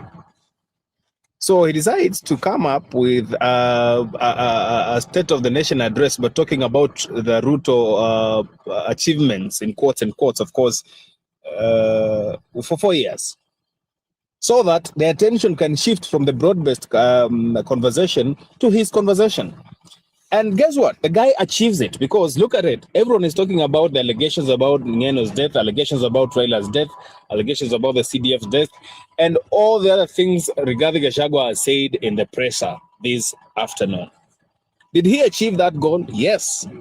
Is he going to get story number one in media and maybe social media? Of course, yes. Are people going to talk about him? Yes. So it is just a way of silencing the conversation around broad-based and making sure that everyone is talking about him. And that's what he has achieved. So I'm very sure today and tomorrow, everyone will be talking about Rigathi Gachagua, DCP, PPP. Mambo broad-based ni kama iliisha jana. That is what it takes to be a political scientist. Geoffrey Rigathi Gachagua. That is a very cunning politician. And a politician mwenye, I can now agree that that guy did political science. So my thinking about his address today is not actually with the details. The details, I won't go into it, but look at it this way. Rigathi Gachagua realized that the broad-based meeting that was happening in Nakuru yesterday had gotten the limelight, and everyone was talking about it. The committee that was planned, and today now was the biggest day for those guys to dive into their plans and the numbers, because everyone was talking about the number of MPs who are there and everything. So Rigathi Gachagua sits down yesterday and sees social media is awash with all those broad-based pictures. The TV is taking the stories as number one. The radios are doing it at number one, and says, listen, the second day, these guys will not get any limelight. So he goes ahead and organizes what he calls Ruto at 4. Because I'm meant to believe that today is on 11th. So Ruto at 4 should have been, of course, the day he was sworn in, which was not today. So he decides to come up with a State of the Nation address, but talking about the Ruto achievements, in quotes and quotes, of course, for 4 years, so that the attention can shift from the broad-based conversation to his conversation. And guess what? The guy achieves it, because look at it. Everyone is talking about the allegations about Ngeno's death, allegations about Raila's death, allegations about the CDF's death, and all the other things Rigathi Gachagua has said in the presser this afternoon. Did he achieve that goal? Yes. Is he going to get story number one in media and maybe social media? Of course, yes. Are people going to talk about him? Yes. So it is just a way of silencing the conversation around broad-based and making sure that everyone is talking about him. And that's what he has achieved. So I'm very sure today and tomorrow, everyone will be talking about Rigathi Gachagua, DCP, PPP. Mamba broad-based ni kama iliisha jana.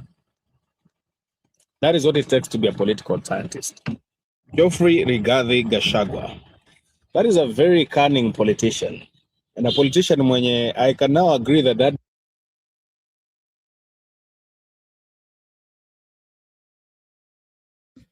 Kagiri, I think you are disrespecting us and it is not good. Hata Gachagua ni mtoto wa mtu. Allow Gachagua to do his politics the way you want. History ya ati lazima watu wachue, watu wanataka kubebwa. Hakuna mtu atabebwa. Gachagua will do his politics, na kama ni kuenda kwa debe aende. This idea, people have to show their worth in politics. Siasa hakunanga ati historia. In politics, people have to show their worth. Hata wao wanaweza enda kesho wapeane their status report about Ruto. You can always give a unique report. You can Matiang'i can get out and give a status report. Sifuna can get out and give a status report. So hakuna mtu ambaye amezuiliwa. So this idea whereby people are saying Gachagua will split opposition, I don't like it. It's not about being in a echo chamber, Bwana Kagiri. Hakuna story ya kuwa. They will have to agree, but people will, they have to deserve it. They have to deserve it. So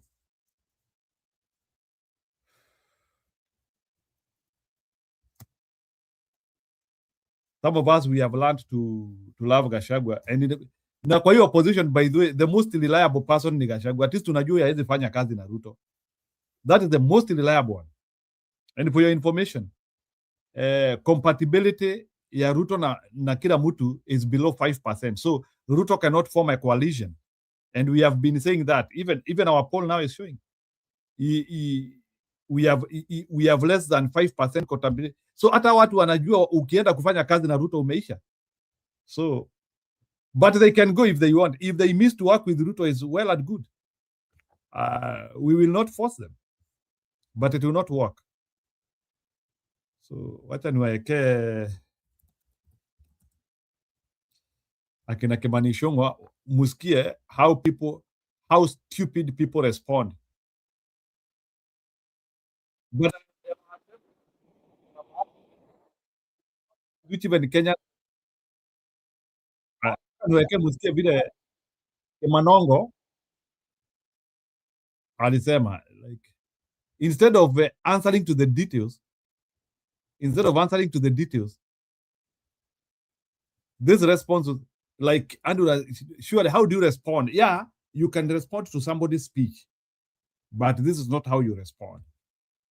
I think on this, how watu wa Ruto hawana agenda. So I think Kagiri, you don't need to disrespect people. You can love whoever you want to love without having to disrespect people. Mimi sijakuzuilia upende ule unataka. You can love all your opposition figure. But this idea of taking Gachagua to be an idiot ni kama every time people wanasema ati Gachagua will be the. Kwani mnafikiria Gachagua ni mjinga sana? He doesn't know that unity of purpose is also required in this thing.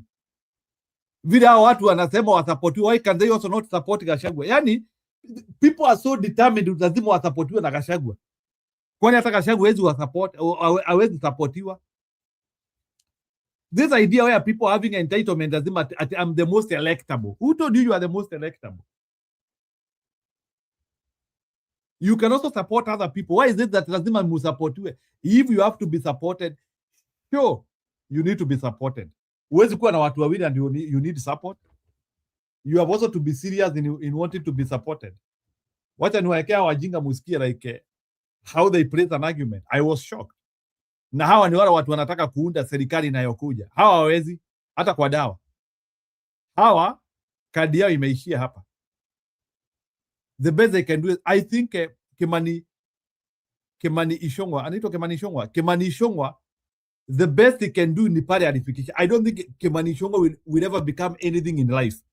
I think he did pale alifika, that is the maximum he can reach in life. It's unfortunate, but nataka musikia their argument and then we react to it. Kama Stone Pike atakuwa amekuja, we react to it and we close the show. Ama Stone Pike umekuja sababu nilikuzuilia. Yeah, I think Stone Pike is still working on something. So, na kama pia kuna mtu anataka kukuja kwa show, you can come and we react together. Na please, kama pia uja subscribe show yetu, you can click subscribe. You can like our video. There are so many ways of participating. There are so many buttons there and you can do whatever you want to do. Jiro, the hate and demeaning comment is what made me check Gachagua out. The first place I was like, how can people vote a VP if he is this bad just a year on? Gachagua ako sawa.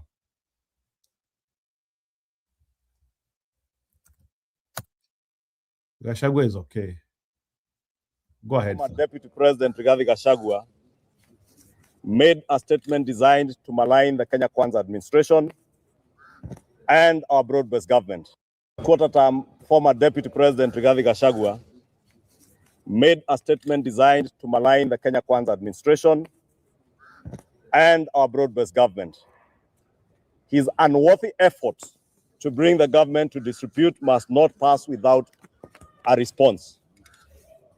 He has run out of tricks. Nataka musikie response. Gachagua has run out of tricks.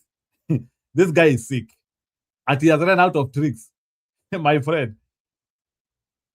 But Gachagua is not speaking to idiots. Unajua, na hii kitu nitasema, whoever thinks Gachagua is speaking to idiots is daydreaming.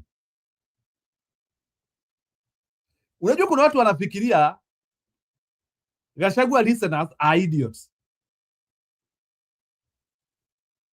Gachagua listeners are not idiots, my friends. Ladies and gentlemen, nataka kuambia hivi, kuna mtu anafikiria ati wale watu wanasikilizanga Gachagua ni wajinga. They are people in their lives, they are people, they are businessmen, they are workers, they are Gachagua listeners. Ama wale and some of people wale unajua, there are people who are mistaking that Gachagua anaongelesha na anasikilizwa na rejects of the society. And that is a very serious mistake people are making. Gachagua anasikilizwa by very serious people. Na nimeacha. By some people like us, by the way. I don't think I'm an idiot to listen to Gachagua. Maybe unless kama Karige, if you think people like us, we are idiots, it's okay. But Gachagua anasikilizwa. I have demarcated people listening to Gachagua. They are not idiots. Haya. And has resorted to unimaginable innuendos malicious rumors, and reckless disparagement of institutions. Psychotic. Kenyans cannot be persuaded by the empty-headedness, divisive and polarizing rhetoric of these tribal bigots.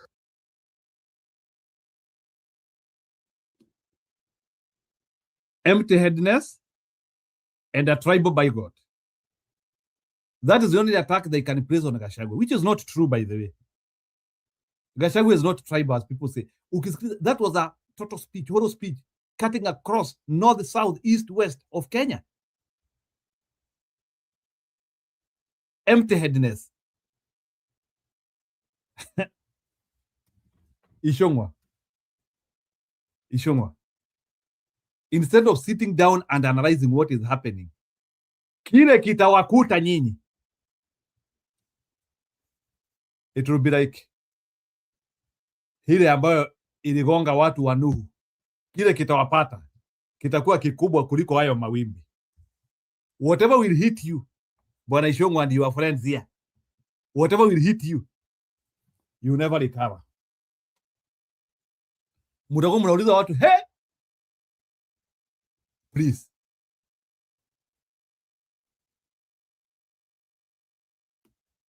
Angalia nje na uone ni kubaya. Look outside. Look outside through the window, ni kubaya. Wacheni kusema ati empty-headedness.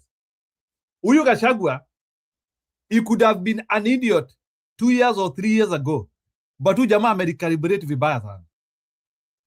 Gachagua ile calibration amefanya ni noma sana. Gachagua amefanya recalibration. Yeah, I agree. 2-3 years ago Gachagua was an idiot. Lakini sahi, wewe, ucheza na huyu jamaa.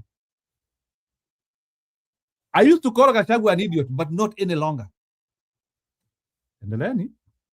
Ile radi tawagonga, mutajipata sugoi. Haya. Uzuri we speak daily, musiseme amukuambiwa.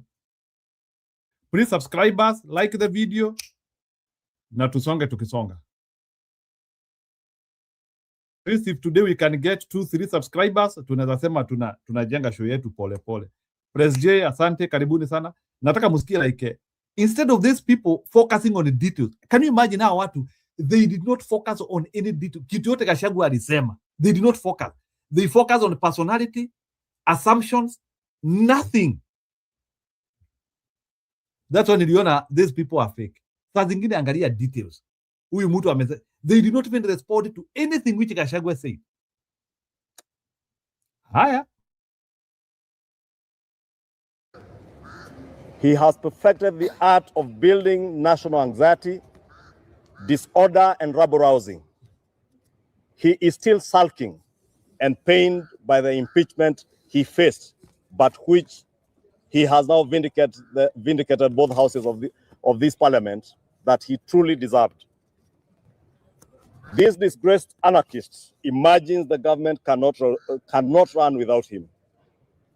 There is no notable contribution recorded of his positive footprints when he was the Deputy President of the Republic of Kenya. The dishonored Rigathi is playing very petty politics with the country's security and its agencies. He has made numerous wild and frivolous allegations without proof. He is determined to dilute objective national security agencies by aiming his petty political arsenals to diligent security officers. In his classic style of ethnic profiling, he is desperate to bastardize security agencies to cause anarchy and subvert the rule of law. We continue to remind Kenyans why he was impeached, violating the Constitution of the Republic of Kenya, undermining institutions created by that same Constitution, and the rule of law. Rigathi is one person who lacks any iota of integrity. He is heartless, reckless, careless, and malicious. Is in the same fellow who demanded 10 billion shillings. Rigathi is heartless, careless. Unasikia vitu wanasema, hawajaingia kwa speech bado. They are not talking about, Gachagua spoke about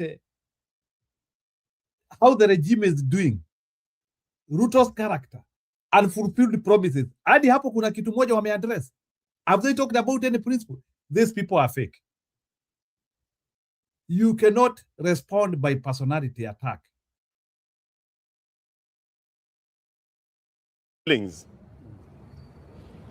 To fix Mount Kenya politics, the same man speaking today and intimidating every other leader he turns to.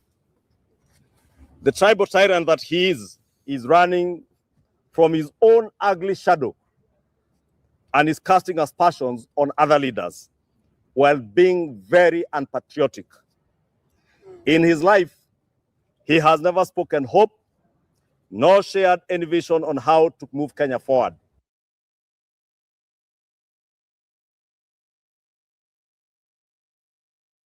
Again, in his life, he has never spoken about hope. When Gachagua is speaking about one term, na tutatoa Ruto, which other hope do they want Gachagua to speak about? In his life, he has never spoken about hope. Ni hope gani ambayo, as long as Gachagua anatuambia huyu mtu tutamtoa next year, muvumilie kidogo? Ama ni hope yenye ya kusema ya kutukamua bila maji? These guys are stupid. Gachagua has never spoken about hope. Who has actually spoken about hope better than Gachagua? Give us a break, idiots.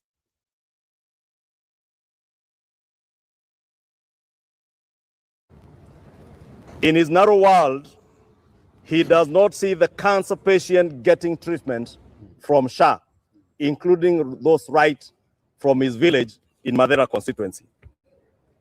This man and his cabal will never be happy seeing a boda rider or a mamamboga living a dignified livelihood in a two-bedroom apartment, courtesy of the affordable housing program, which unfortunately, Rigathi Gachagua was part of the team that crafted the plan that we sold to the people of Kenya, which in our manifesto came up with this affordable housing program. Rigathi cannot purport to talk about coffee, yet when he was deputy president, he joined hands with coffee cartels to steal from the very same farmers he purports to be speaking for today. Shame. Kenyans will remember he demanded 3 shillings for every kilogram of coffee sold by farmers at the coffee exchange. Shame. Mr. Rigathi, we are here to tell you that the 3 shillings you are demanding is now going directly to the Kenyan farmers, including those in the Mount Kenya region.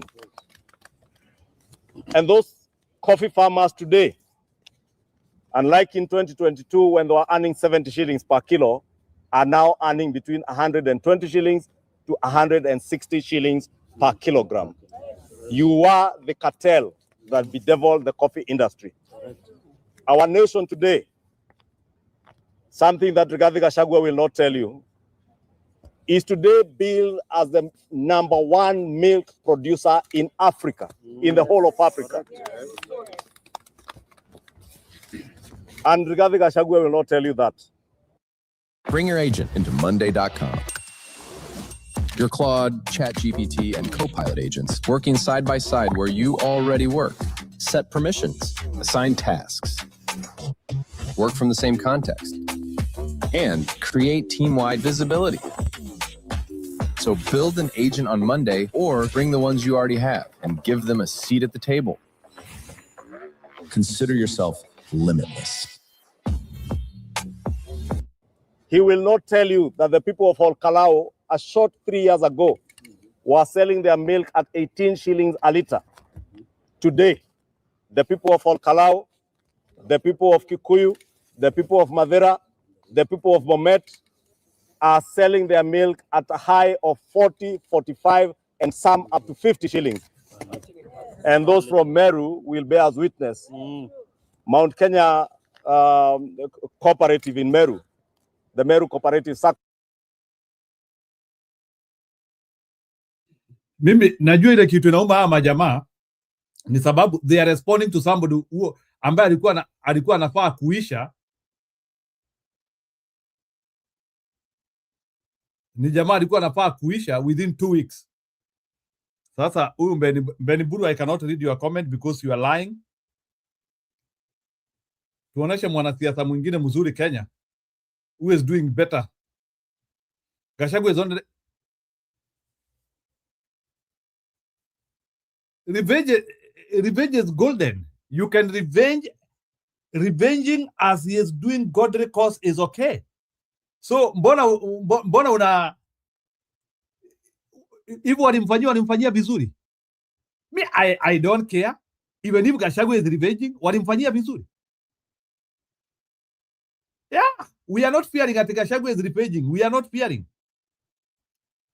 We Beni Buru hakuna kitu najua. Gachagua is tribalist na yet anapeana nini. And I will ban you from this show. Utatuletea ujinga wewe. Kwenda kabisa. Enda sasa.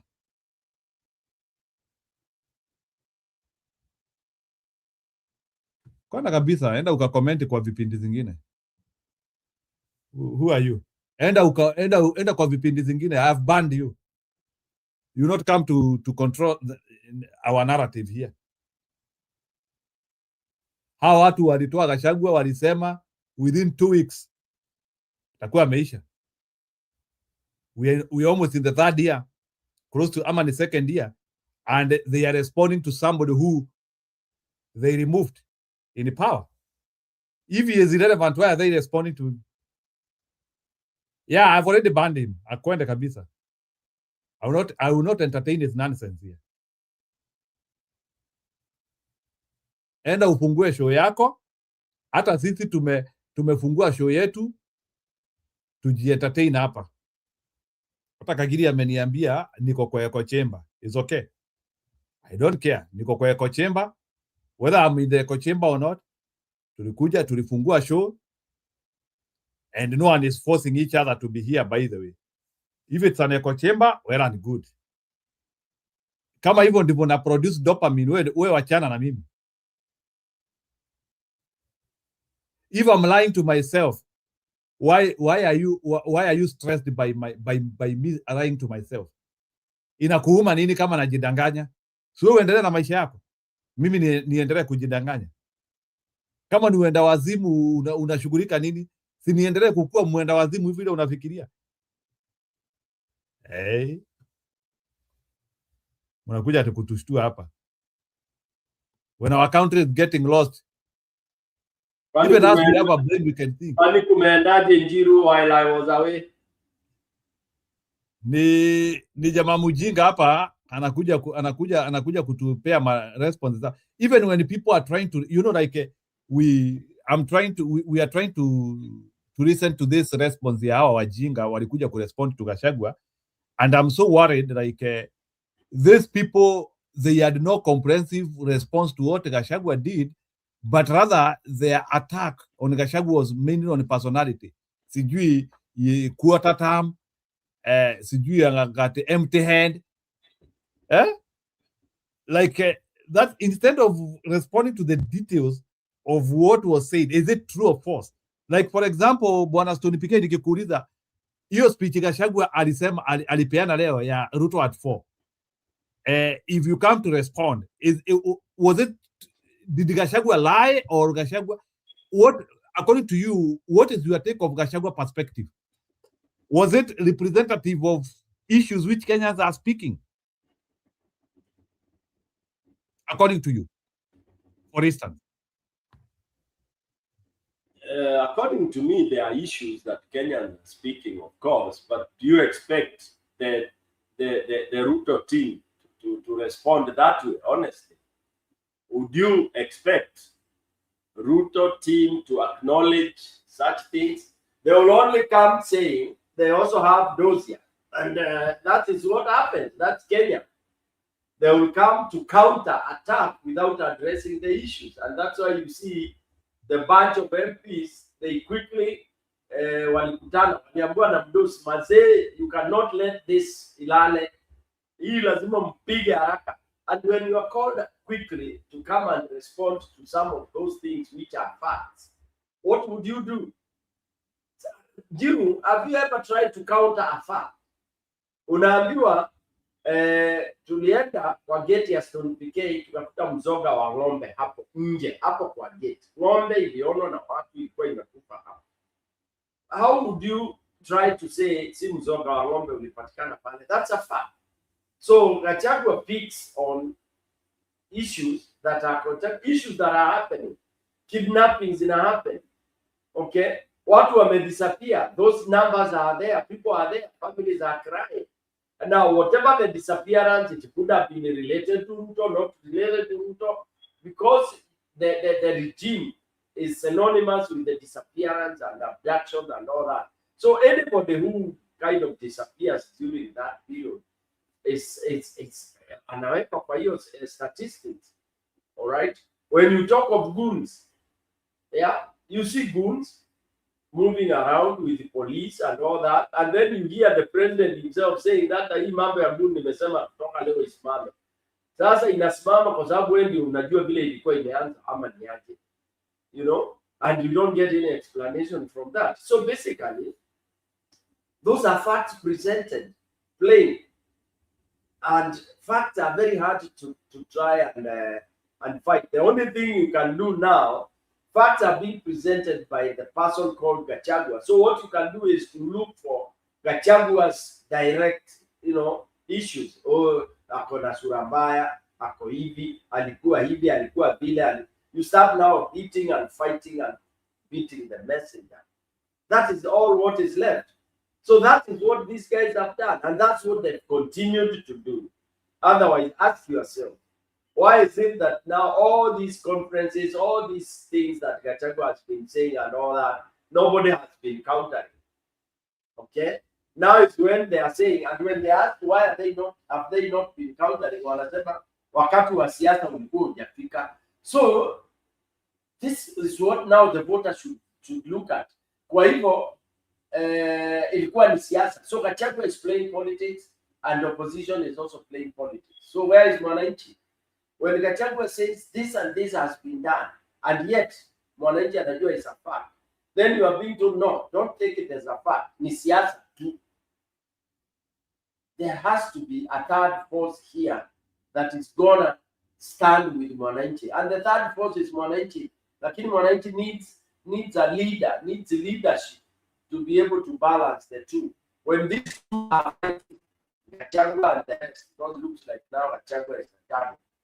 There should be a sober force that is gonna stand with Mwananchi, you know, to be able to tell Mwananchi this is danger. And unfortunately, that is the weakest link we have. Because if you look at now the gear that government imeweka, inaonekana Mwananchi atakuwa swallowed, na yeye Mwananchi sasa atakuwa focused in terms of looking at nani amedeliver, nani hakudeliver. Because when you start saying Kalonzo, for example, tengeneza barabara kwao, that becomes your issue and assessment of him. Oh, nani hajatembea kila mahali, oh, so and so is lazy. We get distracted, and that is where Ruto and these people now are going to take over. The moment we start accolading individuals, the moment we start thinking, oh, so and so is more performing than the other, we are doomed. And that is the worst situation that is going to happen. Ruto has created fake competition, which the opposition is getting swallowed into, because already, you have people thinking they are better than the other. And then, of course, this brigade here, which you have displayed, is going to reign. They are going to take lead, because they'll take that weak link and run away with it. Back to you, Jiro.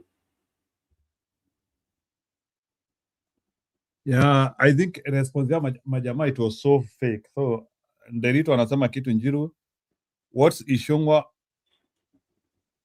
Ishongwa did is what underground communication professor called ad hominem attacks. Attack on the person, but not on the fact. Yeah, I agree on that. Yeah, because mimi nilikuwa nangojea bana au majamaa bana watetee Ruto, but sasa Ruto administration naitetea jina hao watu wote, these are all tumbocrats. These are just tumbocrats. Hapa hakuna mtu hawa tu sijui kama Stone umeisikia ni you are speaking but you are not believing yourself. Do you want to tell me that even Ishongwa believes what he is saying? But isn't it obvious? They don't.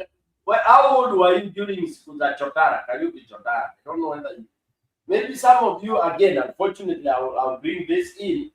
Experience is the best teacher. You know, maybe some of you are seeing these theatrics for the first time. Unfortunately, we've had worse. Those of you who had of the Kamothos, those of you who had maybe you can try to be playing. Do research. Figure it out. Chotara, Kinanani. These guys are just doing exactly. There's nothing new there, kabisa. If you are not old enough to see the Moi regime, uwe unacheza hizo maclips za Moi, uone akina Sharif Nassir. You tell you this one is shadow. This is nothing. This is nothing. Wakati watu walikuwa akina Sharifu wanasema mtukufu papa. Mtukufu papa. Vile umesema mtukufu papa itakuwa. Ukambani we had somebody called Mulu Mutizia. Mulu Mutizia ule alikuwa anasema kama manasema manesema na matu mataenda juu. Matu matakula, ala. Na hapa kama matu mamasemi juu ya Moi matakuwa ni matu makulala obyo. Then we had people like Ole Ntimama, we had Ole Titi, Masaini. Now you are even lucky that we have Ichungwa and a few, not many. Moi, because of 24 years. By the way, if Ruto was to continue ruling, it will be exactly or 3, 4, 5 times Moi. Because now, if he gets the second term, he will create 3 levels of psychophancy. So what you are seeing will be times 3. Okay, so you should prepare yourself for that. Okay, it will be now mtadu, and you'll be getting this kind of shit every morning, every evening, every lunchtime. All right, the issues of mtukufu nini. You should listen to even Junet when he was on the explainer. Then you will see the kind of human being that you expect to have if Ruto was to go back. Now, let me tell you this: if Ruto was to go back, the Luos that are supporting Ruto, and you know Luos can be psychophants times 150 times. Maybe not all, but some of them. They are crazy. They are fanatical. And you can see this, the fanatism. These people are so fanatical that they were quickly to accelerate Baba's exit so that they take over. And you can see what has been happening in some of these isolated cases in Nyanza. So that is just a tip of the iceberg as to what you expect to see if Ruto was to get the second term. Utashangaa na utashtuka. You'll be listening to him mpaka unacheka. Wewe unatafuta logic, utapatwa na depression. You will get depression. This Ichungwa man you are seeing now here, you can imagine if Ruto was to come back. And Ruto is likely to come back if we mess the way we are messing. I'm telling you, this you can take to any bank. If we continue the way we are continuing with the shenanigans amongst ourselves as opposition, oh, so and so is lazy, so and so is not moving around. So that's bullshit. That's shit. I'm telling you, sorry to be a bit tough on this. The moment we start accusing and pointing fingers at different people, thinking we are the best dancer in the floor, you can take it to the bank that you are giving a straight ticket to this guy. And once he gets it, even I don't know what you'll be discussing in your podcast. And take that to any bank. And there is that danger. That's the heaviest risk. The heaviest risk. Today we launched PRM. We want to hear now what the PRM in a letter nini. Because we are being distracted from the ball. Sasa tunaambiwa tuunde vyama. We are busy kuunda vyama. Busy kuunda vyama, and we are not talking of who is going to drive this guy out of town. I don't understand. I think I've lost it. I don't understand. We can have a million political parties. In fact, each Kenyan can have his or her own political party. But is that what will drive Ruto out of town? Yeah. Look at Caleb Amisi, who are together with when they started the Linda Mwananchi movement. Okay, he's there expressing his dissatisfaction with the Linda Mwananchi, dissatisfaction that Sifuna is now, flying high, and Sifuna is not the one that has propagated himself up there. Okay, it's the forces of nature, if you may want to call it. And I don't remember any time Sifuna came in saying that he wants to be president.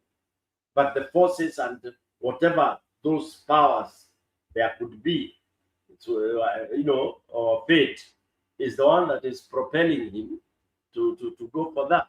So we are in a very bad situation, which Ruto is so happy about. We are distracted. Is Naivasha meeting in broad-based. Yeah, we get so excited about, we start thinking and talking about, and yet ni distraction too, and he has money to play around. Kesho utasikia ameita watu hawa, hiyo siku ingine ataita viwete. Okay, hiyo siku ingine ataita, he just speaks a category of 4,000 or 5,000 people and and then of course that is individual bribery and all that, and optically the guy is doing things.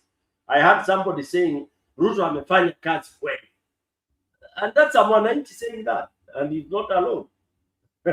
So what are we supposed to be doing as opposition? It's not discrediting each other. It's not. That should not even be any item of the agenda. Looking at who is running faster than the other, that should not be there. That's nonsense. We have a bigger elephant in the room. Okay, and that's why these guys are happy. We have depressed these people. They would not have even organized this kind of a press conference. Why are they organizing it? Okay, and look at how they are hammering Gachagua, because Gachagua has stuck his neck out there. Okay, ametoa neck yake hapo hivyo, and when you want to kill a snake, what happens? You time it. Ikitoa kichwa ndio unapiga. So ametoa kichwa mbele ya wale wengine, because again he thinks he's more special. He thinks he's everything. He thinks he's everything and everything and everything. Unfortunately, I don't think Gachagua is also listening to himself. So what do you expect? And imagine when now they start hammering him like this, other people retreat. So he's alone. He will fight this battle alone. Will he make it? I leave it to the judgment of those who are fanatically following it. Because for me, I don't see this battle being won by an individual. Then Stony PK, another thing which is happening is have you followed the defections in Mlima Kenya? They are too much, by the way. But they are fake. They are fake. Those defections are fake. Yeah, including hata yule mama, you remember yule mama wa Lamu like amesema hata pigia UDA nini debe tena. Which mama? Nani? Yule mama alipigwa anaitwa Mudhoni yule wa Lamu. Woman rep wa Lamu, she has said she is no longer in UDA. Kagombe hadi Kagombe anakata UDA, anasema huyo mama Mudhoni wa Lamu, for her defecting to your side, what value does she add to you? She has not said she is defecting to her side, but what I'm trying to say is that there is extreme defection, and maybe probably that will come to our side. Na tumeagree hapa na Budi is that those people are welcome, we can receive them, but we should not receive them as aspirants, but we receive them as individuals. Is that what the party is going to do? That is the question. Which party? They are defecting to which party? Majority of them are defecting to DCP. Oh, okay. Now you in DCP, you guys will decide what you want to do with it. How you want to deal with that. For those of you who are already DCP and believe in DCP, so it's up to you guys to decide of what you want to do with those so-called defections. For me, I don't believe in parties, but I might. Yeah, those defections are quite a lot anyway. I just wanted you maybe to comment about it. No, they are Njiru. They are not defections. What they are is people now are just saying they will not align with the Ruto. It's nothing to be excited about because it's obvious. It is obvious that anybody who really wants to mean anything into the community today in Kenya, you have to disassociate yourself with the Ruto. And for me, I will not celebrate because I will not celebrate that you are coming, you are defecting, coming. No, I would celebrate that Yes, you have realized too late that Ruto is not. And I will not even crown him, you know, because in the first place, you believed in Ruto. You believed in Ruto government. All right. Now it's the force that is making you get out of that. So that's the difference. How I look at things in Jiru. I look at your belief, your principles, and your value. They should never change. They should never change. And somebody will want to say, "Oh, it's politics. You want to do this and that, you know, and go with." Now it's shown that it's the other trend. Then you have no principles in life. Neither you cannot tell me that's politics. It is not. It is not. You have to have principles. So if you at one time supported Ruto and believed in him, not the word believed in him, there is no way you would change and disbelieve. You would only change because you realize he has lost support. So you do conveniently desert. And that's what Gachagua did with all his people, with Gachagua and all that. They did not desert Ruto because of the desert, I mean, what we call desertion in terms of values. No. They still believed in what Ruto was standing for. But because Ruto has lost, and because, you must ask yourself, if Gachagua was not impeached, would Gachagua and everybody else and Mandevu have rebelled? No, they would not have rebelled. And that's the elephant in the room. That's a big problem we have, which has to be addressed properly. Otherwise, iko shida kubwa Njiro than you may not have money. I'm telling you. Maybe what did nafaa kukuuliza about Gachagua na Ruto? Let's assume the impeachment was not there. Would Gachagua and Ruto have been able to work the way Uhuru alifanya kazi na Ruto? Well, me, what I know is that if the impeachment was not there, they would be the same. They would be in government and they would be doing, because if Ruto had accepted to share the loot, to share the corruption and everything with Gachagua, Gachagua would be there. Wako sawa. Yeah. If Ruto had agreed, maneno ya shareholding, maneno, they would be together, working very well and all that, and oppressing, wakiiba pamoja, wakifanya kila kitu pamoja. That is what I think could be continuing. I have all every reason. We can say this impeachment brought a learning lesson for Gachagua. Can you say that? No, I can't say it brought a learning lesson. It was a salvage from God. God loves Kenya. So by it happening, then Gachagua bolted, and he's there as a jittered partner, so he's able to reveal everything. What Gachagua is doing all along is revenge. It's driven by revenge. That's another fact that we need to accept. It's revenge, avenging, revenge. Huyu nitamuonyesha, alimfanyia hivi, atakiona. And that's why, read it this way, Njiro. The bitterness you are seeing in these people who are against Gachagua, ask yourself, iko wapi? Look at the underlying things. Wanajuana wapi hawa? Vilemba vyao viko vipi? Viko vipi vilemba vyao? And you should listen to Junet's discussion in Explainer. Then you'll get to know why even Raila, for example, amejindwa na kuelezea in Explainer, he couldn't say anything. Anasema walikula pesa but anaruka. Akuruka. Ni vile tu ameshindwa. Akuruka, amekubali, amesema he stands with the statement. He stands with the statement. So he accepts. But he claims wale watu walikula pesa ni lobbyists who are not parliamentarians. That's why now he was not serious. Who? Junet amesema ni malobbyist, ati alisema ati wale watu walikula pesa are not parliamentarians, ati ni lobbyists. No, he didn't say that. He didn't say that. Alitumia the word lobbyist. Yeah, lobbyists are parliamentarians, of course. Which other lobbyists come to parliament? No, but the way he was positioning it, he was not placing it like in the parliamentarians or Ikura Pesa. No. Jiru, bana. Read it again. I may accept the parliamentarian senators and all that. That's why he's saying Sifuna should have invested that money in building a house, a proper house. He didn't. Hakutoka nini. Amekubali. It is them. It is the amekuambia parliament. I even alijaribu to explain how parliaments are designed and all that. There's nobody, no other lobby people who come to lobby in parliament. There's parliamentarians. Now the accounting officer is Cheruiyot, senator. Okay, it is something he will regret for his life having said, and I don't know. I think he also takes something different. Either anafuta kitu ingine ama anakunywa kitu ingine, because Njiru in your normal. And Ruto was angry. Do you think Ruto was angry by that statement vile alisema kitu ilitembea? Of course. I mean, Njiru, that how if you are president and then you have an MP in a group, in an opposition group that you want to bring on board, and after anaenda confess. Now, Njiru, who does that? Who does that? Unasema kusema mlipewa pesa. You know, listen, ndio nakwambia vitu zingine ni Mungu anakufanya. Do you know he thought he was hitting at Sifuna by that statement?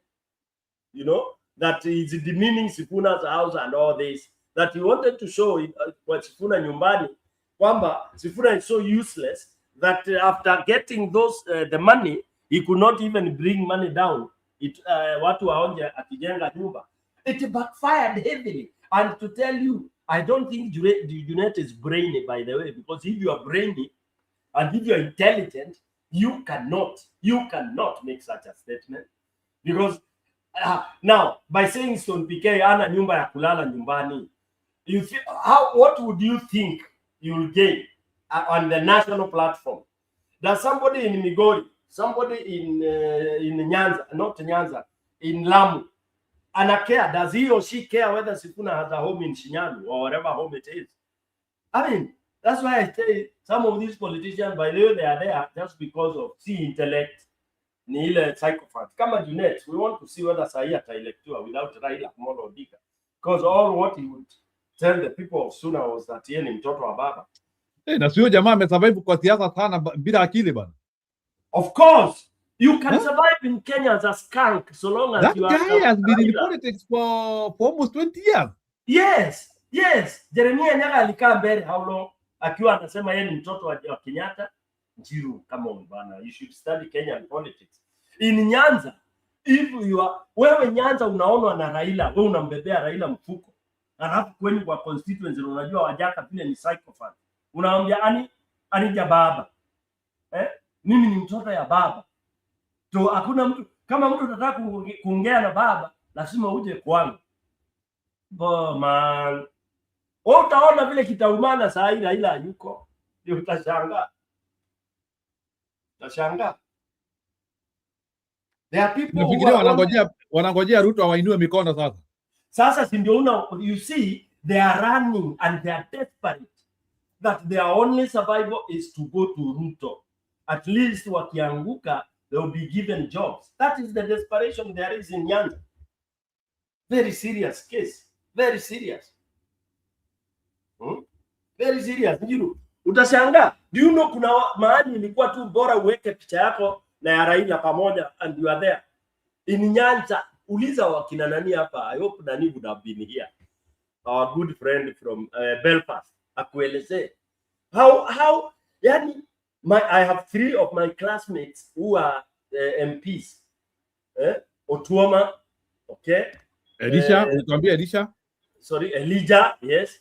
Can you imagine if you talk, and you know these are very superhuman beings, people, yani, but because of survival, yani wale watu unakuta mtu anakula shit, anajua hii ni shit, but for your survival because you have chosen that path.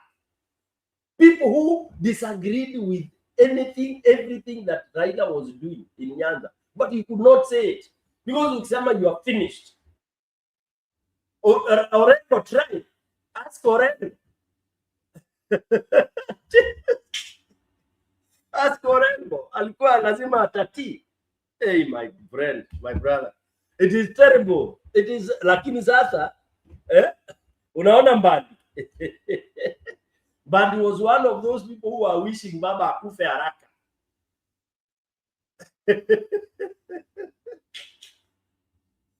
There are people who celebrated Raila's death. One of them is Mbadi. I'm telling you. Unasema nini? Noma bro. So sasa unaona hao watu vile wana sasa, wewe niambie, Ichung'wa huko kwake Kikuyu for example, as we are talking, anategemea nini? Ask yourself if you are Ichung'wa Kikuyu with this wave of DCP. Huyu anaenda. No, nakwambia with the wave of Mkikuyu vile amekuwa injured, amekata kila mahali, every corner, wherever. Ichung'wa is hoping for Ruto to return ili apewe kazi yoyote. Hiyo sasa ni hoping ata return, and also hoping that hata asipo return he can still be in Ruto's Ruto atakuwa opposition for example. Unaona? So Ruto akiwa opposition, si opposition itakuwa ni ofisi pia, na according to what I think will happen. So he would still be somewhere. Ruto atanominate hao watu wote. Nani? Kwani hao ni wangapi? Opposition you nominate up to almost 20 people. How many are those? Ichung'wa will be one of them. Hiki kijamaa kia Kisii. But pia nomination inategemea umepata wabunge wangapi. What if Ruto will get like 40 wabunge? No, Ruto will get very many wabunge in Rift Valley. Unajua hapo ndio opposition mmegidanganya, amwangalii numbers vizuri. Ruto will be voted in by Kalenjin. Kalenjin will vote their MPs. Who do you think they will vote for in Kalenjin land? To be UDA. Most of Kalenjin land, you'll have UDA members being voted as MPs. Only that there will be minority. That's a fact. Yeah. So although nimesikia Kipsigis ni kama discipline inaweza pata wili for huko. Ati? In Kipsigis land, DCP could get a windfall. Where? Kipsigis wachague nani? Wachague nani? DCP is getting a windfall. Kuna like UDA is getting resistance. Where? Give me one windfall for DCP. Gometa ni Kericho. I'm talking about Kericho. Nipatie Kericho. Which constituency in Kericho? I don't know constituency huko, ile kitu nasema ni there is resistance. That's what I'm trying to say. There is resistance, but you know the Kenyan politics ya chana na hiyo. Hiyo resistance hakuna huko Kericho na nani. Come towards halfway utashangaa hawa Kalenjin wote watapigia candidate wa Ruto. All right. So what we need to talk about is about all those other places, but the Kalenjin land, it is UDA. Kalenjin land, UDA.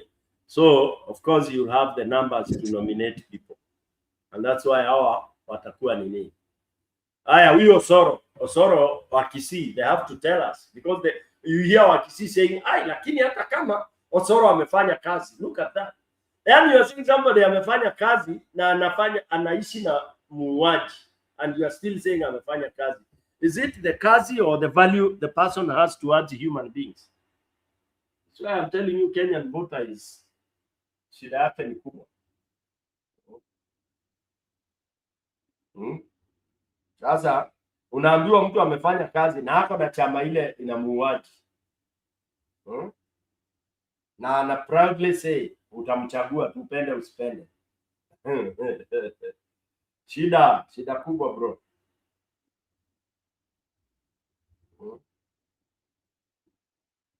In Mount Kenya, one constituency is doing about 300 kilometers of road.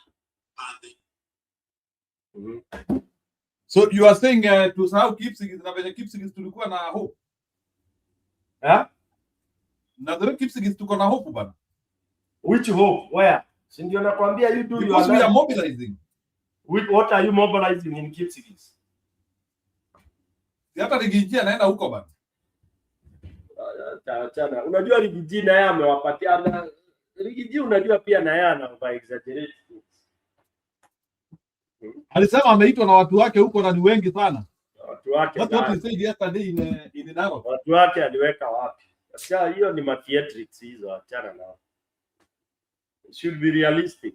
It should be realistic and work with everybody else. Otherwise, atashangaa sana. His approach is very poor, unfortunately. Approach yake ni mbaya. That's not the approach. Saa zile unaenda vita na giant. What would make him feel like he's an endearment in keeping Islam? What is that? In a country that is so tribal. What would make him so special? Why? Ni nini anafikiria hapo nayo special sana?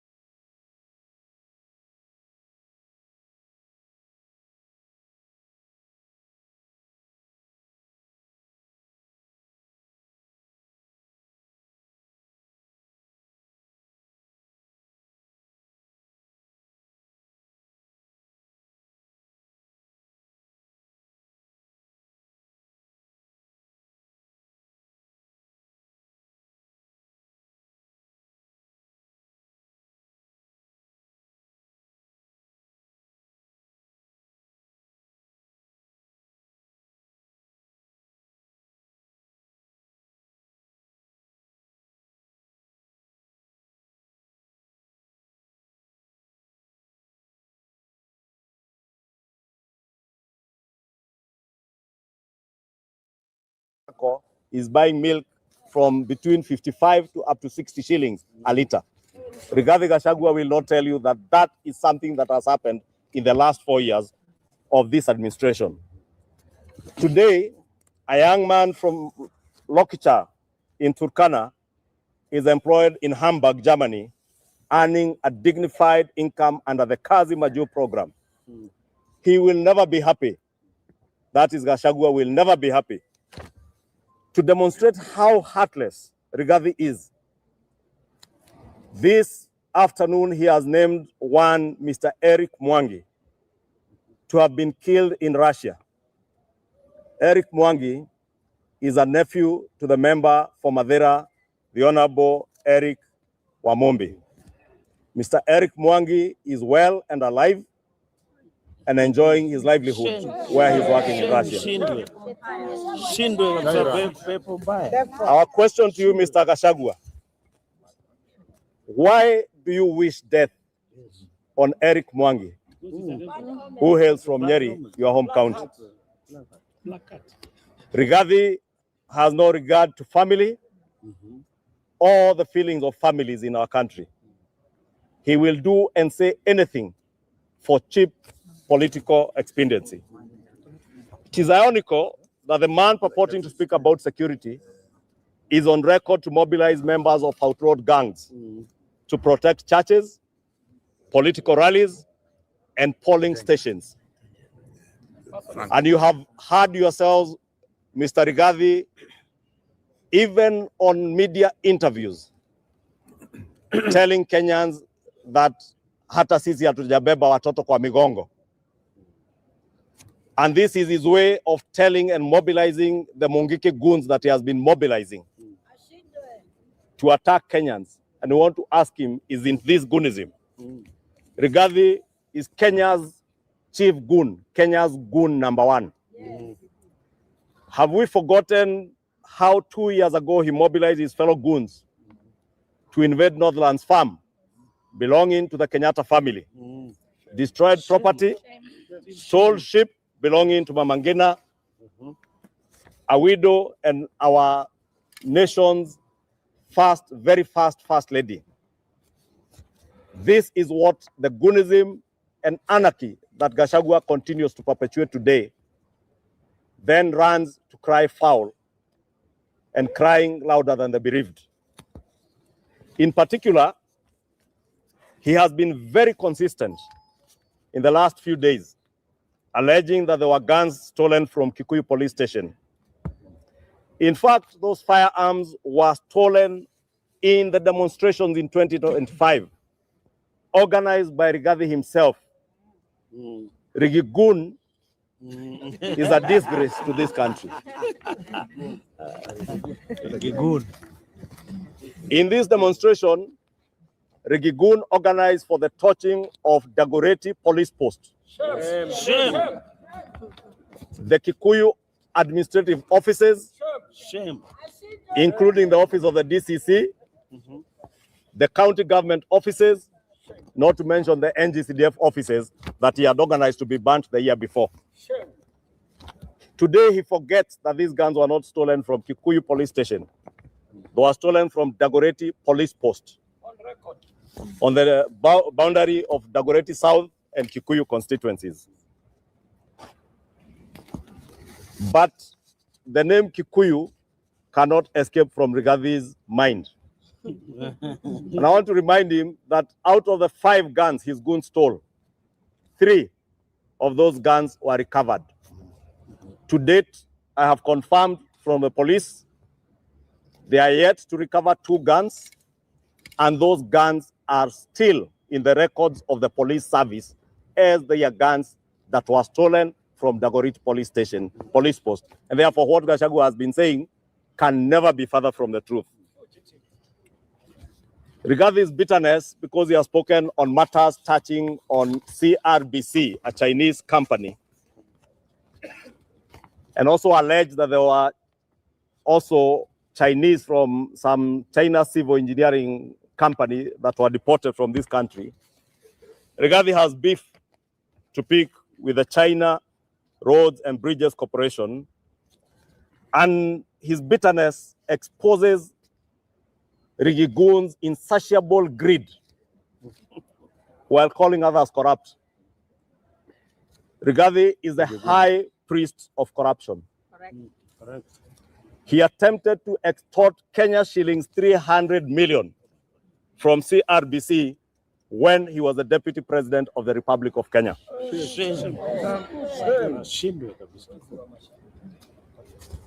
And he tried to extort this money from CRBC, or China Roads and Bridges Corporation, over their alleged transgressions during the Uhuru Kenyatta regime. CRBC, being a state-owned enterprise owned by the government of China, declined his demands and expressed the same concerns to none other than His Excellency the President, and the President stopped Rigathi in his tracks in an attempt to extort money from these Chinese corporations. It is noteworthy CRBC contracts are subjected to all the laws of Kenya and scrutinized by institutions such as the Public Procurement Regulatory Authority. And therefore, what Rigathi has been trying to do is to malign many of these Chinese corporations in an effort to try and extort money from them. We are here to tell all our foreign direct investors into Kenya, your investments, your contracts are safe, and even for us as members of parliament, we will safeguard your rights in line with the laws and the Constitution of the Republic of Kenya. Do not allow yourself to be extorted by anybody. Correct. I want to leave it there for now and ask my co-leader, Junaid Mohammed, to continue. Okay. Thank you, my leader. I rarely listen to Rigathi Gachagua. I don't listen to him at all. But I just saw a few things he said today on social media. And he said that ODM is dead. Shame on him. I'm wondering, what does Rigathi know about ODM? Because him and ODM cannot be in the same sentence. Rigathi Gachagua is one man who has forgotten what he was 2 years ago. When ODM was in the streets fighting for the rights of Kenyans in 2023, Rigathi Gachagua is the man who summoned security officers in his office at 5 a.m. in the morning and told them to go and assassinate Baba.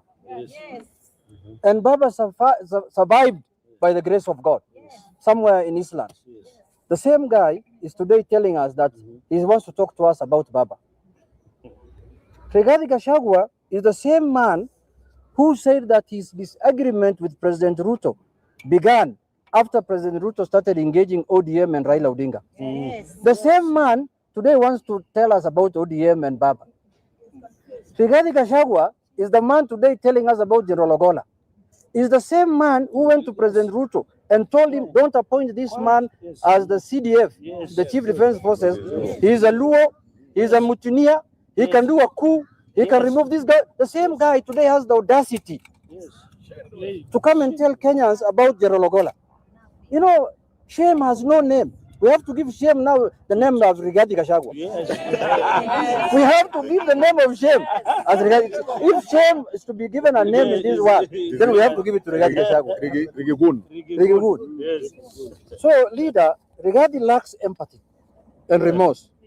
He is dancing on the grave of a patriot and trying to make political capital out of the death of a statesman. Right Honorable Raila Amolo Odinga. May his soul continue resting in eternal peace. When Baba died and he was being buried in Bondo, all the leadership of this country, both in government and in opposition, were present. Did you see anyone looking like Rigathi Gachagua there? Up to today, he has not even gone to the family of Raila to tell them pole. That's the same guy who wants to use Raila in his statements here and there. It is in public domain that it is Rigathi who made an attempt on Raila's Odinga's life during the 2023 demonstrations, when he instructed security officers to aim at him. To date, he has never mourned Raila. It's a fact he hated Raila with a passion. In fact, now, he has transferred the head to me.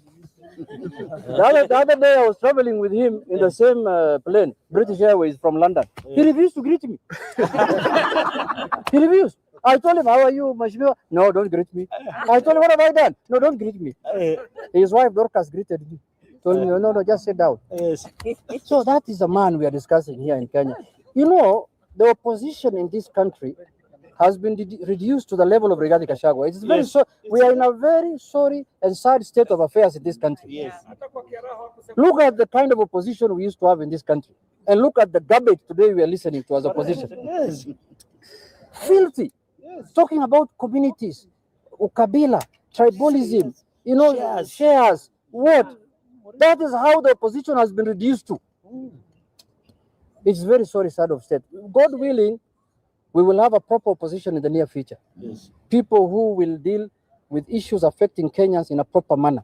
Not an extortionist who is extorting money all the way from aspirants of MCA in DCP to members of parliament, to governors, to senators.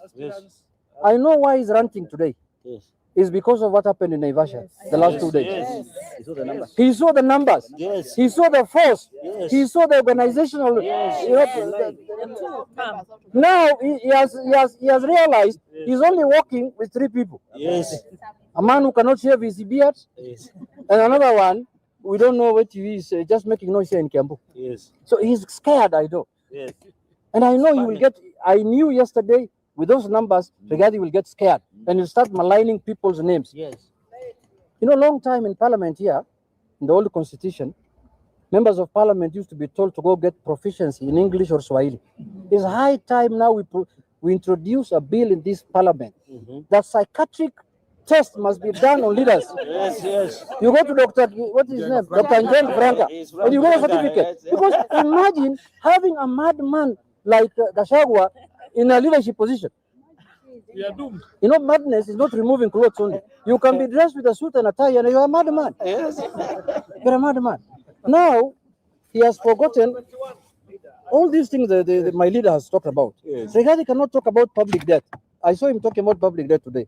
He is incompetent to talk about public debt. Yes. He lacks elementary understanding of economic management. Yes. When he was the deputy president, he considered that he lacked the understanding of economics in public. You remember? Yes. He said, "Mimi mambo ya economics." Yes. That is why he never ever participated in any single meeting on economic recovery. He was in shock that we had taken over a government as a broad-based, where inflation was high, the exchange rate was high, and the country was almost defaulting on its debt with empty public coffers. Kenya's economy is now growing at 5%, higher than the global average of 3.3. Base 44 super agents, the next thing you can't live without. Clearing up your email, scheduling meetings, and delivering a brief before you finished your morning coffee. Time to update what you think is possible. Base 44 super agents.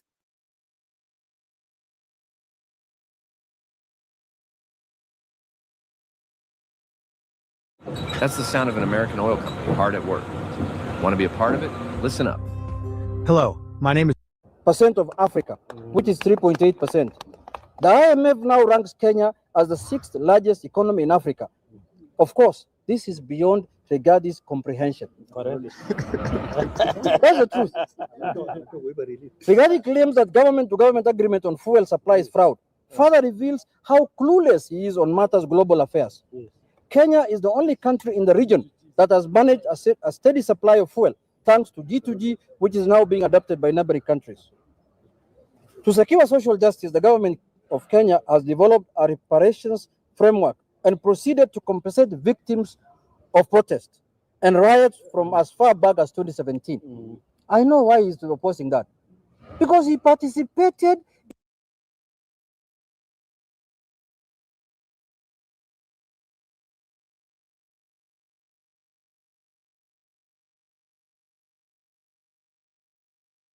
Sawa, nataka kuwapea nafasi. I can see there are new entrances in the town. I don't think we need to listen more than that. I think the speech is self-explanatory. Andi nikasikia ati Junet anasema ati Gachagua anaimbia kwa grave ya Statman. Stolipike, can you react to that in 1 minute kabla nipe msimamo alafu Mama Mary? That is what struck me.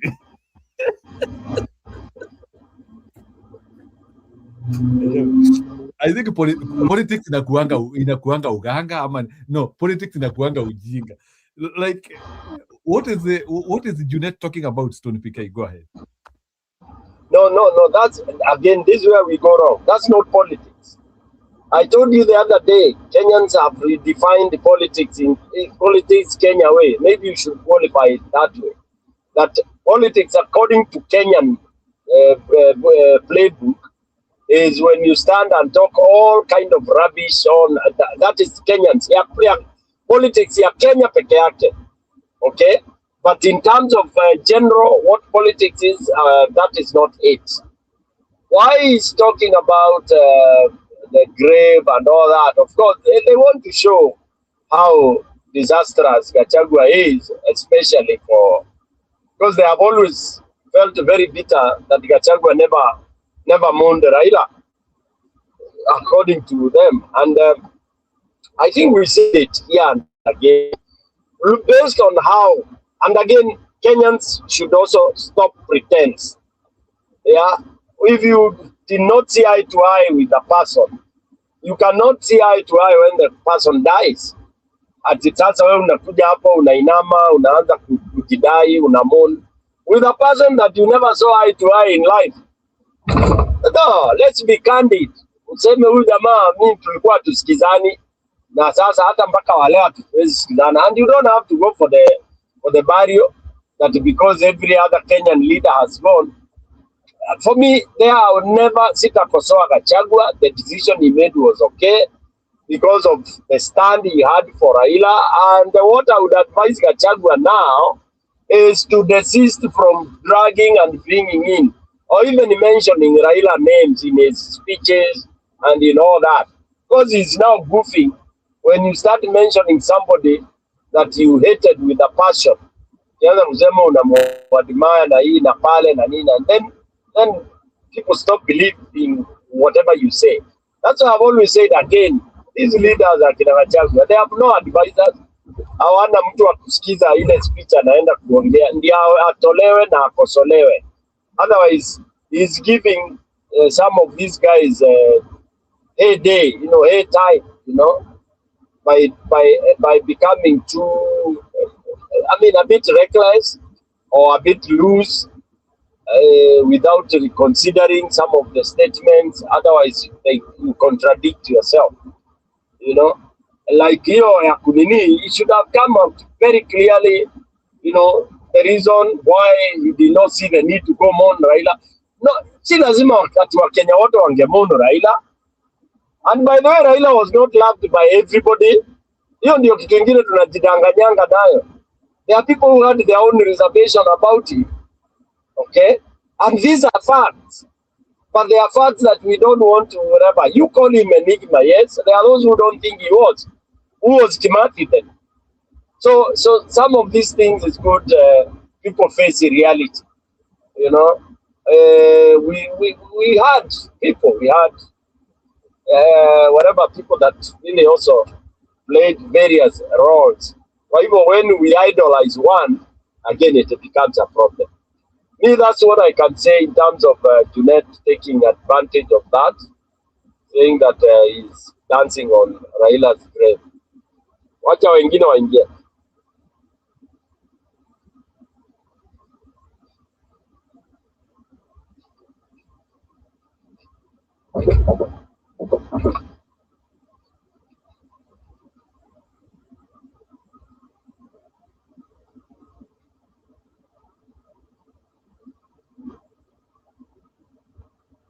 Moderator umeenda wapi tena?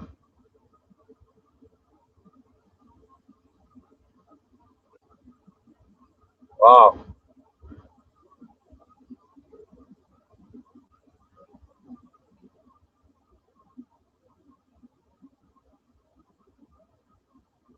Hey, somebody can pick up and say whatever, something, yeah? Because it looks like Injiro amechukua his usual breaks.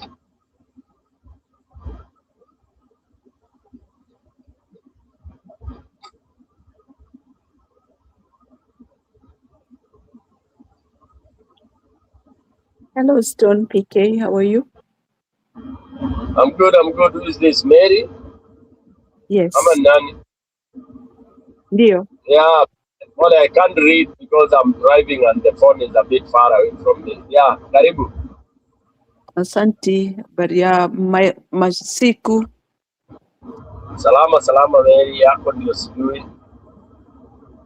Yangu salama. Naona msimamo, hata yeye hakuongea na alikuwa mbele yangu.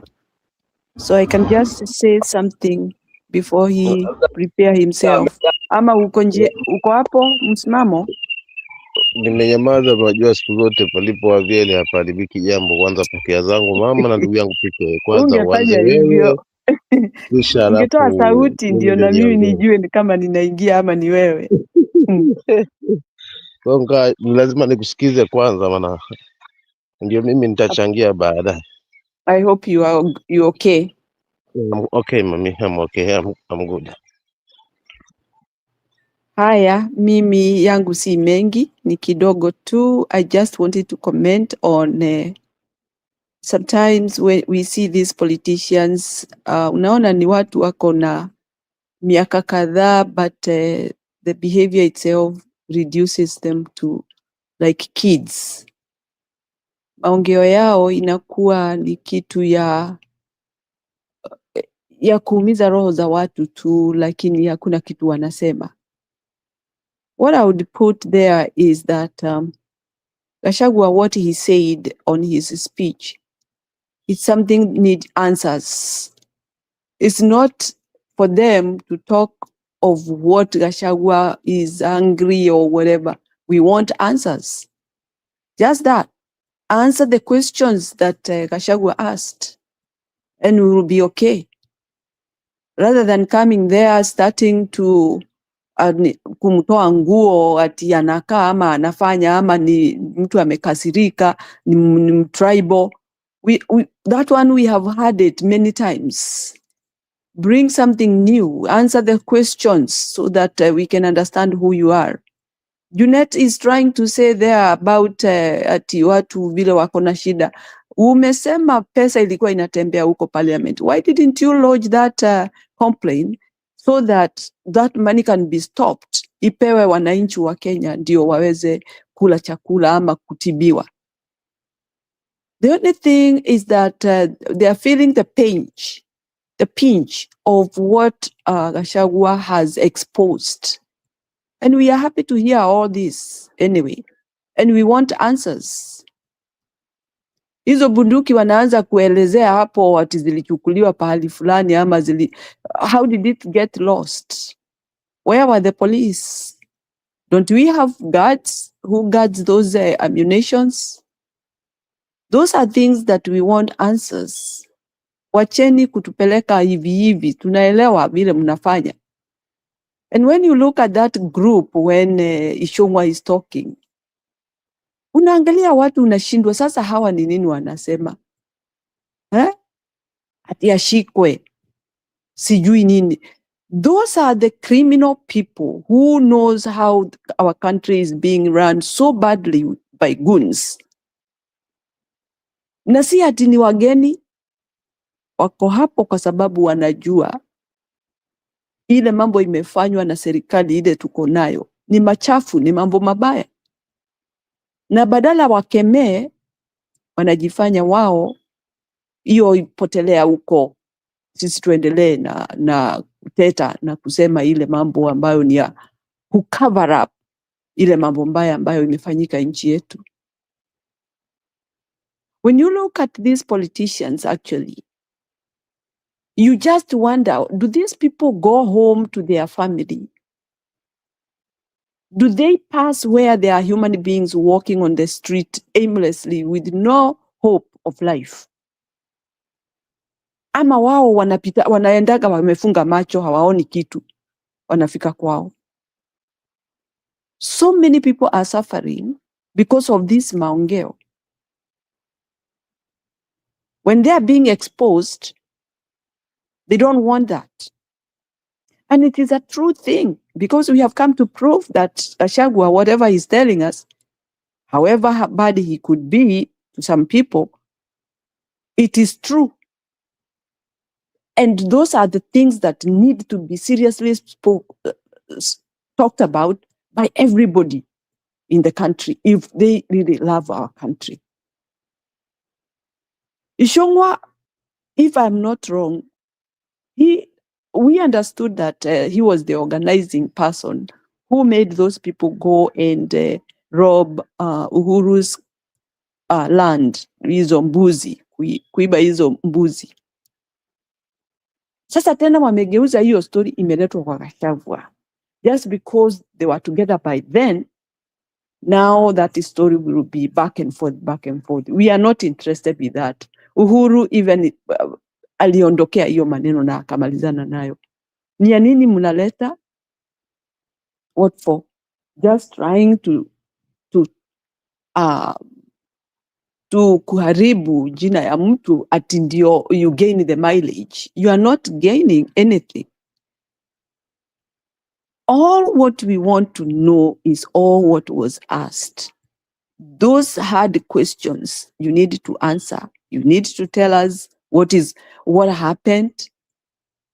Lakini kwa sababu hiyo ni mambo makali sana, they become bitter, then they talk like children. You know what?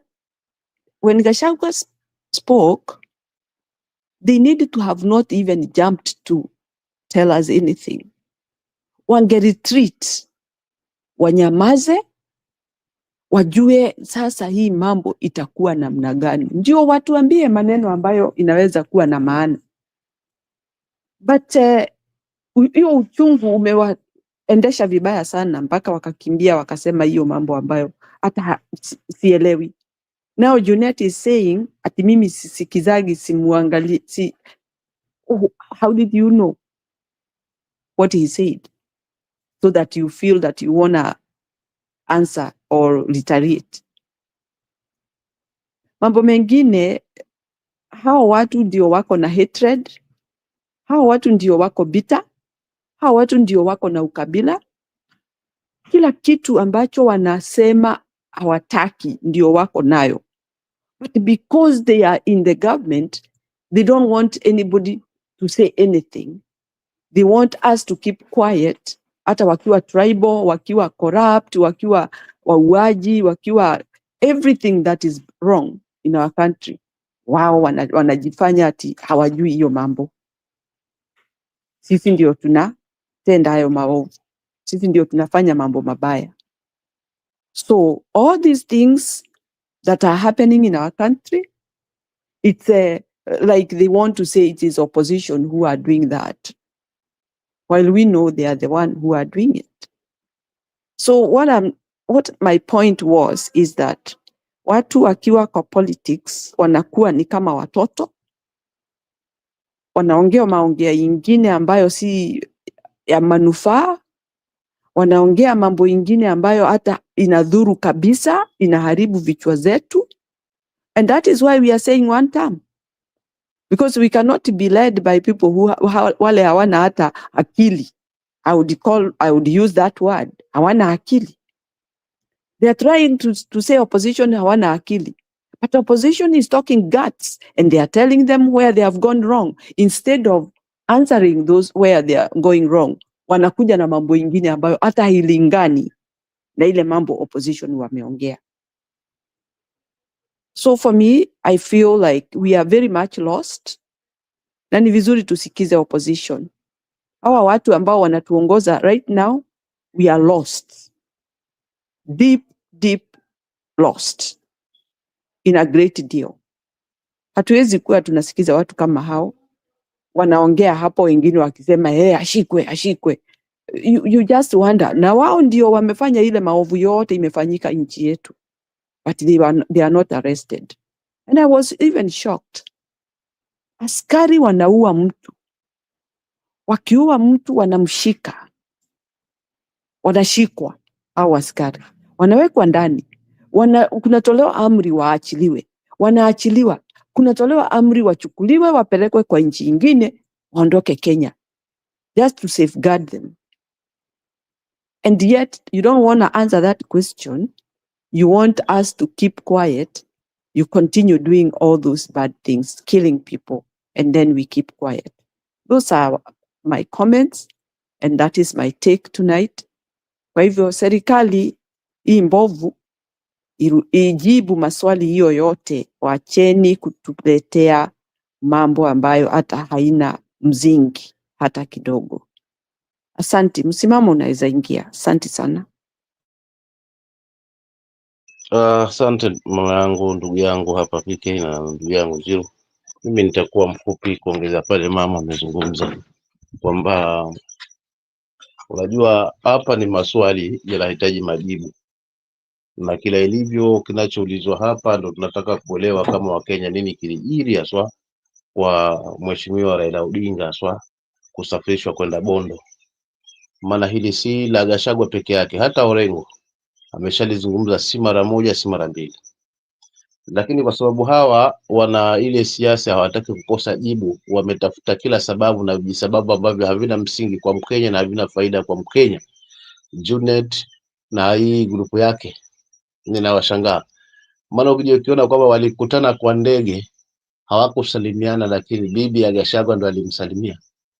Huko ni kushuka thamani na kukosa jibu lenye tija kwa Mkenya ambaye bado sikio lake liko wazi kuhusiana na kusafirishwa kwa mheshimiwa Raila Bondo. Lakini kuna ogola, kuna ngeno, kuna mambo mengi ambayo yanahitaji kuwajua majibu yake, sio kwamba ilikuwaje, kwa sababu tunamwamini Gachagua pamoja na yote kwamba anafungamanwa nayo, lakini akizungumza hatuna shaka kwamba hilo jambo lipo. So despite kwamba hakwenda kule kuweza kwenda enzi na kumsindikiza mheshimiwa, lakini pia kulikuwa na vikwazo waliviweka wao wenyewe haswa vya kumwinda Gachagua.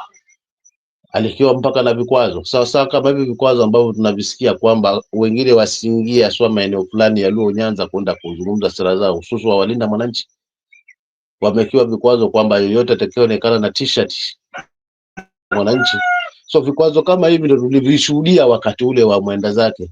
So ni kwa nini niende mahali ambapo mimi mwenyewe na wasiwasi kwamba huenda huko nikienda mambo yakaharibika. But still amerudi kuwaeleza tena Waluo Nyanza kwamba jamani, hebu tufikirie mazima. Hawa viongozi usafirishaji wa huyu mheshimiwa kwenda huko. Na si hilo tu, tukizingalia swala in totality, Luo Nyanza umeathiriwa sana. Hawa vijana ambao wamekufa kiajabu ajabu wametoka katika hiyo jamii ambao haswa akina Albert, akina huyu kijana wa juzi na wengi ambao haswa wanafungamana wametoka kule. So tunahitaji, hii ni kweli ambao tunataka kusikiza kutoka kwao. Waribato ni katika njia aseme kwamba ni kweli, lakini hili ama kufa kwa mzee kulikuwa hivi, mbona hawafiki? Sasa wanatafuta propaganda ambayo kwa kweli haina mashiko. Kwa maana hiyo mimi naona hawa ni ile siasa ya kuchafuliana, ndio hilo tu kaka yangu aliozungumza hapa kwamba siasa ya kuchafuliana ndio ya Kenya. Lakini inafika wakati pia mwananchi anahitaji kusikia majibu, kwa sababu tumesikia hii kauli si kwa Gachagua tu ya mheshimiwa kusafirishwa kwenda Bondo, tumesikia mpaka kwa Orengo mwenyewe aswa, si mara moja, si mara mbili, si mara tatu, kwamba ataweza kumwaga ili bombshell na kueleza haswa Kenya haswa nini kilijiri haswa kwa masuala na mheshimiwa Raila na msimamo. Pia kuna mtu amesema ataleta poem ya Who Killed Amolo. Kuna mtu amesema ataleta poem, sijui ama ni kitabu Who Killed Amolo. Kuna inasemekana huyu Malala, si Malala alisema pia kuna kitu ataleta ya Who Killed Amolo, something like Who Killed Amolo. Unaona, so who is Amolo? Amolo ni Raila Odinga, lakini ni kama kuna kitu anataka kuchapisha ya kusema like ni kujaribu kuigiza mchezo, as wanaigiza wewe unajijazia majibu. Mchezo ni Who Killed Amolo, wanaigiza. I think kuna mtu ameambia kina Malala, msimamo kidogo, kuna mtu ameambia kina Malala hiyo story yote ya vile Raila Odinga aliuawa. Sasa wanataka kuicheza kama mchezo, alafu sasa wakicheza kama mchezo, wewe ujiambie umeona nini. Endelea. Hata shikwa tena, sitakuwa ni mchezo wa kuigiza. Sasa mchezo ya kuigiza si watu wanaigiza alafu story inakuwa hivyo. So hiyo ndio wasiwasi ambayo kwa kweli haswa wanakuwa nayo, kwa sababu Kimana Chungwa alikuwa pale ndani. Pili, kuna kitu ambacho amekizungumza Junet kwamba yeye hamsikizi huyo. Kwa nini amemsikiza?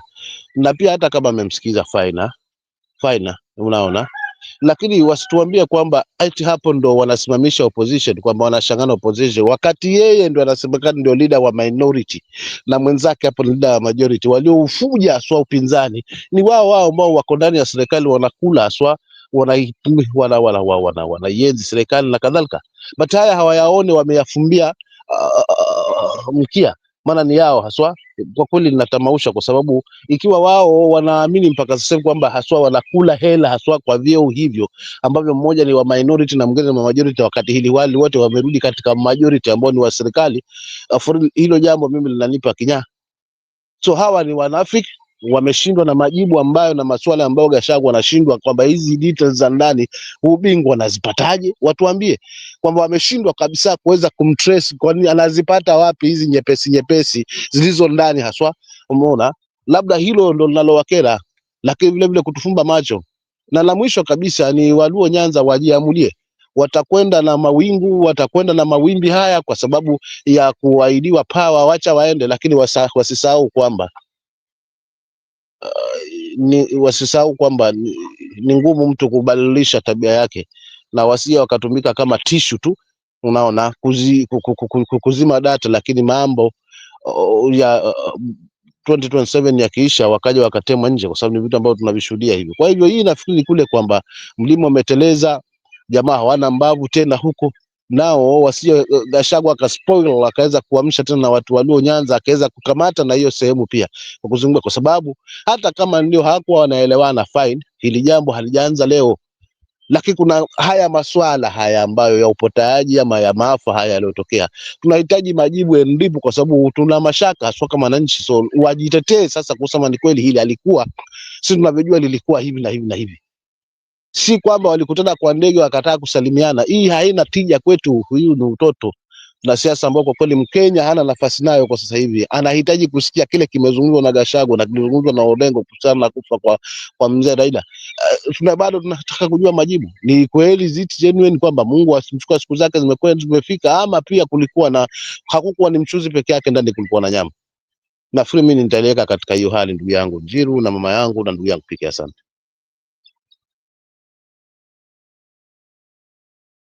Maybe msimamo kabla upotee. Jana umeona msimamo wa Aisha Jumwa na wazee wa Mijikenda kutoka Ribe, Rabai? Nilifuatilia. Aisha amebadilika kwa sababu huyu naye kilimtema, maana alitumiwa aswa kama tishu, kisha baadaye wakamgundua kwamba huyu siye, lakini kuna mchango mkubwa ambaye pia alisukuma kwamba ana hasira kivyake. Si kwamba ati Aisha ni kwamba ni moral. Aisha amekasirika kikweli kweli, kwa sababu nimejaribu kuperuzi aswa na jamaa zangu Pandula wa Kilifi nilokuwa nafanya nao wakati ule nikienda kule kwa masuala na PLP. Unaona kule moto ni mwingine, lakini pia uzuri ni kwamba coast haijabadilika. We are being issued a lot of IDs cards, lakini wanasema acha tuchukue vitambulisho na sisi tuwaonyeshe kivumbi hawa ambao wanafungamana. Whoever na associate huko ni ngumu kuweza kumuuza huyu jamaa yetu.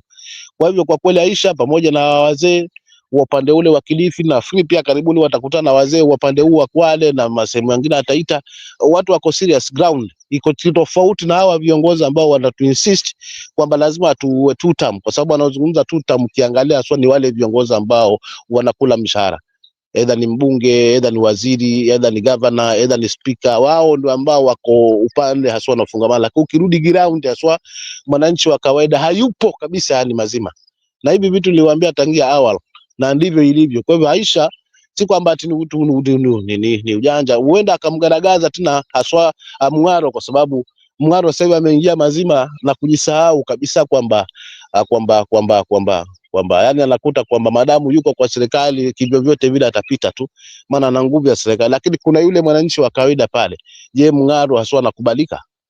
Na Aisha Juma anatumia hiyo ndipo, si ajabu kumuona ameregea kule na kuwa gavana wa Kilifi. Asante. Pia kuna yule mama wetu Mkikuyu wa Lamu.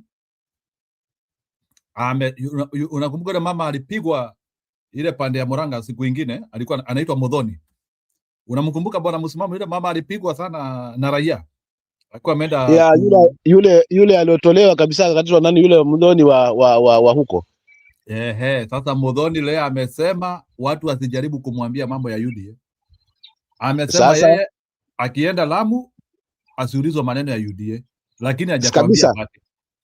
Lakini tuangalie kwanza mkutano wa mheshimiwa rais ulikuwa wa nini? Huu ulikuwa ni ishara wazi kwa wanataka kutamini na kuchuja swa hawa wajumbe. Mimi hii ndo mantiki ya ule mkutano wa juzi waliofanya yeye na pamoja na muungano wa broad based government ODM na UDA. Kwa sasa it's a coalition, broad based government, now it's a coalition. Lakini pale mimi nijua hapa anagonga gogo, lakini anasikiza mlio kwa sababu anataka kuhakikisha kuona kwamba haswa wale ambao atakwenda nao ni totality kwenye uchaguzi na wale ambao haswa watarudi. Na ukiangalia haswa mlima umekataa kwa sababu already haswa demands za ODM za kudeportize 2027 zimekuwa juu na hawezi acha kwa sababu already mheshimiwa Kindiki ameshindwa kuweza kudeliver upande huo. So wengi wa tayari wajumbe wale walikuwa ni gonga gogo ajue kwamba wangapi wa mlima wanaenda na wangapi wanabaki, na totality wengi watakwenda, si mlima tu, wengi watakwenda. So hata naamini hata cost wengi watakwenda kwa sababu ni ngumu mtu kurudi haswa ambaye amefungamana hata kama amefanya mazuri namna gani. Unaona ni ngumu kukubalika, not only awe sana amefanya kazi kubwa kama MP wa Lungalunga, ndio kidogo watu wanajaribu mtandao wanamuonya na mwambia sisi tutakupa kitu on behalf ya wewe mwenyewe, la usituambie biashara zingine. So katika hii hali inakuwa ngumu. So Mdhoni ni miongoni wa wale ambao nao pia wanakula madongo huko. Unaona, so lazima uangalie unga wako kesho itakuwaje, kwa sababu huwezi lose unga wako kwa jambo ambalo halina tija. Asante.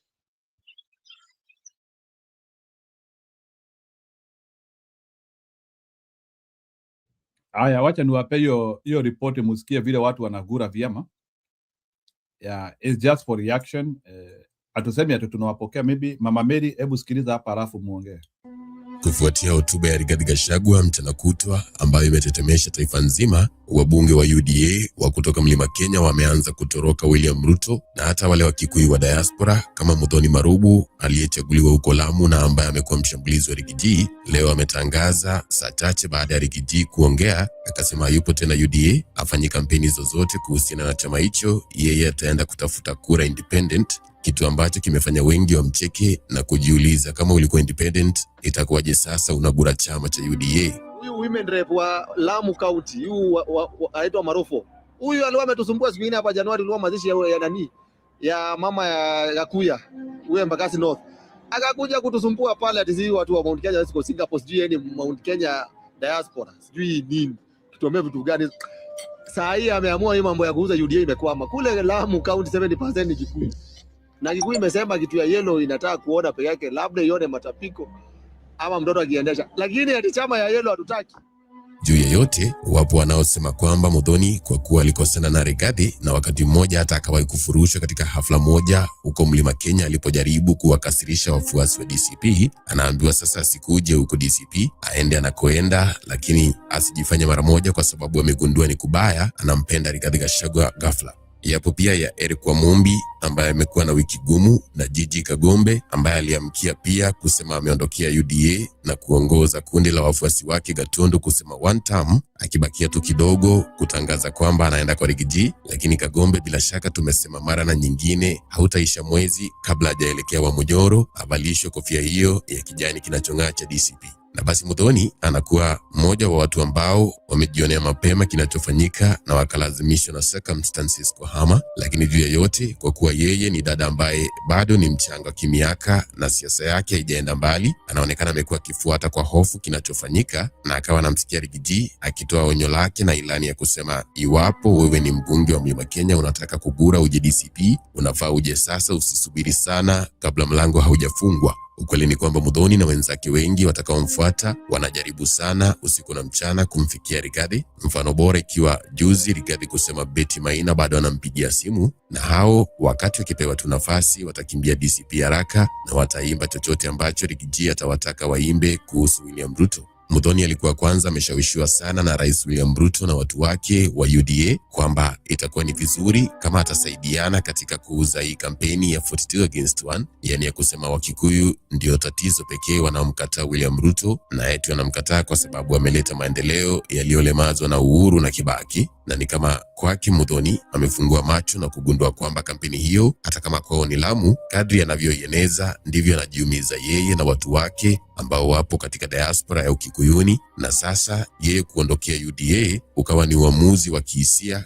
kuhisi kwamba chama chake kimemgeuka na kuanza kunyoshia kidole watu wa jamii yake, kitu ambacho kinamweka hatarini yeye na watu wake wa Lamu. Lakini cha juu zaidi, kugura kwa wabunge hawa kunatokana na mkutano mkubwa wa Rais William Ruto na Naivasha uliofanyika hapo jana, ambapo mengi yalifanyika. Wabunge wa UDA walishindwa kukubaliana na wenzao wana ODM, hasa ilipofika kwa wana ODM kuitisha kiti cha Profesa Kindiki cha deputy wazi hapo, na hata kusisitiza labda inafaa aondoke sasa hivi profesa, iwekwe deputy mwingine mwaka huu tu, ili Rais William Ruto aweze kufanya kampeni katika ngome za Raila Odinga, ambapo wengi wanatarajia waonyeshe kwa matendo eti atawapa power. Huko Naivasha ndiko inafanyika hii ya Eric Wamumbi kwanza kukataa kusalimiwa na Sudi, anapomwekea Sudi mkono na Sudi anakataa kabisa kuchukua mkono wake. Kisha baadaye katika kisa cha kiaibu, Wamumbi na wabunge wengine wa Mlima wanaonekana waziwazi wakijaribu kusalimia William Ruto, lakini rais akakataa kuwasalimia hao, huku akichagua kusalimia wale waliokuwa wa ODM na ambao sio wa Mlima, kana kwamba ipo polisi mpya ambapo rais na watu wake kama Sudi wamekubaliana wasiwahi kupigwa picha wakiongea tena na watu wa Mlima ambao hawasaidii tena na ambao wapo on their way out. Na basi wakati ukimwona Oscar Sudi akimuonyesha Eric Wamumbi kwa mkono kwamba hapana, sitaki unisalimie, na nikana kwamba Sudi alijua huyu bwana angejaribu tu kumkaribia na akawa amejipanga kumwambia no, inaonekana wazi wote washaingia kwenye campaign mode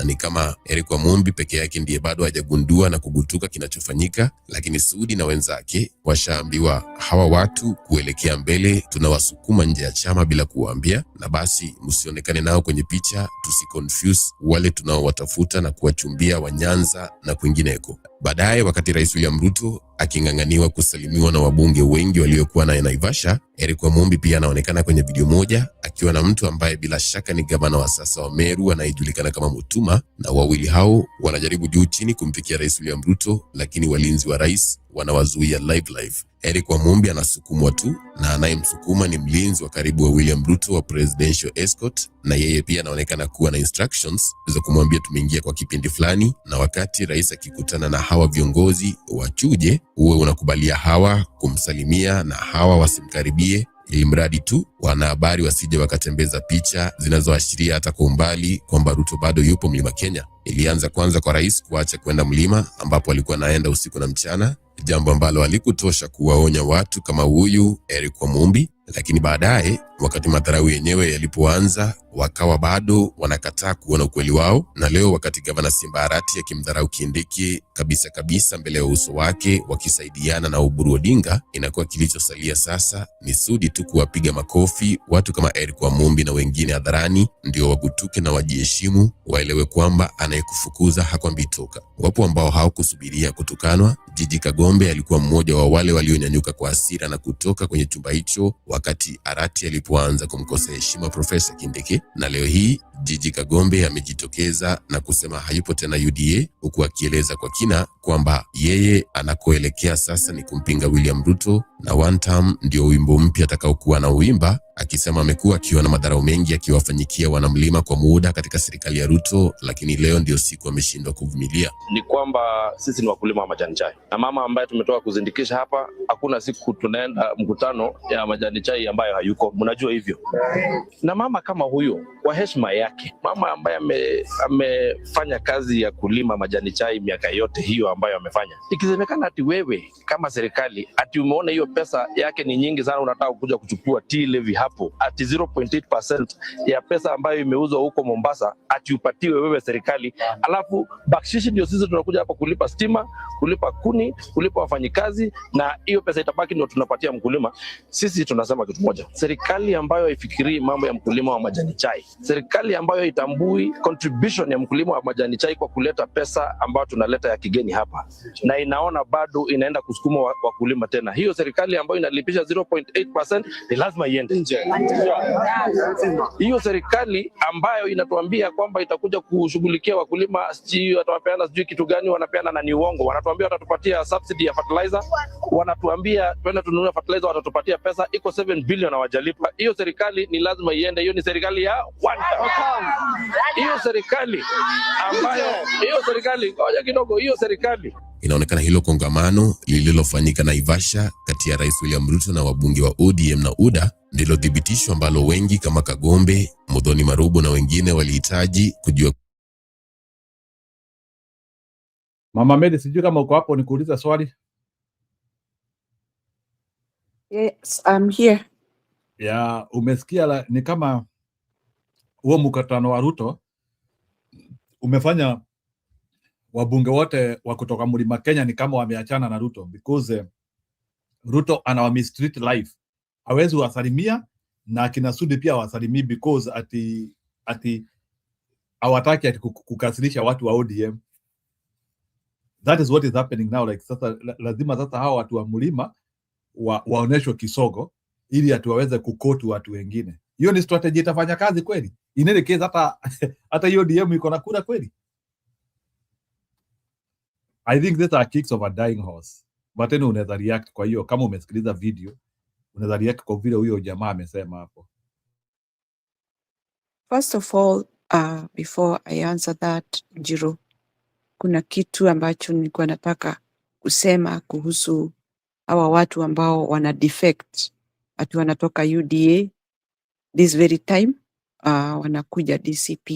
Yeah, it's okay to defect. But my biggest question, of all this time, hawakuwa wanajua huyu mtu yale maovu yote ametenda until waambiwe. Mpaka sisi tuwaambie ati amefanya maovu, ndio wataamuka akili zao zifanye kazi, wajue huyo mtu anafanya maovu. Because all what has been done in Kenya, those bad things, very serious things, hawa ni wabunge. Wangekuwa already wamesimama kwa bunge waseme hatuwezi kukubaliana na mambo kama haya. It's too much. Hatuwezi kuwa tunaona watu wetu wanaumia. Hatuwezi kuona watu wetu wanauawa. Hatuwezi kuona watu wanaenda shule haziendwi. Kila kitu imeharibika. Are they not the one who are seeing all this happening in their perimeter, ambapo wanaweza shout, waseme no, our country is going the wrong direction? Saa hii ndio wanaamuka, mtu anafikiria ati kudefect. Ndio ameona ile mambo mbaya imefanywa Kenya. Ndio ameona ati UDA si mzuri saa hii. I think there are people who will ask me, kwani kudefect ni vibaya? Si wache tu wakuje. But my biggest problem is, these people have been sitting in that parliament, seeing all these rotten things happening, but they cannot say anything. Kwa sababu, labda walikuwa wanapata pesa. So they were selling Kenyans for their own good. I feel bad when I see somebody saying ati nimeacha UDA. Umeacha UDA kwa nini? Baada mmefanya maovu yote imefanyika, mumenyamaza. You are living because you have been offended. Wewe peke yako. Lakini si wa Kenya. Wewe peke yako umekuwa offended. Lakini kama ungekuwa offended, ungecontinue kukaa hapo, wananchi waendelee kuumia. That is my take. That is my feeling. That when I look at these people, I just wonder. Kudefect si ati ni furaha yetu, ni yako. You are saving your skin. But you have made so many people suffer. While you are sticking there. While you are not even saying anything. You are quiet because you are comfortable. Lakini ukiguzwa kidogo, unapiga kelele na ati unasema unaondoka. Unaondoka, unaenda wapi? Wale wananchi uliachilia waumie, wamekufa. Wale wananchi ambao uliachia waumie, ni wagonjwa, hawawezi kusimama. Wale wananchi ulioachilia, watoto wao hawajaenda shule, wamepoteza wakati. Your defection means nothing.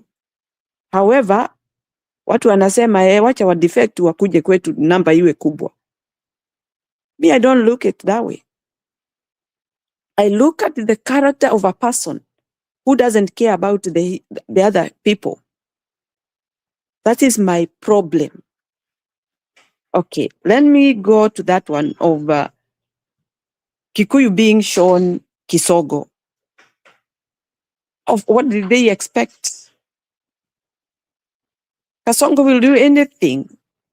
Mtu wa madharau. Na wanajua hivyo. Na hiyo madharau hataacha, atafanya. Alisema, he must win election. He must win. Mtu ambaye anaongea namna hiyo, anajua vile ameunda. So we have to be very vigilant to know what he is talking about. Sababu ni mtu muovu. So, Wakikuyu wakionyeshwa kisogo, hata wao wamejipeleka hapo waonyeshwe kisogo. Because why don't you act? Why don't you do the right thing? Because right thing will never shame you. You will be always on the safe side. Anybody who does the right thing, you'll be safe. Wache yule muovu aje kwako, lakini utamuunda na huo ukweli wako. Ukweli haushindwi. So, hiyo kuonyeshwa kisogo Njiru, to me, it is obvious. It's obvious. Kasongo hiyo ni tabia yake. Kuna mtu alisema ati yeye alipigia Kasongo kura kwa sababu ya vile alilia kanisani. But I've stand on my ground saying, Kasongo hakuwa analia ati kwa sababu ya kuamini Mungu, hakuwa analia ati kwa sababu ya nyinyi. Kasongo hata labda hakulia, because hata sikuona machozi. Aliwekelea mkono tu akajifanya ni kulia analia. I didn't see tears. Na hata kama angelia, huyo si mtu ambaye tunaweza sema alilia ati kwa sababu yenu. Alilia kwa sababu he was looking forward to see that he win, but he didn't know what he was doing. He didn't know whether it is going to happen. Kwa hivyo alikuwa hyper. Ni mtu ambaye alikuwa anajaribu chochote kuonyesha watu kuwa mnyenyekevu, kuonyesha watu vile yako mzuri, ndio muingie kwa hiyo shimo, na mliingia. And now he's laughing at you. Kwa hivyo mnataka kuniambia ni machozi gani hiyo alikuwa analia? There were no tears. Who saw those tears? Show me. There were no tears. Hata mimi naweza jifanya ninalia. And the camera will pick me up. Waonyeshe ati mimi ninalia. It's so sad. Huyu mtu ameumiza watu wengi na bado ataendelea kuumiza. So for me, hiyo kisogo mtaonyeshwa mpaka dakika ya mwisho, because even you don't think twice. You think he's a friend and it is a great enemy. Na hata sijui kwa nini watu huwa wanapuuzwa na mnaendelea kusikiza. Me, I've never listened to this guy in a serious note, ama aseme kitu ati niseme. It has never crossed my mind because of all those evil things he has done, and yet he stand in front of the camera strong to show us that this did not happen, or if whatever happened, it is supposed to happen. Ni watoto gani hao unachukua, unaua, unawatoaga wapi? So, Jiro, I'll just say, yeyote yako hapo anaonyeshwa kisogo, shauri yako. Endelea kuangalia kisogo. Know where you are heading. If you really feel the pinch of seeing the back of that head, you know what to do. Si lazima uambiwe. Hawa si watoto, ni wazee. Ni watu wako na akili. Lakini wanakuwa wazembe kwa sababu they want to stay there doing nothing. Because if they are doing something, wananchi hawangekuwa wanalalamika.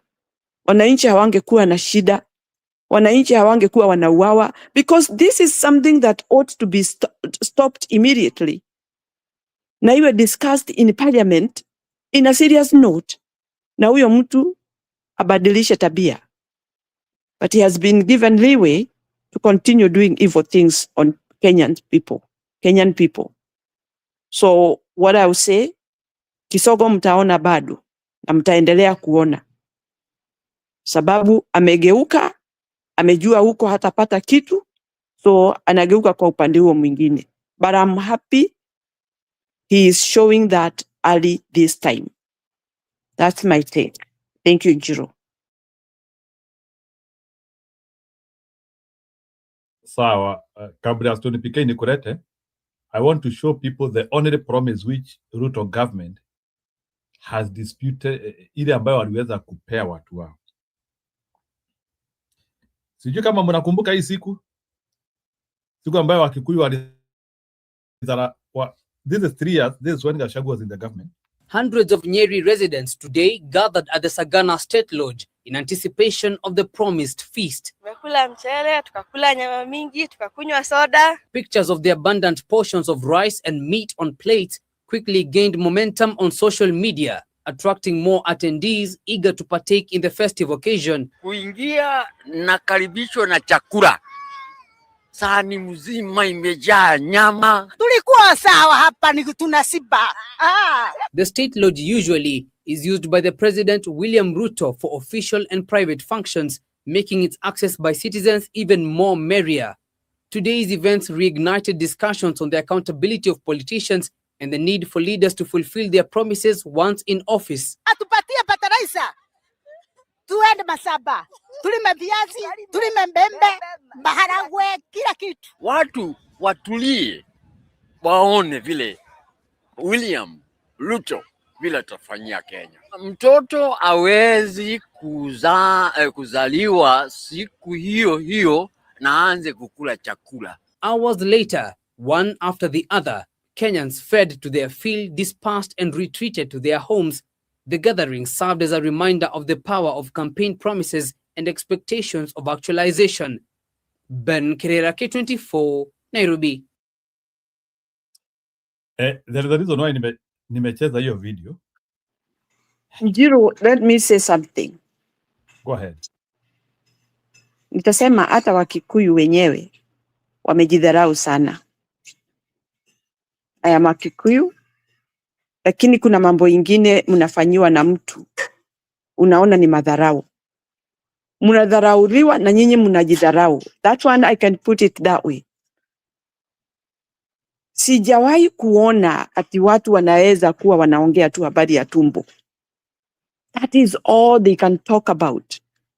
And later on, wanajikuta ni kunyongwa wananyongwa baada ya kukula sahani ya mchele na nyama. Seriously? Hata sisi tumejitoa aibu kubwa sana. Remember there was another time ati mchele ililetwa na maharagwe zikamwagwa kwa chini kwa mchanga, watu wakaenda kuokota. Same Central. Wakaenda kuokota kwa mchanga. It's as if they have never seen that. Who does that? Nyinyi mnadharauliwa, mnajidharau. Wakikuyu pahali popote mko, tafadhali mjipee heshima. Ukijiheshimu utaheshimiwa. That's my take. Thank you, Jiro.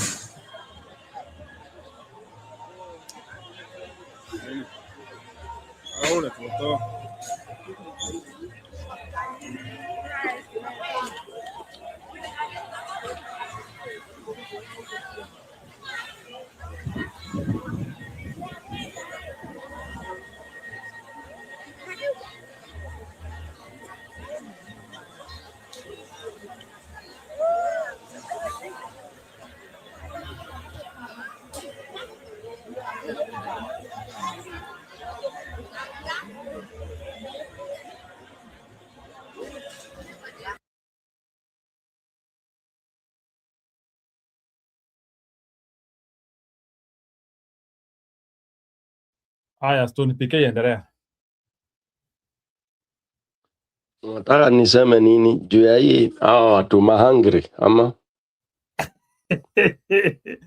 I'm just recapping like that is how Ruto used to see Wakikuyu ati wanapikiwa mchere.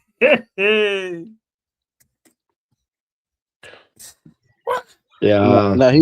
Na hili atalifanya kwa Jaluo, Mungu akijali, kama wao wanaamini wana mbinu za kurudia kwa uchaguzi.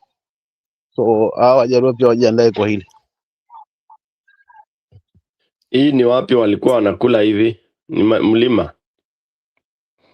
Ni mlima sasa ati ku Tulifikiri ni mlima, si walikuwa wameambiwa wakichukua serikali watakuanga wanakula hapo Sagana. Sasa ati watapikiwa mchele na nyama. Sasa si I was just recapping, Walikuwa watakula Sagana ama walikuwa wa Munyoro? That is Sagana. Hata wa Munyoro walikuwa wameambiwa watakuwa wanaenda kukula. State Lodge. That was the State Lodge yenyewe. Let me show you. Yeah, but you remember also Gachagua saying atakuwa anapikia watu wa mchele kwake nini. Anyway, the thing is, hii utumbo, hii umaskini, this is poverty. Indicators of poverty, indicators of somebody ati juu unakula unasikia watu wakisifu nyama, it tells you. Reminds me of when I would go to the village, and then you know mom is making some chapati there and it would be sensational, you know, which is the indicator of umaskini katika mashinani. Na umaskini huo ndio uko na watu in reality watu ni maskini Kenya, and that's what the politicians take advantage, because for anybody to really talk and applaud about chakula, about tumbo, na ni chakula umekula saa hiyo by jioni umeenda choo or something like that, and that influences your thinking. It's very sad affair that the fact that ulipikiwa mchele na nyama then influences you into who you would want to give leadership. It's unfortunate and it is very bad. Unfortunately, once again, Ruto, the government is doing the same. That's what they've been doing. And guess who are really following victim of that? Again, it will be Mulima and the Luos. And these are the two antagonizing groups that will make Kenya go to south. Yeah, because there is no principle. If you ask the Luos why they are moving and supporting, you can hear very ridiculous answers, like what you had even when Oburu was reading that speech that he confessed he is not able to read. Then one wonders, what is it that it's innate? If people can, can propel, they try to push. Unachukuma mtu kama Uburu ati akuja aongee juu ya broad based and all that, then you can see the way akina Mbandi, they are so obsessed, and because for them they are seeing this is the time. And earlier you played that clip of that young man saying that he's from Luo and people should not take the Luos, whatever. There are those who are saying no to this rubbish. Because if we could have Linda Mwananchi articulating issues, which they are not, articulating that it is not about individuals being given positions and all that it should be about the impact of common mwananchi. Huyu mwananchi anaenda kushinda pale amequeue the whole day ndio akule mchele sahani moja, and afu arudi nyumbani, some of them walking distances just in the name of coming to have rice and meat. It's a duty of opposition to really kind of instigate and even incite mwananchi against the madharau. But I don't hear them talking about this. Wanna fall into these rhetorics kama akina Ruto. So you are distracted instead of kind of inciting mwananchi by giving mwananchi those demeaning phrases, the way, and interpreting for them what it means to sit down, to be fed, what it means. Na tumekuja na si Christmas, si sherehe, mumeitwa tu mwekewe chakula mkule, and so what, so we need counter, we need people to up, especially Sifuna and his people. For me, what I hear them talking on podiums is not anything new, just usual rhetoric. So I think they have to up their campaigns. They should convert their campaigns into public awareness raising. May call it public participation, but should be interrogating and raising the awareness of people as to what the situation looks like. The interpreting for mwananchi to know wakati anadharauliwa, wakati ananyimwa. I think if we focus on that, then we shall be now able to even make mwananchi ainvitiwe kwenda kukula na akatae. Back to you.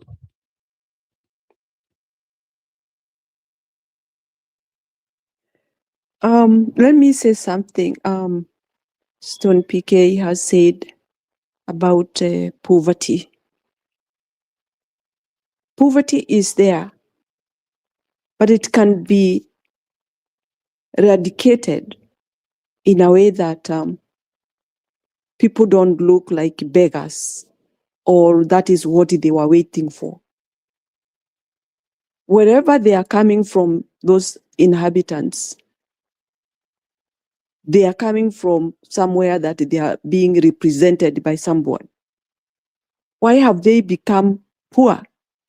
Why should they be given a plate of mchele and nyama for one day and not being let to have their own way of bringing or getting their own food at their own perimeter? Ni nini inafanya wasiwe na chakula kwao nyumbani? Ni tabu gani hiyo inaendelea ambayo haionekani kwa ule mtu ambaye wamechagua awasaidie? Because what I'm trying to say, I'm not being ignorant kusema ati watu wajiheshimu ati si maskini. Wao ni maskini.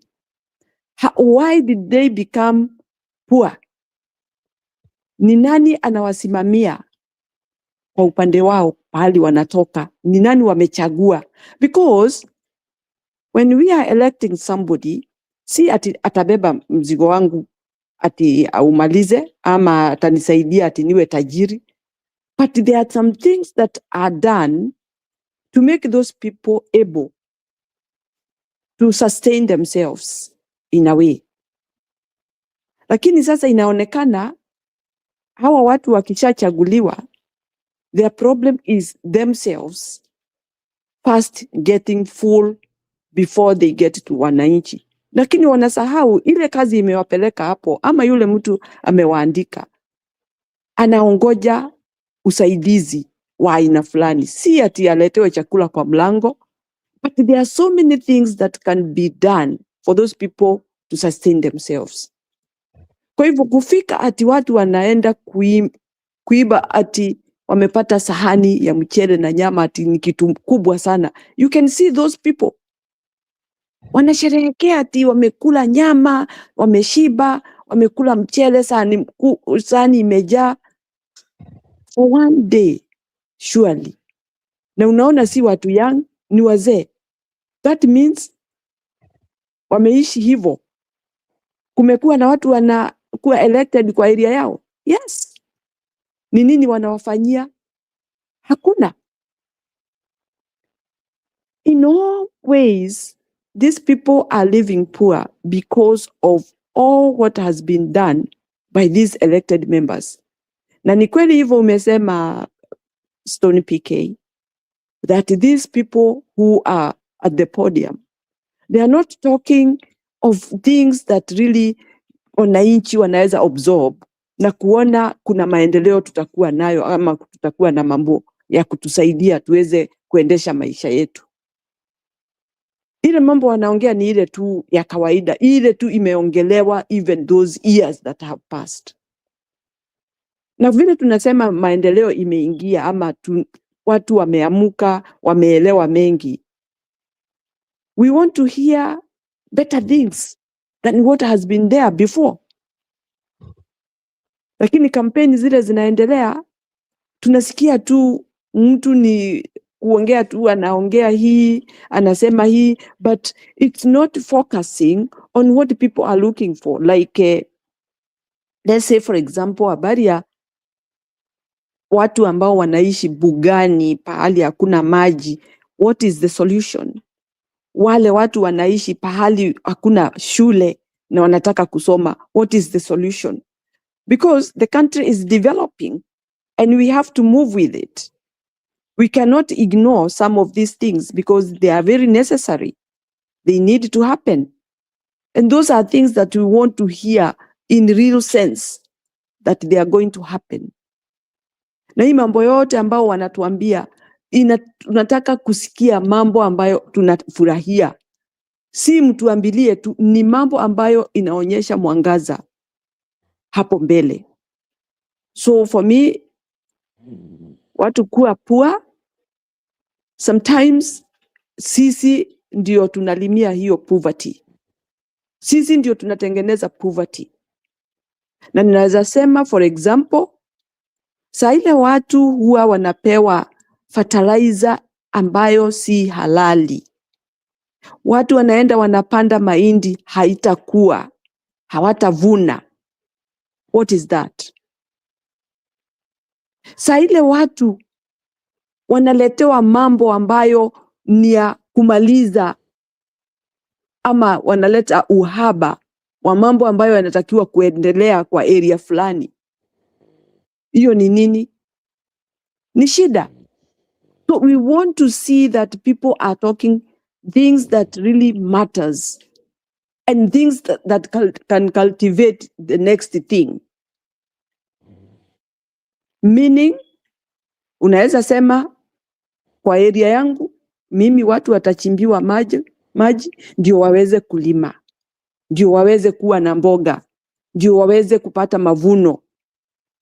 Unaweza sema kwangu nitajenga shule ndio watoto wale wako huko wasome, waendeshe masomo, waweze kufikia maisha yao, kufurahia maisha yao. But what is going on in our country is confusion. So many things have been let out which benefits wananchi. And that is what we want to hear, that they are prepared to do that, so that we ourselves, we can follow the route. Lakini si kuambiwa mambo ambayo hayaambatani na maisha yetu kama wakati huu. In fact, we are suffering. People are suffering. Vitu za kukula, chakula ya kukula ikiwa gali, hakuna maisha. Watu watakufa. Because some people are not working. Mashamba hayatoi mavuno kama siku hizo zingine. Mambo imebadilika. What are we going to do? Those are the things that we want to hear these people talk of. Na isiwe ati tunaongoja mpaka election ikuje. Things should be being done at this very time. Kwa sababu maisha ya mtu haiongoji. Hatuwezi kuongoja ati mpaka next year ndio tutakula chakula, ama ndio watoto wataenda shule, ama ndio tutaona maendeleo. We want to see things happening. It doesn't matter where or when, but we want to see things happening. Surely people are suffering. That's my take, Hiro. Labda nichangie kidogo, maana naelekea kutemwa hapa. Kuna ndugu yangu hapa naona na wasiwasi, anasema hapa kwa comment section, Msioka anasema, you guys, you don't want us to be here on August 15th discussing how the election was lost to Ruto. Check ABC register. Alafu ametoa hiyo hesabu yake hapa, amesema kwamba kulingana na IBC voter register showing Rift Valley with 5 million, Nyanza with 3 million, Western 2 million and Central 4 million. Nimtoe tu kwamba hebu tuondoe Rift Valley maeneo mawili, alafu anipe hesabu yake ya Nakuru na Laikipia, alafu tuone hizi milioni 5 za Rift Valley haswa zitakuwa zimekamilika kweli, ama tukiondoa haya maeneo mawili ya Nakuru na Laikipia, alafu tulegeshe upande huu wa Central kwamba hii itafavor upande huu kimtazamo wangu, alafu je, zitabaki kweli milioni 5 kwa Rift Valley? Lakini pia tutayaona hapo siku ikifika, ngawaja na wasiwasi kuona kwamba IBC washafanya mambo yao na uchaguzi ushaibwa. Labda hili ndugu zangu mtamtoa kutu, na pia kwa faida ya wale ambao wanatusikiza, hili naona tuliweze kulilahua.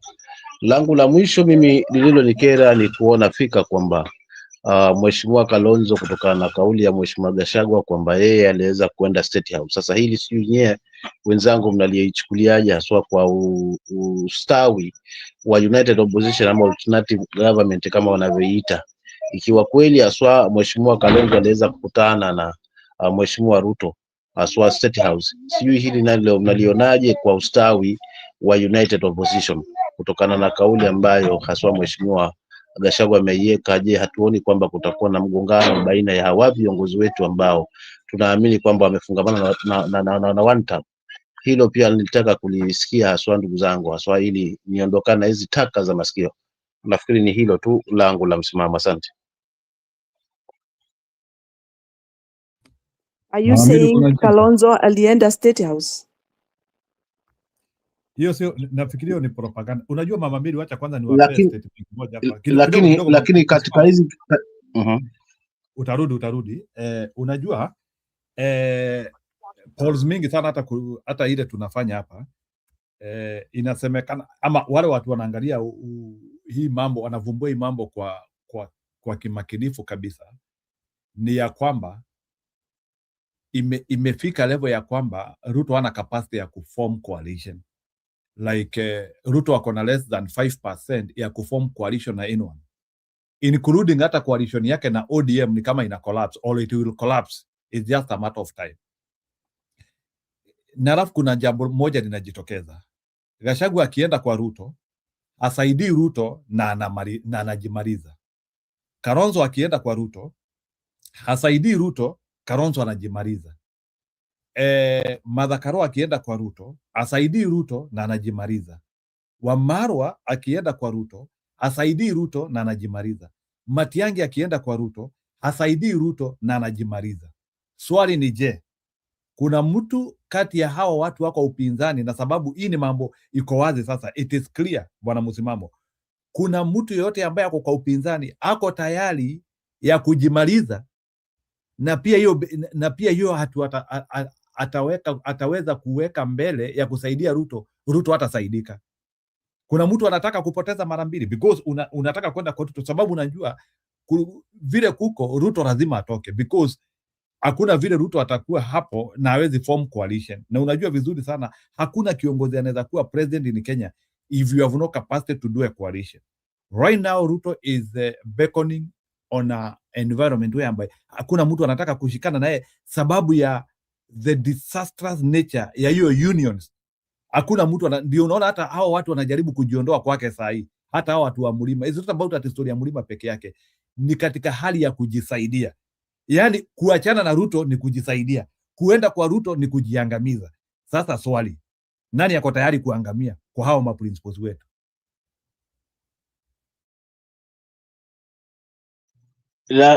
Lakini nimesikia kwamba Gachagua pia jana alilizungumzia hili. Hapo ndo palinitia wasiwasi, sio ni kweli ama ni vipi?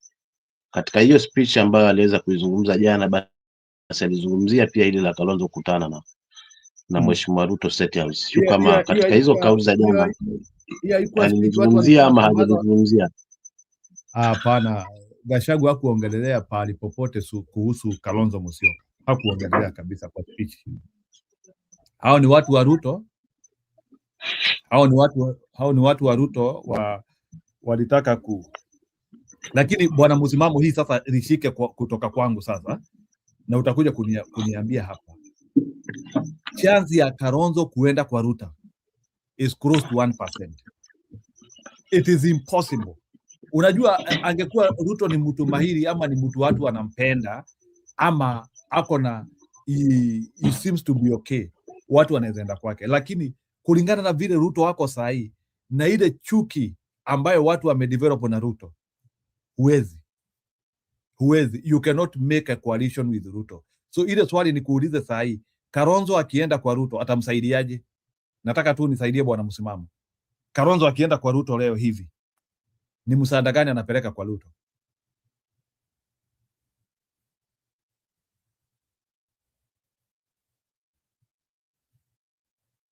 Okay, asante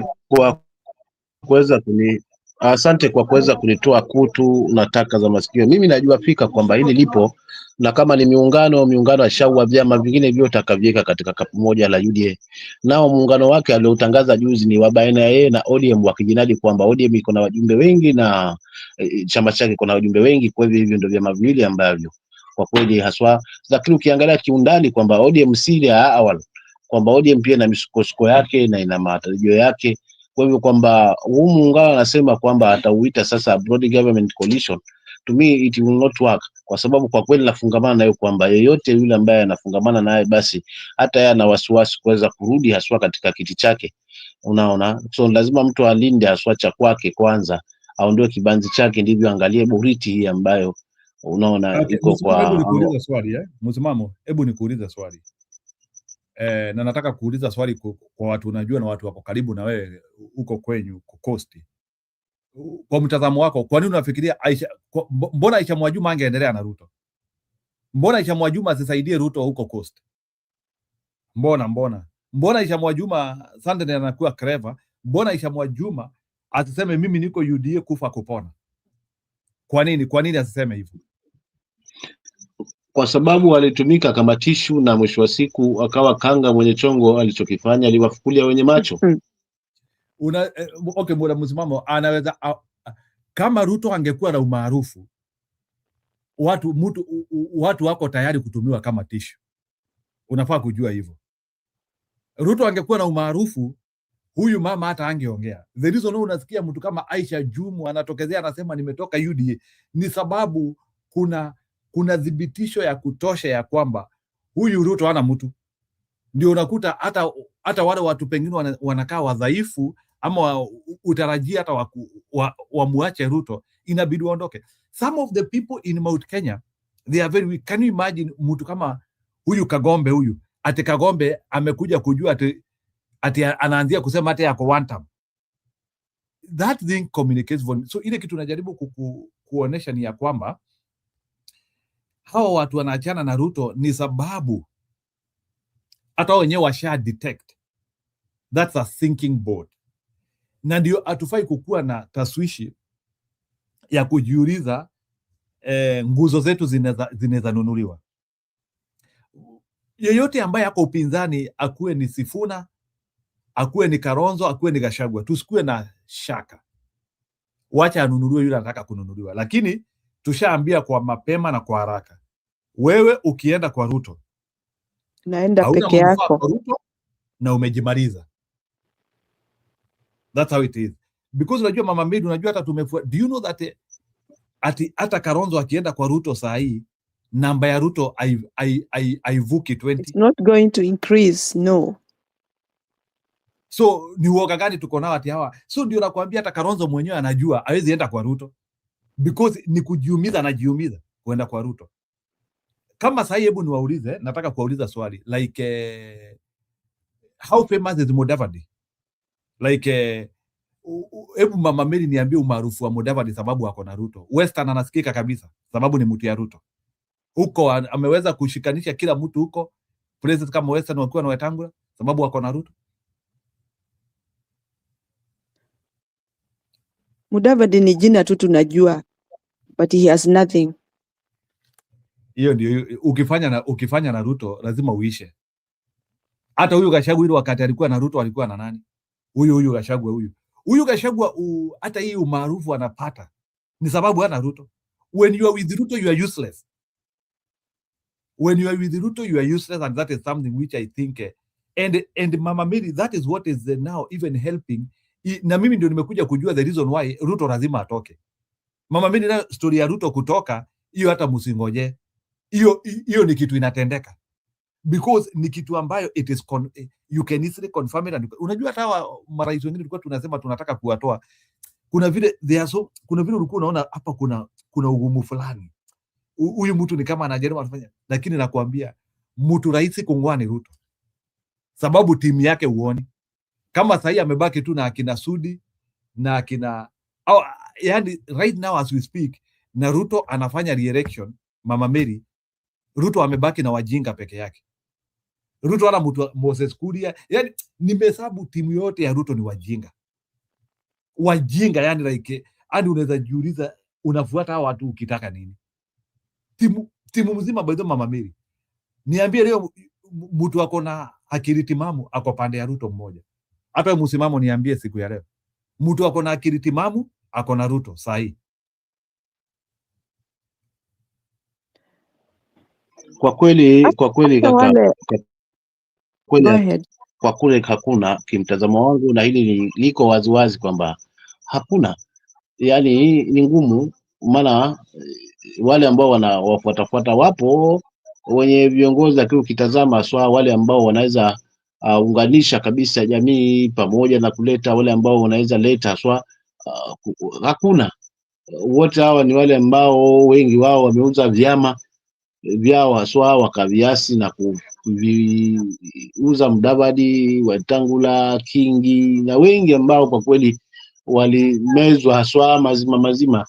So kwa hali hiyo ilionyesha kwamba kama ni wakili basi akili hawana, maana mtu kwanza ulinda chake ndio akalinda cha mwenzake pia, lakini wewe unalinda cha mwenzako chako umekiachilia, sasa inakuwa ni ngumu. So kwa kweli ni hamna, kwa kweli ni totality. Haya, Mama Mary, endelea. Hata wale ambao wameondoka huko walikuwa tu wameshikilia kwa sababu kuna mavuno walikuwa wanavuna, si ati hawakujua si ati walikuwa hawajielewi, walikuwa wanajielewa, lakini wakakaa tu wakitulia kwa sababu kuna kile walikuwa wanapata. Honestly speaking, nani huyo anaweza kuwa ana reason na Sudi? Who is that who can reason with Sudi? Nani huyo anaweza reason na huyu mtu anaitwa Faruk, the way he talks, very nasty stuff. Na huyu mwingine sijui anaitwa Nelson Koech, the way he debate on the TV. Na Cheruyot yule na mama ambaye yao huyu anaitwa, huyu mama anavaa kadude hapa kwa kichwa, anaitwa nani huyu? Shulei. Shulei. Can you reason with those kind of people?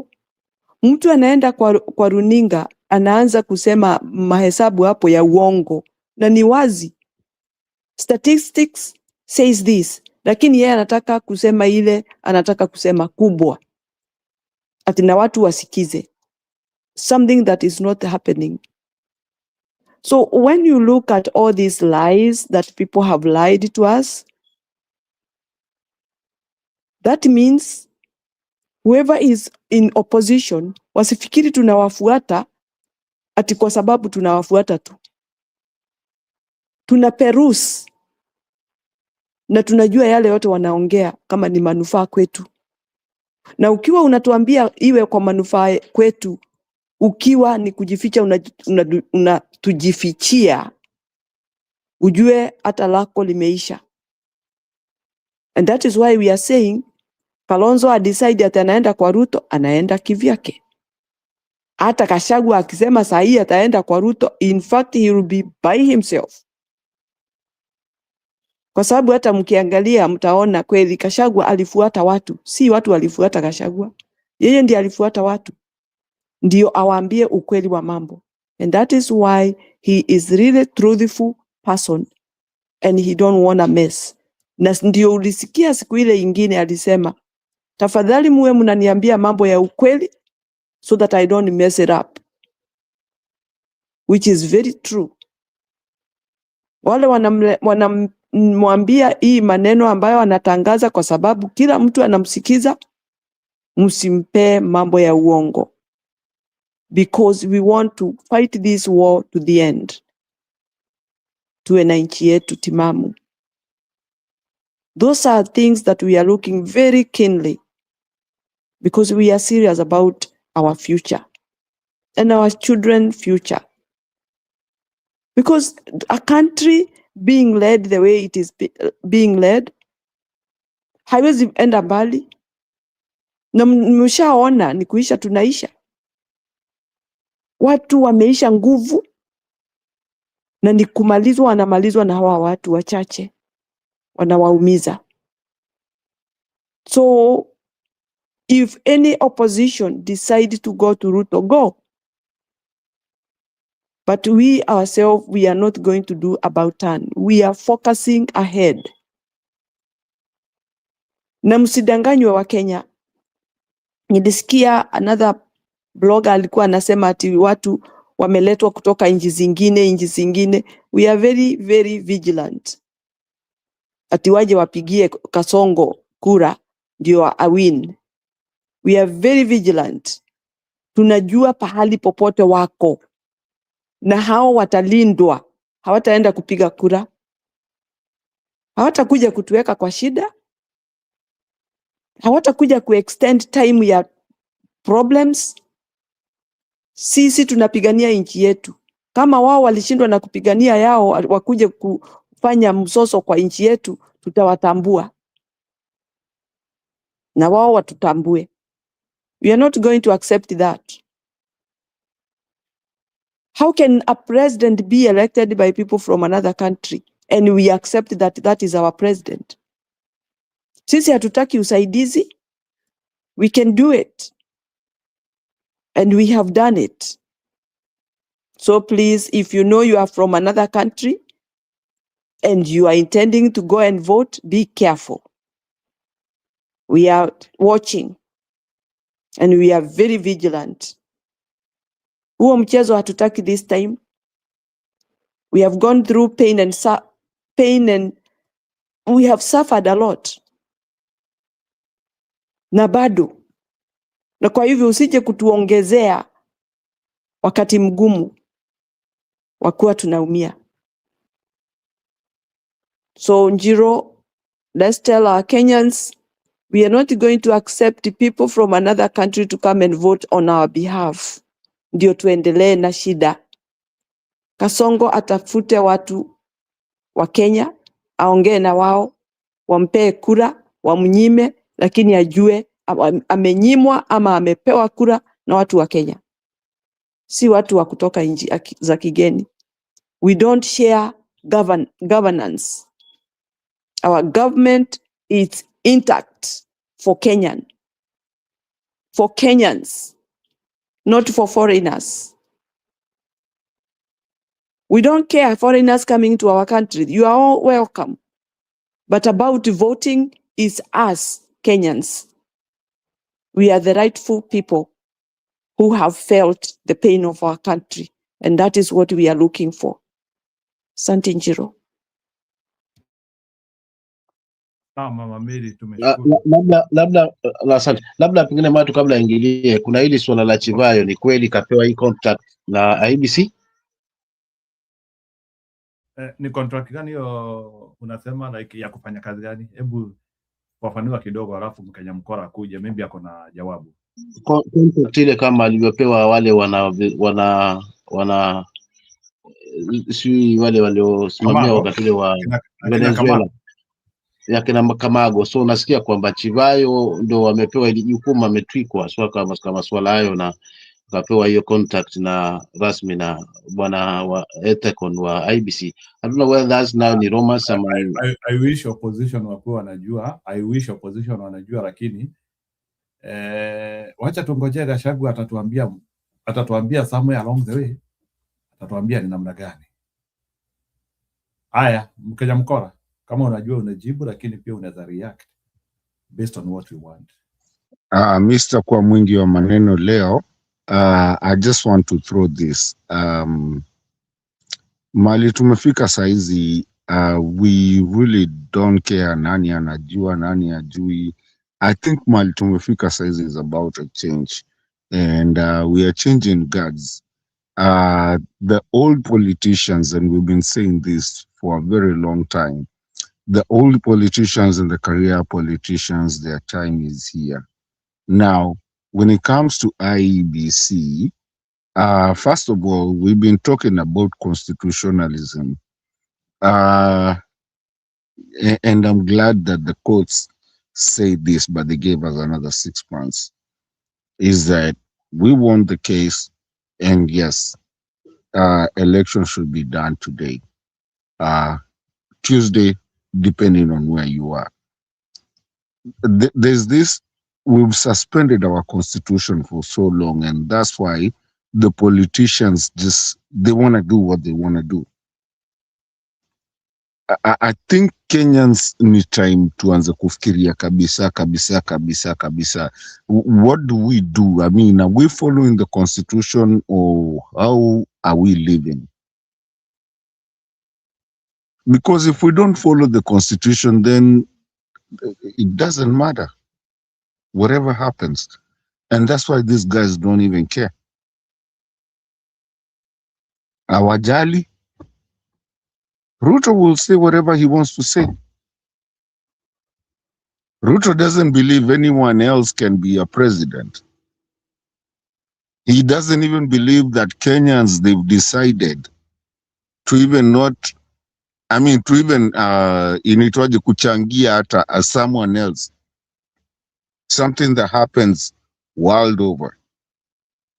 Ruto will go and buy anyone, which is unconstitutional.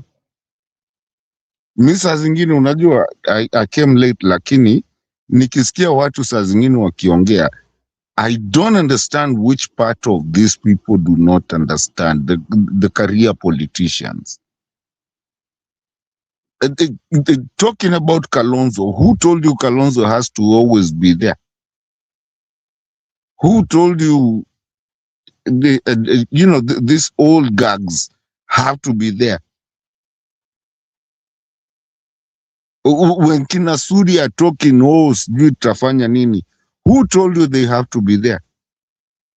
Some of these people kama kina Waluke and all this, just dig down. Wengine nasikia mkiongea story ya Aisha Jumwa joining sijui nini. What are they joining? Aisha Jumwa already is a killer. What are we doing?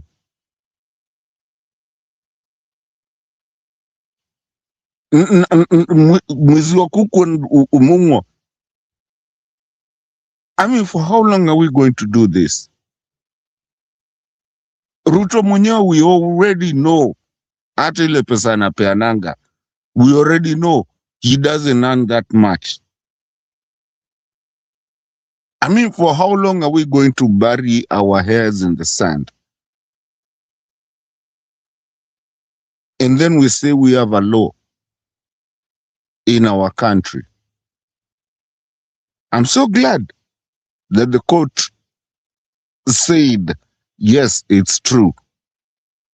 That yes, the constitution says the election has to be done on the 5th year, not after 5 years. But then again, there's a lacuna there because that's why they extended 6 months. The law, the courts, we can't have a court system that actually every time it's used by the people in power.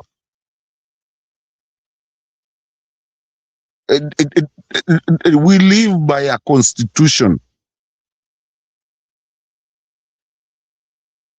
And the moment we get that constitution right, you will not even find people like Juang being killed in a cell. We already have another one now that was killed again by the police. What is this? We've already told them not to have balaclavas, that they have to identify themselves. And the funny thing, I'll say, the funny thing, I was following that quote of this new guy that was killed, is that kila mtu alikuwa mkale.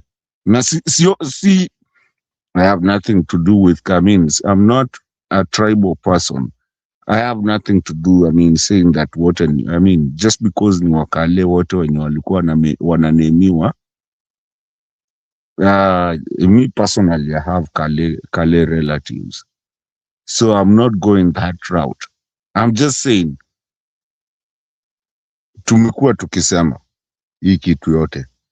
So I'm feeling, I have a feeling that Njiru, you've known me to be a constitutionalist person here. The constitution has to be followed, and we cannot use one tribe or the other tribe to be hao ndio watu wanauananga, hao ndio watu wanafanya nini. We have to change it.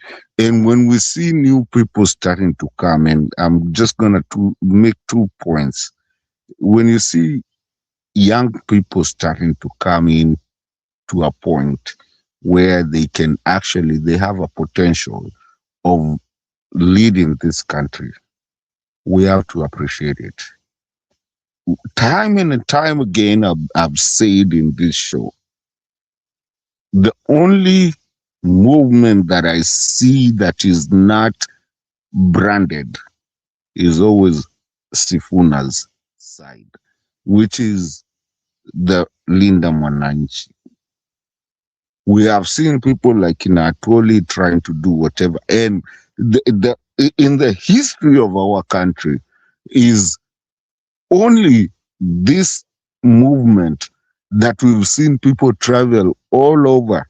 Young people travel and they pay their own buses and they don't even wear any matching clothes or any.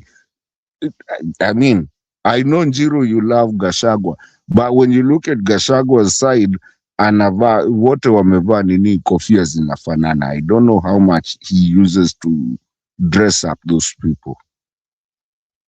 When you see ODM, they're always dressed up. When you see any other one, UDA, dressed up. The only movement you see that is really organic is Sifuna's movement. Anyway, it's just your movement tu ndo inakuanga yenye watu wavangi makofia, ma t-shirts, sijui nini, all that nonsense. They don't use that nonsense. And I'm telling you, that's what our country is at this point. It's at a point of a breaking point that they don't care anymore of historically political career people. And that's why me even being a Kamba, I don't care about Kalonzo. He can stay where he is. But we have to look at this where we are headed, because we are headed in a good place. If we look at this now, are we saying Sifuna is the best president? Personally, I believe, because he has the law in his hand. But is it everybody is kila mtu anafikiria hivyo? Kuna wengine wanasema ati is young, he doesn't know politics and all that. But when are you gonna be old for you to know politics? Let's make a change in our country so that we evade this thing of being called third world and all that. There's people who can just come up with new ideas. So I'm just saying, mimi kwanza nikisikiaga mtu anaongea story ya Gachagua. No, Gachagua is okay. Let Gachagua give us all the information, and that's what we've been saying. Nikisikia mtu anaongea story ya Kalonzo, I wonder, what are you talking about? Nikisikia mtu anaongea juu ya Mudavadi, I wonder what you're talking about. These old people that have been there, I think it's about we just shut it down, give good new people chances, and we start a clean slate. That's my take. Na hiyo ndio nasema mimi Gachagua acha tupatie story. Kula nato information we like it. Kitu yote ingine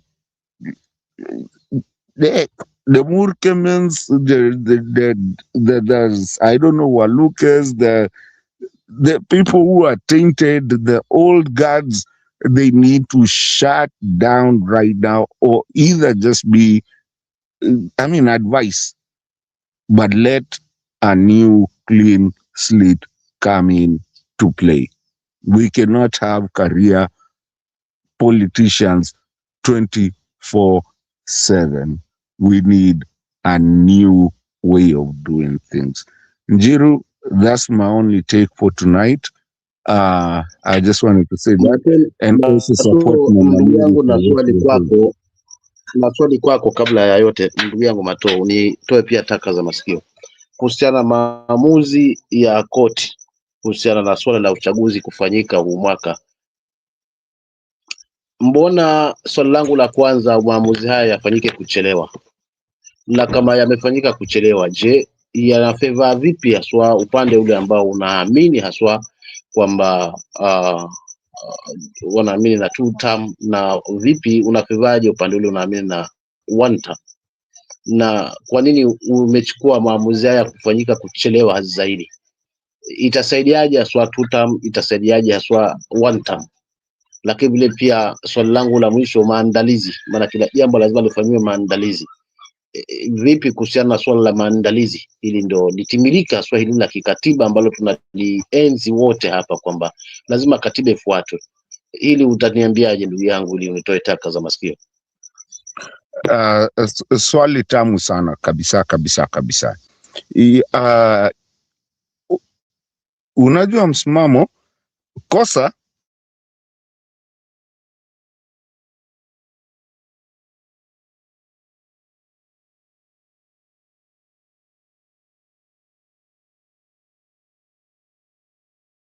tukirudia hiyo kosa tena sasa hiyo ndio kosa. Hapa tunao wakati ambao tuweza rekebisha independence, lakini tunayo hiyo opportunity ya kurekebisha hii kosa. Hatuwezi endelea na lile kosa ambalo tumekuwa nalo tukisema ishafanyika. So msimamo wangu mahali nipo saizi nikisema imefika wakati, umefika wakati kwa Kiswahili sanifu, wakati wa kwanza kujirudia, tujiangalie, tujue makosa magani tumefanya tangu huo wakati. Tangu wakati wa Moi, tangu wakati wa Wagala Masaka, tangu wakati wa hata ingine ya pasta huko, pole si ati na kuekelea, lakini huko kwenye walikuwa wanaitwa nani huyu mwenye alipatikana ameua watoto wengi huyo. Tangu hizo vitu zote ambavyo zimefanyika Kenya, huwa inafika wakati watu pia wanakuja wanajiangalia, wanauliza hizi makosa zote ambazo tumefanya tutaanza wapi kurekebisha? Ndio tunasema saizi turekebishe, na kurekebisha ni kwanza wale ambao wamejihifadhi sana kwa serikali, wamepata mali, wanasumbua watu na wamekuwa hapo kwa muda mrefu na hatujui nini wamefanya, na hakuna kitu ambao wameleta ya faida kwa hii nchi yetu, na ndio maana bado tumewekwa pale kwa ile kitu ya third world.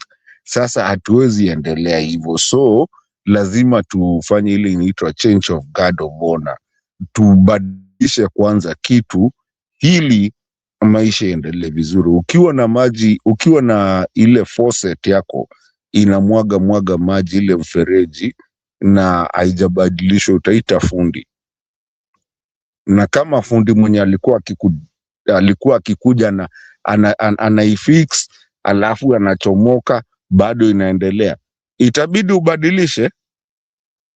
Lakini wakati huu hatuwezi pata, huwezi kuja ukachukua kitabu cha Mwalimu Jini na tushabadilika tufanye Mwalimu Jini. Kama mnakumbuka kitabu cha Mwalimu Jini, hiyo tulisoma tukiwa class 1.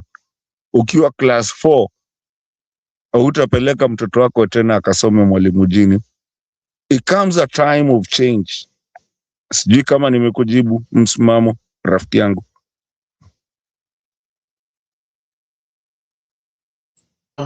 Asante Mato, hapo umejibu kuhusiana na uchaguzi kwamba urudi kwa Young Turks, hapo ndipo uliposimama, yani ukilenga Sifuna. But kwa swali langu la kwa nini maamuzi ya koti yafanyike haswa wakati huu ambapo haswa imebaki mwaka mmoja kuendea kwa general election ambao ni 2027 kama ada, mbona haya maamuzi yamefanyika kuchelewa, na kwa nini hayange kufanyika awali ili kukawa na maandalizi ambayo yangekuwa na tija haswa kwa pande zote mbili, those who are believing on two term and those who are believing in one term.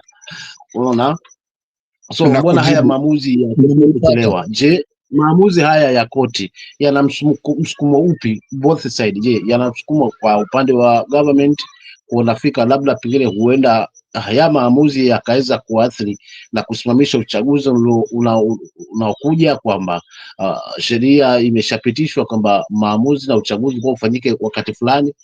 Athari na uzuri wa haya maamuzi yaliyokuja kuchelewa, yani athari yake na uzuri wake ni upi pande zote mbili? Hilo ndio lilikuwa swali langu, lakini pia umezingatia zaidi kwamba lazima kuwe na change ambayo kwamba hawa viongozi wote ambao wamekaa katika uongozi hawatufai, na hili mimi nitakubaliana nalo kwa kidogo, lakini kisha pia nitapingana nalo kwa sababu naamini kwamba ndugu yangu, twende, nyinyi huwa mmeagana, lakini twende wapi ndugu yangu, inakuwa ni balaa.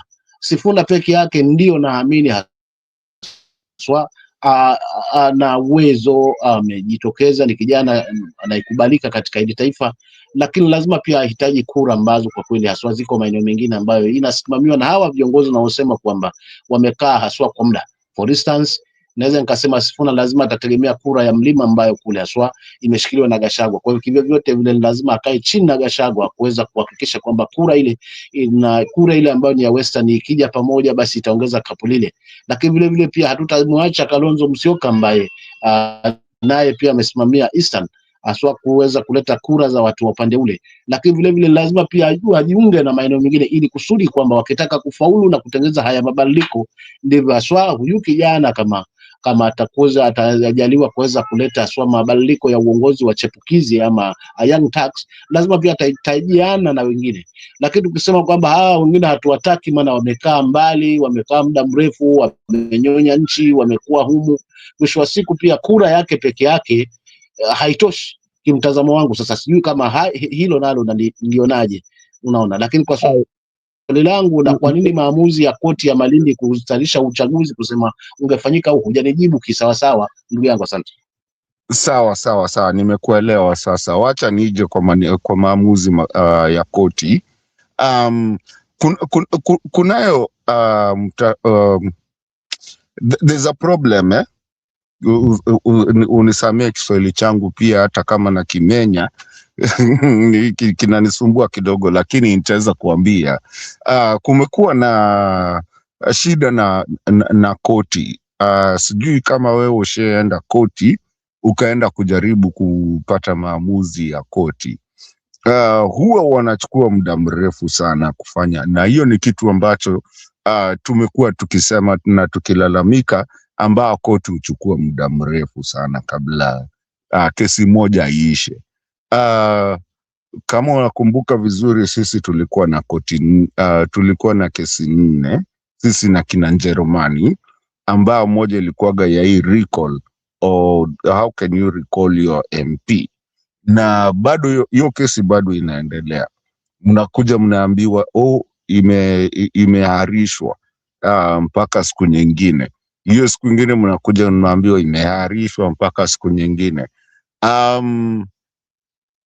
Hii kesi ambao wamepitisha saa hizi, hiyo ni koti ilifika mahali ukakuwa watu wamefika mahali wakaanza kusema huyo jaji apitishi kitu na aleti maamuzi. So ikakuwa ngumu sana kwa sababu watu walianza kulalamika, mnaendelea na tunawasomea katiba. Katiba inasema the 5th year, which is something that should have happened kitambo sana, lakini wanashinda wakiendeleza, manake hivyo ndio pia majaji wengi wapata pesa. Kama unakumbuka miaka iliyopita, naweza kuambia ukitaka niende nikutafutie, ilikuwa jaji Lenaola or something, kulikuwa ameambiwa sijui alikuwa amelipwa mahali, ndio maana maamuzi fulani ikafanyika. So hii imesukumwa, watu wakaanza kulalamika. Hii ingefaa kupita. Kama unakumbuka nani alikuwa juu ya hii kabisa, ni huyu mtu aitwa nani huyu Pikipiki Ponki, huyu ndo alikuwa na hiyo kesi akiuliza mbona katiba inasema hivi na nyinyi mnafanya hivi. So hiyo kesi sasa finally ikaamuliwa, lakini kwa sababu pia serikali ni wajanja, nao wakakuja nao hapa wakaifanya ikuwe karibu sana, because ilifanyika last week, alafu obviously hatungefanya very obviously haingefanyika ati tufanye unajua uchaguzi leo, which is Tuesday, or depending on where you are, haingefanyika hiyo time.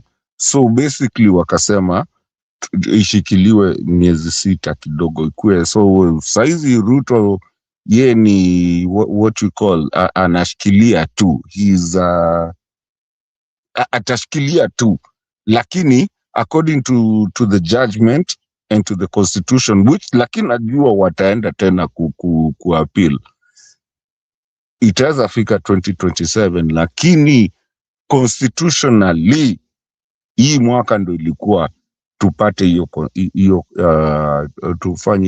tufanye nini uchaguzi. It's the rot in the court system, in the judicial system. Hiyo ndio rot iko, where you have hata wewe msimamo ukinipeleka koti saa hizi tutakimbizwa mpaka 2028. Ndio unaona saa hizi ndio watu wengine sasa ndio wanakuwa nini convicted at this time. You see the last politician ndio amekuwa convicted at this time. So it's just the rot in the court system. Msimamo it's ni mbaya huko, inakuanga mbaya. Kwanza ukiwa na kakitu kadogo hivi, you can't get your justice in a minute. Hata enda ukajaribu kupigania land yako, utakuwa na shida hapo, mtakimbizana, mzungushane, especially if the other person has some money. And that's the biggest problem that we are trying to kill. And hiyo ndio kitu ingine kwanza inanifanya nitake Sifuna ingie, because he's a constitutionalist too. Sijui kama nimekujibu.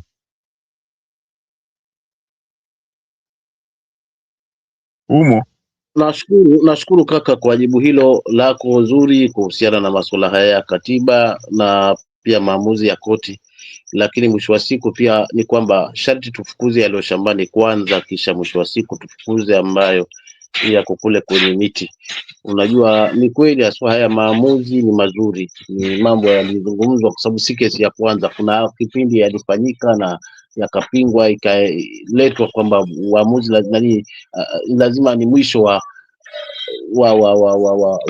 mwaka ule wa 5, unaona. So una mambo mengi yalijitokeza, lakini hili kwa kweli kwa sasa hivi ningetupa kwanza tukafocus na jinsi gani ambao tutaweza kuondokana na nduli haswa ambaye kwa kweli haswa tukitazama hivi kwamba anaelekea kusiko, bwana kila anapopapasa sipo. So nadhani hapa ndipo kwa kufocus kuona kwamba umoja wa viongozi wetu umekuja kwa pamoja na wametuhakikishia kwamba kwa kweli haswa wanamwamini mmoja ambaye wataweza kumbaka angalau haswa ilitimia lile ambalo haswa liko nyoyoni mwa wapiga kura wale wengi katika ile taifa, kuona kwamba mabadiliko yamekuja. Kwa hivyo nikima pia ndugu yetu Sifuna well and good, but we have to build trust both on those who are believing in two-term. That's my take. Ili kama mama yupo amenyamaza sana, tumpe nafasi. Asante. Na kuongezea kabla ni nyamaze, kuongezea wajua msimamo wa kumbuka last elections tulifanya makosa mengi sana. Sitaki kumlaumu mzee wetu mwenda zake, lakini tulifanya makosa mengi ambao tuliongelelea hata kwa hizi channel zetu, ile kupeana goalpost. Unapea mtu goalpost so ndo anajua hapo mahali pa kupiga. Kile ambacho nafurahi kwa muhula huu wa politics ni kwamba hatumpatii unajua our enemy, hatumpatii mahali pa kuangalia, mahali pa kuenda kuchapa. Tunachapa ile kona mwingine anachapa ile kona, mwingine anachapa ile kona, lakini ukiwaona wote unapata bado ni kitu kimoja. Waona kama Malala alikuwa huko Kakamega na Sifuna, Babu akapotea akaenda Kisumu, Kalonzo sijui kule yuko, nasikia alikuwa mahali pengine na huko, Sifuna akakimbia Ukambani tena, kila mtu tu ako ziara zake. Sasa haupatii your enemy where to hit, kwa sababu ukimpatia atajua mahali pa kuchapa. So hii nafurahi, Gachagua pia naye ako side zake, unaona. So hii tumesoma kutoka makosa zetu za last time.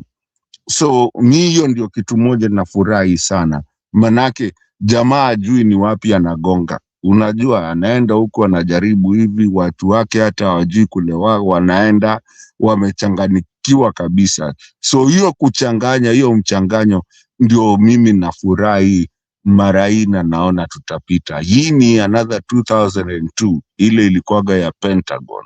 Hii itapita kama imeenda yote. Sidhani kama ataweza, manake naona hawa wakikuja kushikana wote. Nimeona hata kina Ngilu wameanza kuamka huko wanachapa yao. Martha Karua jalala pia, unaona. So I think we're in good hands. Msimamo, back to you and back to studio. Wacha nyamazi hapo nirudishie Mama Mary. Na wewe pia na studio.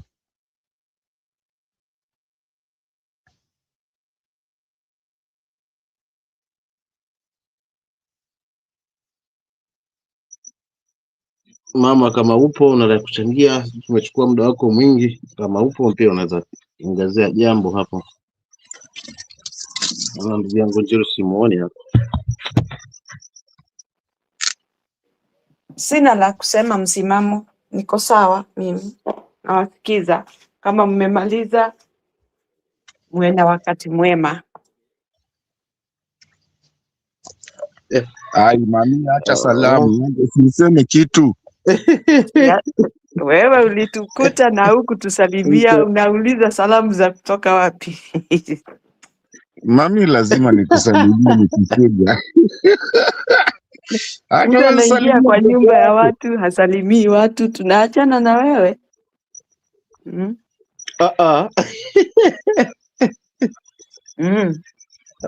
Sawa. Mimi naona sina cha usemi zaidi ya kwamba nishukuru Jalali. Mimi niko sawa. Sawa. Mkenya mkora, kwa muda mrefu sija kusikia, so I hope you are doing well. I'm doing well, Mom. It's been a long time, and this one we are taking. This one is going with Wakenya. Wakenya. Watenya.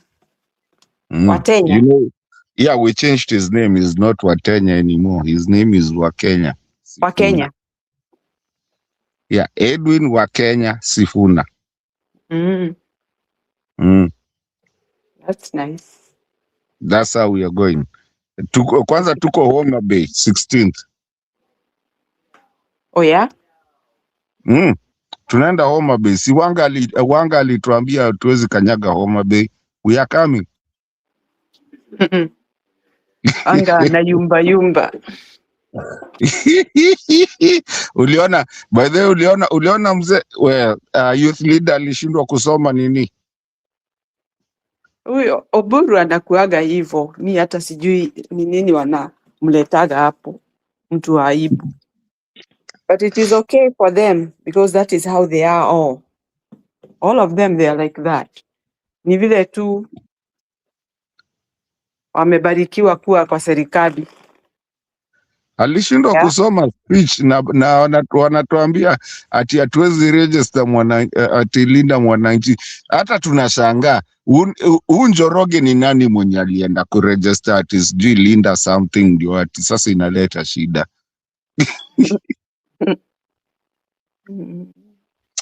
Haki ile mchezo mko nayo mami. Ni nini Kenya? Si hata Sudi alipokuwa anaapa alisema nini? Hapo parliament alisema nini? I mean, sijui alisema nini, aliongea kitu kingine, alishindwa hata Mungu kusema. nisalimie. Hata Kibaki unajua alisemanga unilinde niwe mhalifu.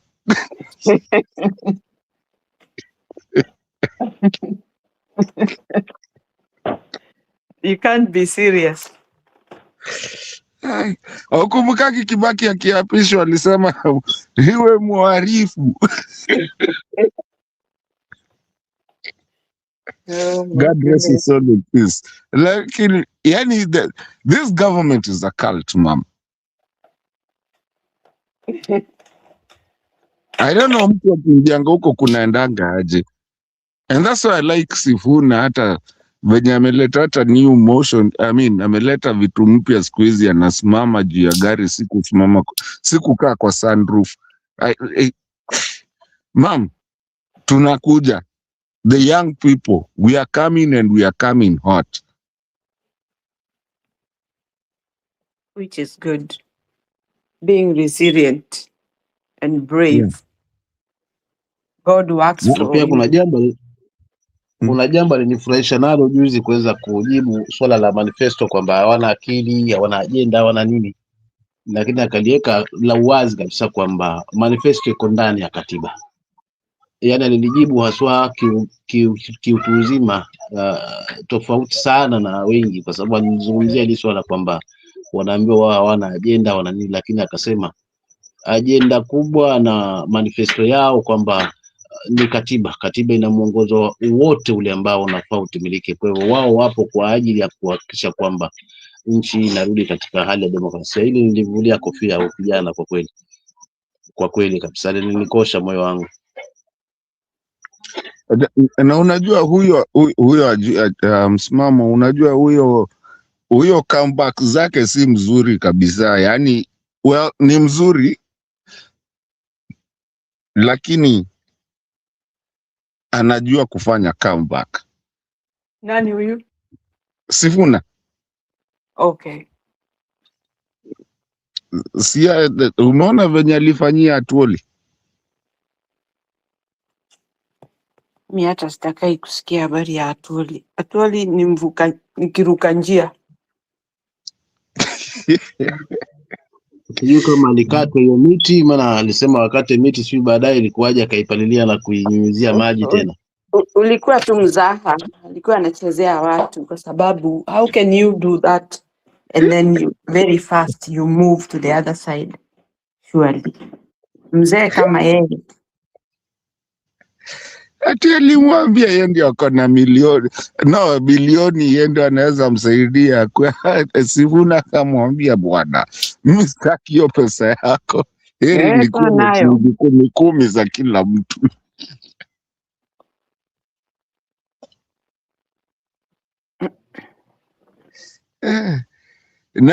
Na by the way anachangiwa. Where does he get that money? Huyu Atwoli ndio mtu ajigambe. You know that government, those people in the government right now, sitaki hata kusikia mtu anajigamba hapo ako na nini ama nini, because they know that those money belong to the wananchi. It's not theirs. In fact, if this thing is followed, ifuatiliwe vizuri, wapekue. These people are very poor, despite of them stealing our money. Pesa hizi zote wako nazo ni za wananchi, na ndio unaona wananchi wanaumia. Hata hizo Ruto wako nazo, he should not be proud of being rich. He's not rich. He's poor. Kwa sababu yule mtu ambaye hatosheki na kile kilicho chake, huyo ni maskini. You don't get satisfied with what belong to you, you are very poor. Because you really know you cannot give the history of how you earned those money that you have and you are being proud of. I feel good. Whatever little I have, I can give the history, how I got it. Na hakuna mtu anaweza nitoka kwa nyuma aje aniumize, labda awe ni mwizi ambaye ni mhalifu. lakini si mtu anitoke nyuma ati niko na deni yake kwa sababu sijalipa. Yes, we have debts, but we pay according to how we work, the way you plan yourself. Lakini si kitu ambacho mtu anaweza kuja asimame mbele yangu aniambie ulikula pesa yangu. Those are things that really is happening to this government. They have eaten our money that we stand there weeping, mourning, with a lot of agony because we cannot do anything good to ourselves due to what they are doing to us. Wanachukua kila mali ya mwananchi, alafu mwananchi anabaki akilia, and you cannot help it. Hatuwezi kuwazuia kufanya hiyo makosa because they are in the pot where the money is cooking. Before it reaches us, iko na wao kwa mikono, wanaweka kwa mifuko na wanaenda nazo. So we are suffering for them. Kwa hivyo hakuna mtu anaweza jigamba hapo aseme ni rich, you are poor to the least. Unachukua pesa ya wananchi unasema wewe ni tajiri. Tajiri kutoka wapi? I feel bad. The way Kenyans are suffering, that one makes me feel very sad. Mama, I'm so proud of you for saying that, because ni kitu nimekuwa nikisema even in other forums. Because at the end of the day, just because you're a president does not mean the taxpayers is your thing. Ati nimekuja, nimetenga, nimefanya nini. And you remember when I started talking about this kutenga. But what are you tendering, and how much do you earn? What's your salary, and who are you giving what? It doesn't make any sense to me. Mimi hata sijuagi ni nini watu huwa wanasimama hapo wanatuambia, when you know that you are riding on our sweat, our energy. That is what you are using. It's not yours. Tumeumbwa zote sawa. Wewe basi umepata mamlaka ya kuwa uko kwa hiyo kiti, tafadhali itumie vizuri. Know that tomorrow it will be somebody else who might not be happy with you because of what you did. And it is true, because you cannot escape the mistakes that you have done. You mambo yote watu wanafanya. Mami, assuming I earn $1 million, how many millions can I give within a month? Wacha hivyo nani Ndeto. Hakuna mtu anaweza peana zake. Don't be cheated. Hakuna kitu kama hiyo. Hawezi toa zake kwa mfuko ati ile really sweat earning money. Uongo. Usidanganywe. That is a lie. Unless wewe ni rafiki kama wewe, maybe naweza kupatia kitu. Let them try and show us that this is my aunt money. I'm going to share with so and so. That's a lie. They will not. Hizi wanabeba na magunia wakipeleka huku na hukule ni za wananchi, si zao. It's not hard earned money. That is our money. Na tukitaka kuwatoa mnapiga kelele. Tukisema waende mnapiga kelele. We are very rich. We can let these beggars and poor people steal our money and we are still surviving. But you see, when we come, we are saying that sisi ndio tutachangia Sifuna. Then they get mad. They say that